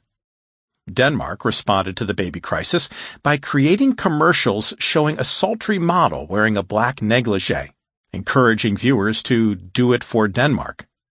Singapore, which has a birth rate of only 0.78, made a deal with Mentos, the fresh maker, to promote National Night, in which couples were told to let their patriotism explode. In South Korea, couples earn cash and prizes for having more than one child, and in Russia, they get a chance to win a refrigerator. Do nothing, experience everything. Finally, the decline, if not the end of the human race, may be accelerated by virtual reality, VR. VR already creates compelling experiences in which the participant is transported to beautiful, exciting locations to become the hero of the universe, instantly. VR produces images and sound, with other sensory modalities coming online soon. For instance, researchers in Singapore have developed what they call a digital taste simulator. It's a device with electrodes that deliver current and heat to the tongue. By stimulating the tongue with varying amounts of electricity and heat, it's possible to trick it into experiencing salty, sour, and bitter flavors. Other groups have managed to simulate sweet as well. Once scientists master all the basic flavors, they'll be able to combine them in different proportions to allow the tongue to experience the sensation of tasting almost any food imaginable. Since what we perceive as taste is, in large part, smell, there's also a device that features an aromatic diffuser that simulates smells. It comes with what the inventors call a bone conduction transducer. They say that it mimics the chewing sounds that are transmitted from the diner's mouth to eardrums via soft tissues and bones. Touch is the final frontier, since that will allow VR makers to simulate sex, and pornography is the universal driver of new media adoption, such as VCRs, DVDs, and high-speed internet. Why bother having sex with a needy, repetitive, imperfect partner when an ever-changing fantasy can be had instead? Pornography is about to become a lot more addictive by entering the realm of touch. Devices have recently come to market that deliver genital stimulation synchronized with pornographic VR, essentially sex toys manipulated by a computer.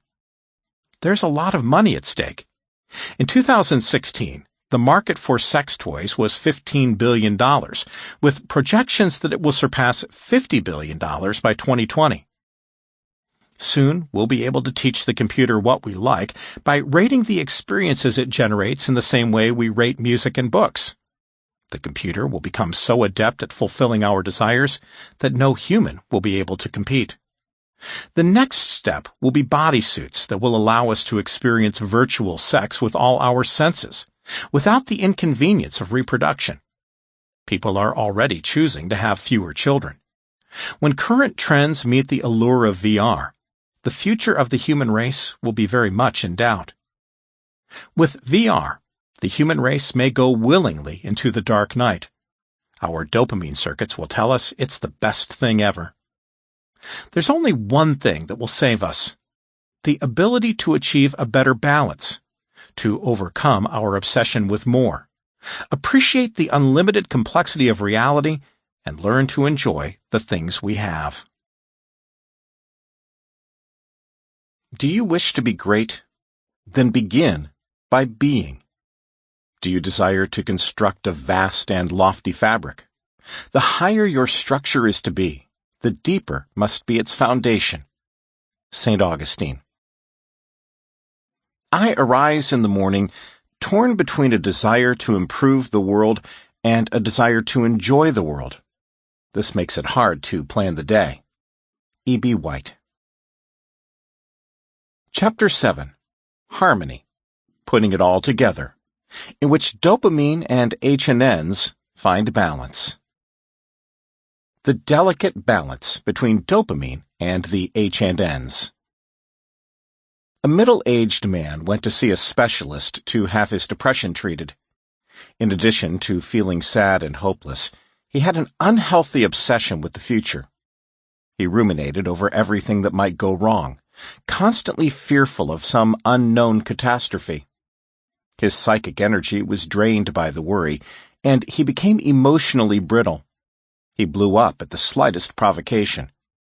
He was unable to take the train to work because it was intolerable to be jostled or even touched by other riders. There were nights when his wife woke up at 3 a.m. to find him in tears. He said, "When you get a flat tire, an ordinary person calls the AAA. I call the suicide hotline." He was given the standard treatment for depression, an antidepressant that changes the way the brain uses the H&N neurotransmitter serotonin, and he had an excellent response. Over the course of about a month, his mood gradually improved until he was once again bright and cheerful. He became more resilient and was able to enjoy the good things in his life. It was a relief to his wife as well. He thought it would be interesting to try a higher dose of the medication just to see what would happen, and his doctor agreed. "It felt great," he said at his next visit. "I was so happy there was nothing I needed to do. There was no reason to get out of bed in the morning." He and his doctor decided to reduce the dose to its previous level, and his emotional balance returned. The dramatic reaction this patient had to a serotonergic antidepressant occurs in only a few people who have just the right combination of genes and environment. But it's a good illustration of how a person can be disabled by both an excessive focus on the future and an excessive enjoyment of the present. Dopamine and the H&N neurotransmitters evolved to work together. They often act in opposition to one another, but that helps maintain stability among constantly firing brain cells. In many instances, though, dopamine and H&N get thrown out of balance, especially on the dopaminergic side. The modern world drives us to be all dopamine all the time. Too much dopamine can lead to productive misery, while too much H&N can lead to happy indolence. The workaholic executive versus the pot-smoking basement dweller. Neither one is living a truly happy life or growing as a person. To live a good life, we need to bring them back into balance. We instinctively know that neither extreme is healthy, and that may be one of the reasons we like stories about people who start out with too much of one or the other and in the end find balance. The movie Avatar provides an example of someone who starts out with too much dopamine. A former Marine named Jake is hired to work for the security arm of a mining company. The company is intent on exploiting the natural resources of a moon called Pandora, which is covered by undisturbed forests and populated by the Na'vi, a race of humanoids who live in harmony with nature. The Na'vi worship a mother goddess called Ewa. It's a classic example of dopamine versus H&N.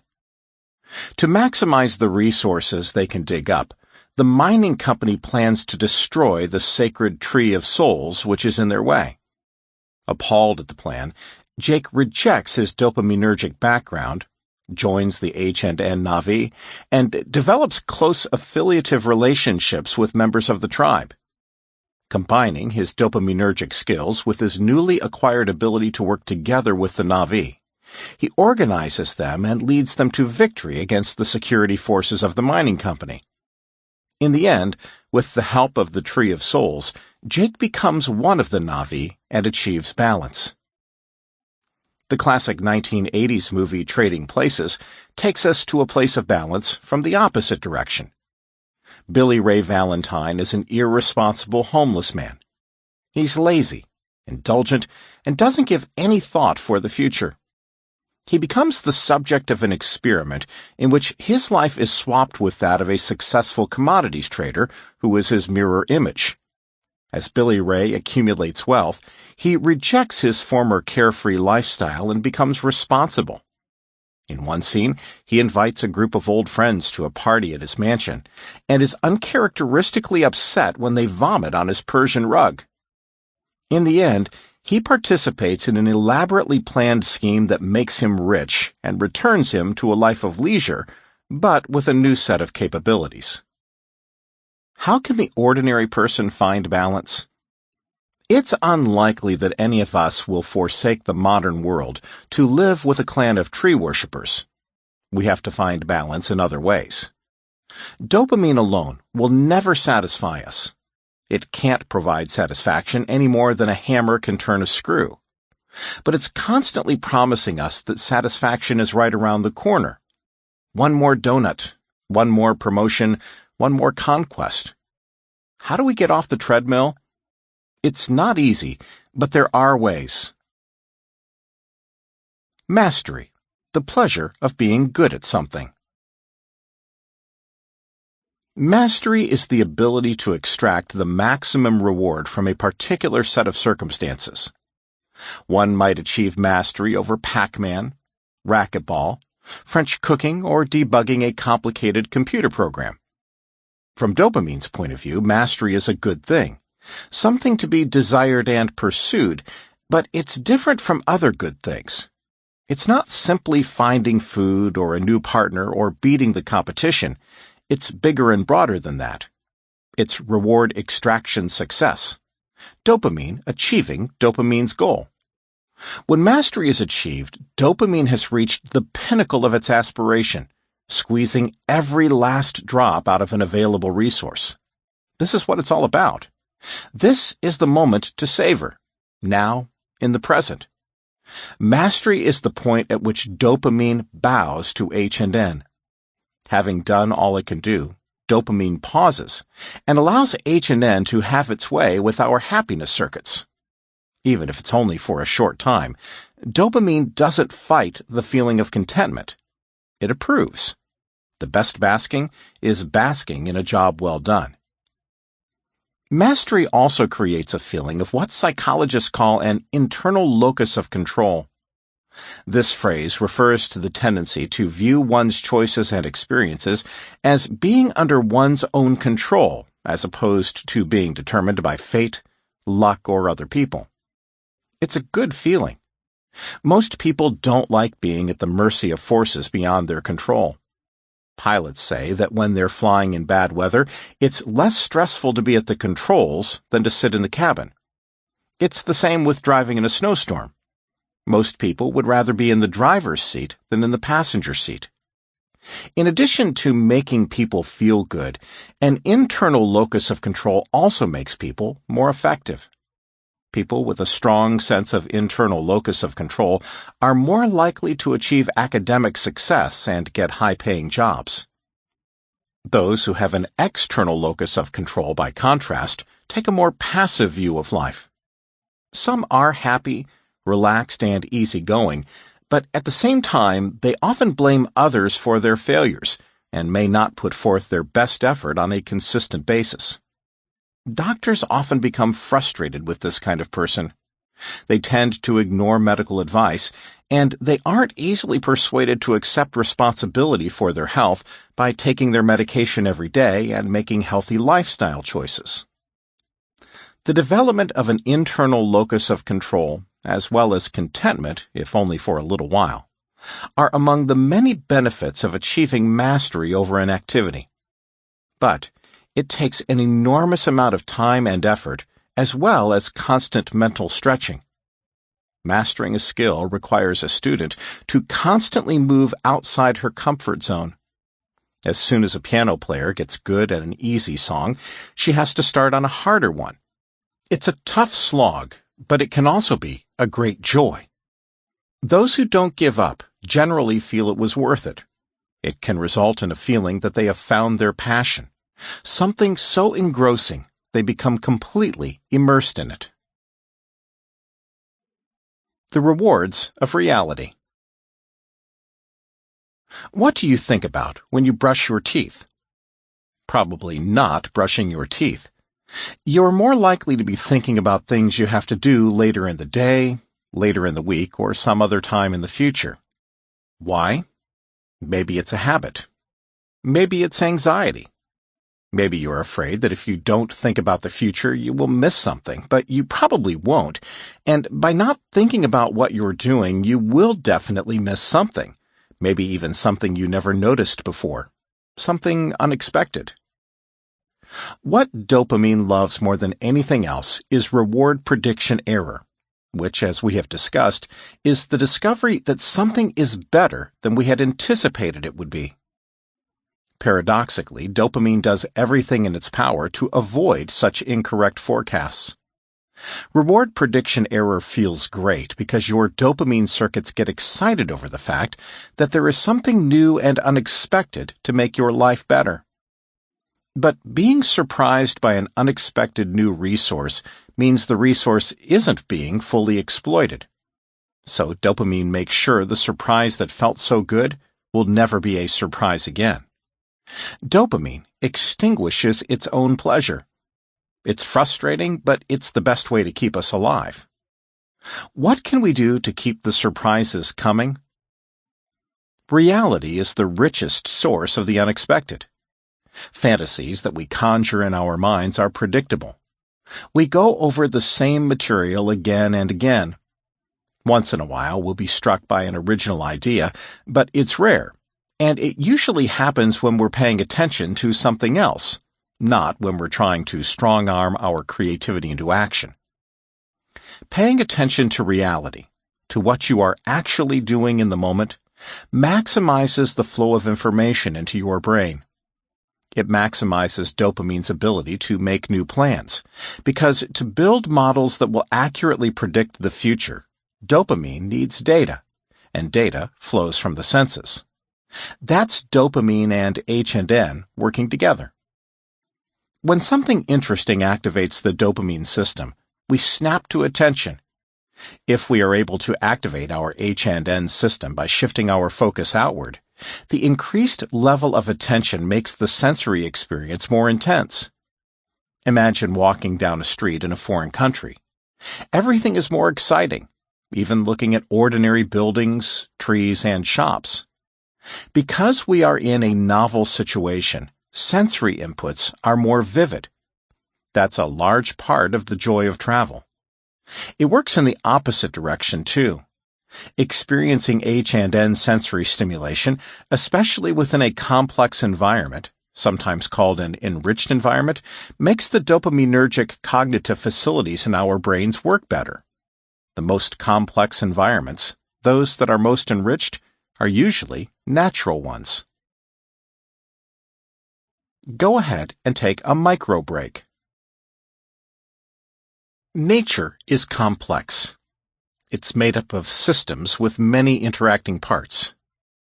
Unexpected patterns emerge as a result of a large number of elements influencing one another.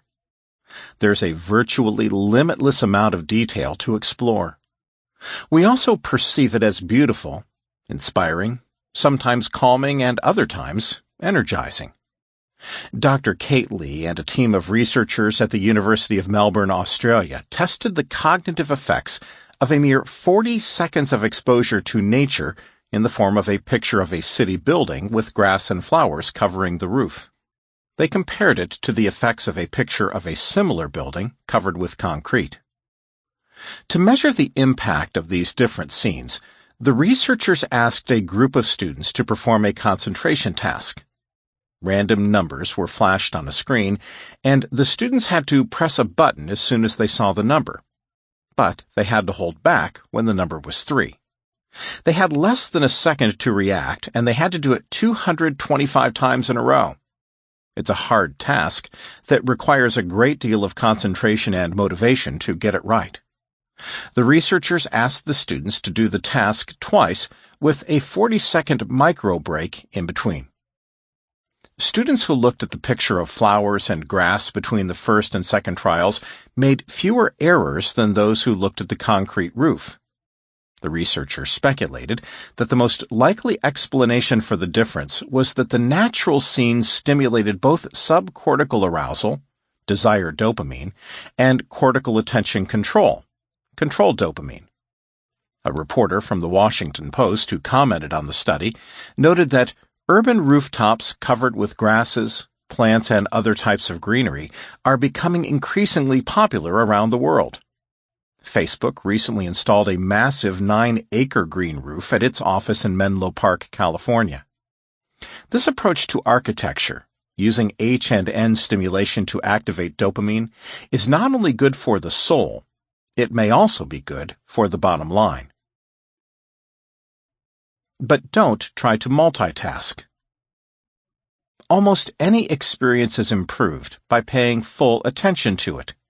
Kelly McGonigal, lecturer in management, Stanford School of Business.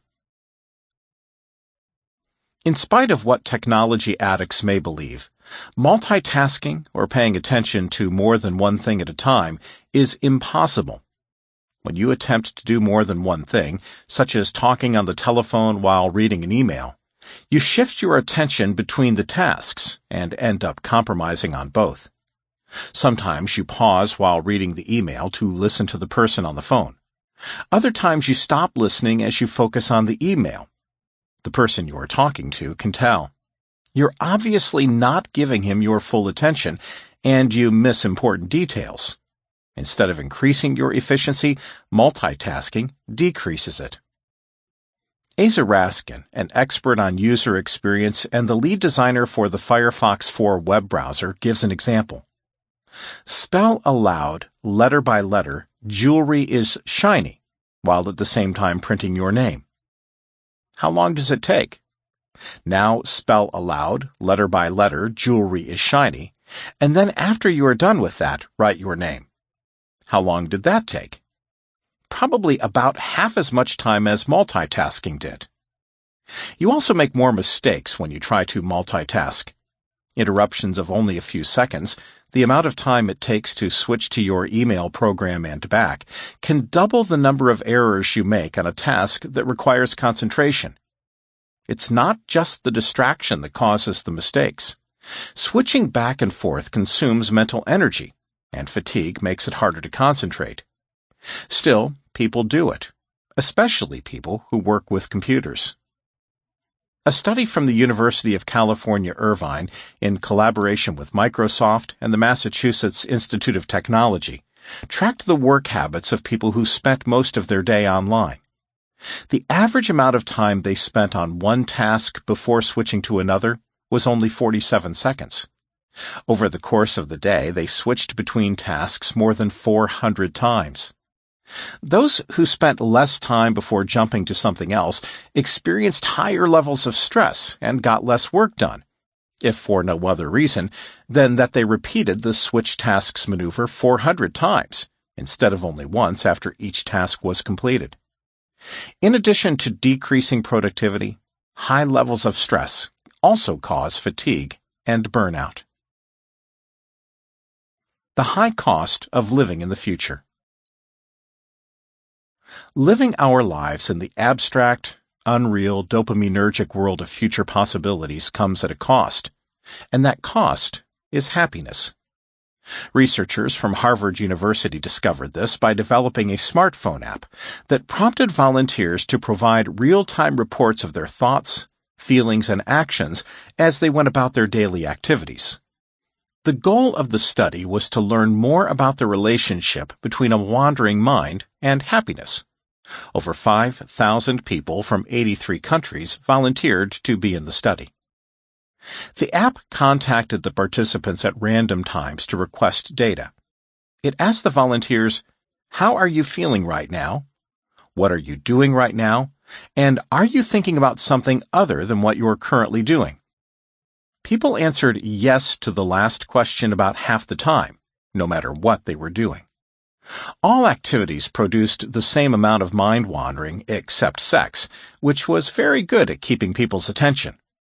In every other situation, though, thinking about other things happened so frequently that the researchers concluded that a wandering mind, what scientists call stimulus-independent thought, was the brain's default mode.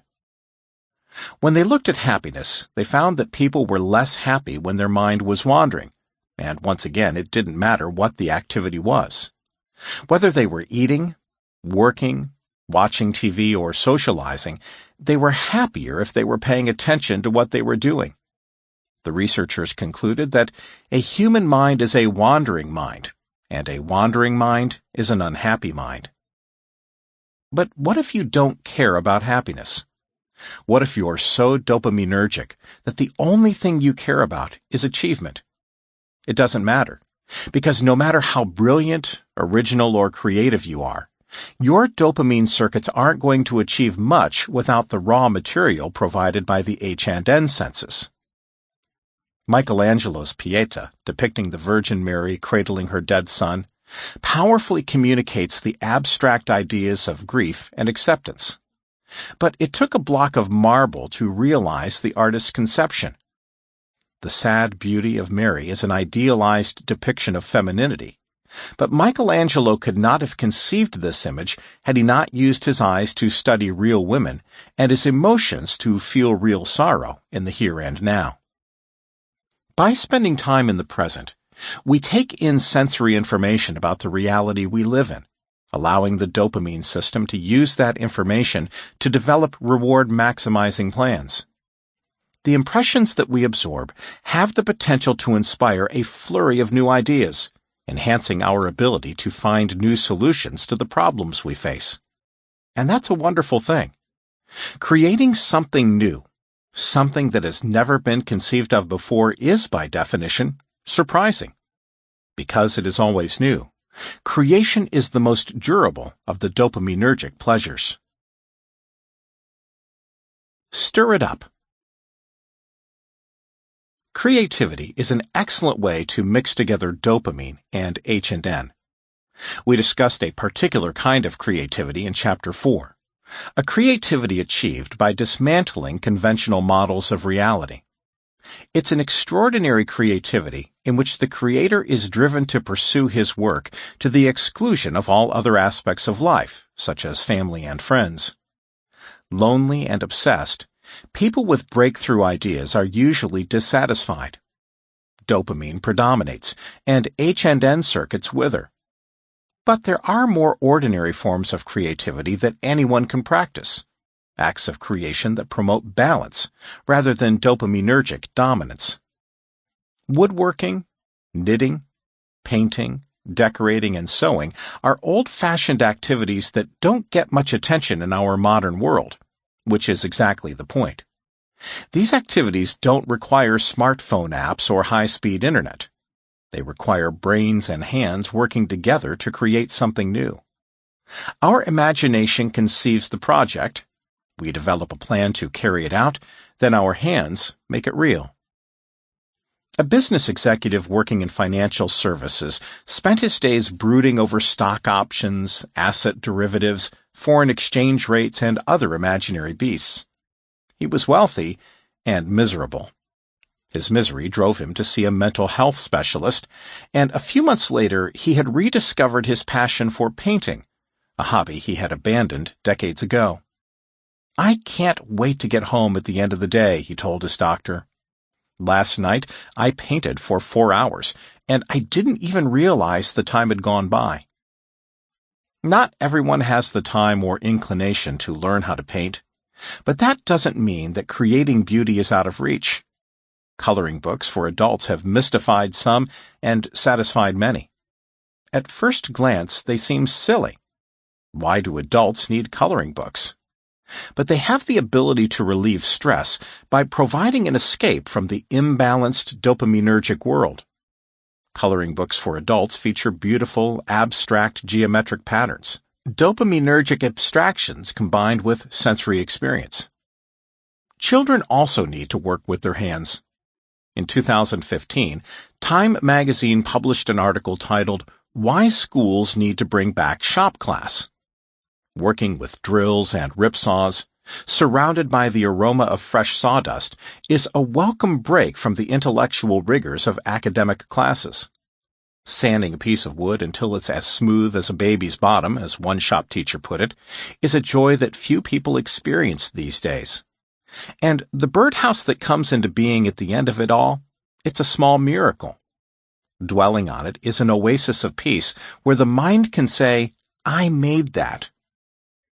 Many people grew up in a home where their father had a workbench in the garage.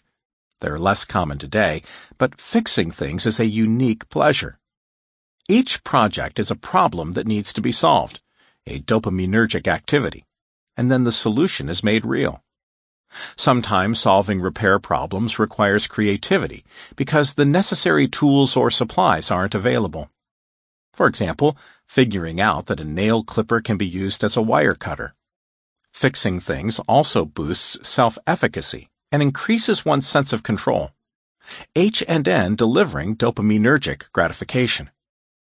Cooking, gardening, and playing sports are among many activities that combine intellectual stimulation with physical activity in a way that will satisfy us and make us whole. These activities can be pursued for a lifetime without becoming stale. You might get a few weeks of dopaminergic thrills by buying an expensive Swiss timepiece, but after that, it's just a watch. Getting promoted to district manager makes going to work exciting at first, but eventually it becomes the same old grind. Creativity is different because it stirs together H&N with dopamine. It's like mixing a little bit of carbon with iron to make steel. The result is stronger and more durable. That's what happens to dopaminergic pleasure when you add physical H and N. But most people don't bother to engage in acts of creation, like drawing pictures, making music, or building model airplanes. There's no practical reason to do these things. They're hard, at least in the beginning, and they probably won't earn us money or prestige or guarantee us a better future. But they might make us happy. The power is in your hands. In 2015, Tiny Pulse, a consulting firm that helps managers increase employee engagement, surveyed over 30,000 employees working for more than 500 companies. They asked the employees about their managers, their coworkers, and professional growth. But what the survey was really about was happiness. Tiny Pulse noted that no one had ever performed a survey like this. Management consultants in general didn't seem to place much value on happiness. But Tiny Pulse believed that happiness was essential to a company's success. So they looked at happiness in a broad range of industries, including the glamorous fields of technology, finance, and biotech. None of them came out on top. The happiest people were construction workers. Construction workers take abstract plans and make them real. They use their minds and their hands. They also enjoy a high degree of camaraderie. When Tiny Pulse looked at the reasons construction workers gave for feeling happy, the most common was, "I work with great people." A construction manager said, "One thing that unites everybody at the end of the day is kicking back for a little bit with a few beers and talking stuff out, the good and the bad." Affiliative relationships in the context of the work environment played a key role. Work and friendship, dopamine, and H and N. The second most important reason for happiness given by construction workers was, "I'm excited about my work and projects," a dopaminergic reason. The authors of the report also noted that the construction industry had enjoyed strong growth in the previous year, and this growth was reflected in rising salaries, another dopaminergic contribution. It takes both dopamine and H and N to attain happiness, the state of being that the philosopher Aristotle considered to be the goal of all other goals. Our dopamine circuits are what make us human. They are what give our species its special power. We think, we plan, we imagine. We elevate our thoughts to ponder abstract concepts such as truth, justice, and beauty. Within those circuits, we transcend all barriers of space and time. We thrive in the most hostile environments, even in outer space, thanks to our ability to dominate the world around us. But these same circuits can also lead us down a darker path, a path of addiction, betrayal, and misery. If we aim to be great, we will probably have to accept the fact that misery will be a part of it. It's the goad of dissatisfaction that keeps us at our work while others are enjoying the company of family and friends. But those of us who prefer a life of happy fulfillment have a different task to accomplish, the task of finding harmony. We have to overcome the seduction of endless dopaminergic stimulation and turn our backs on our never-ending hunger for more. If we are able to intermingle dopamine with H and N, we can achieve that harmony. All dopamine, all the time, is not the path to the best possible future. It's sensory reality and abstract thought working together that unlocks the brain's full potential. Operating at its peak performance, it becomes capable of producing not only happiness and satisfaction, not only wealth and knowledge, but a rich mixture of sensory experience and wise understanding, a mixture that can set us down the path toward a more balanced way of being human.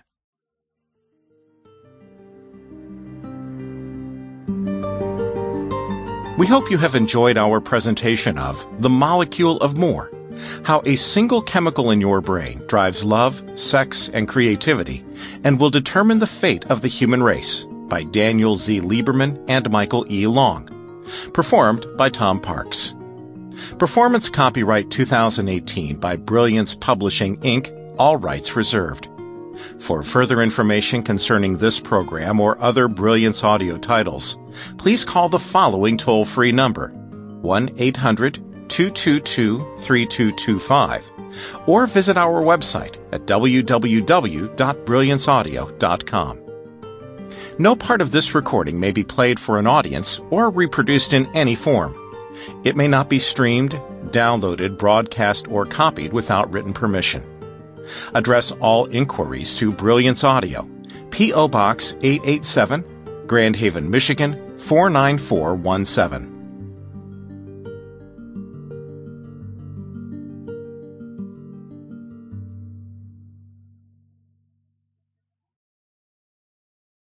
Audible hopes you have enjoyed this program.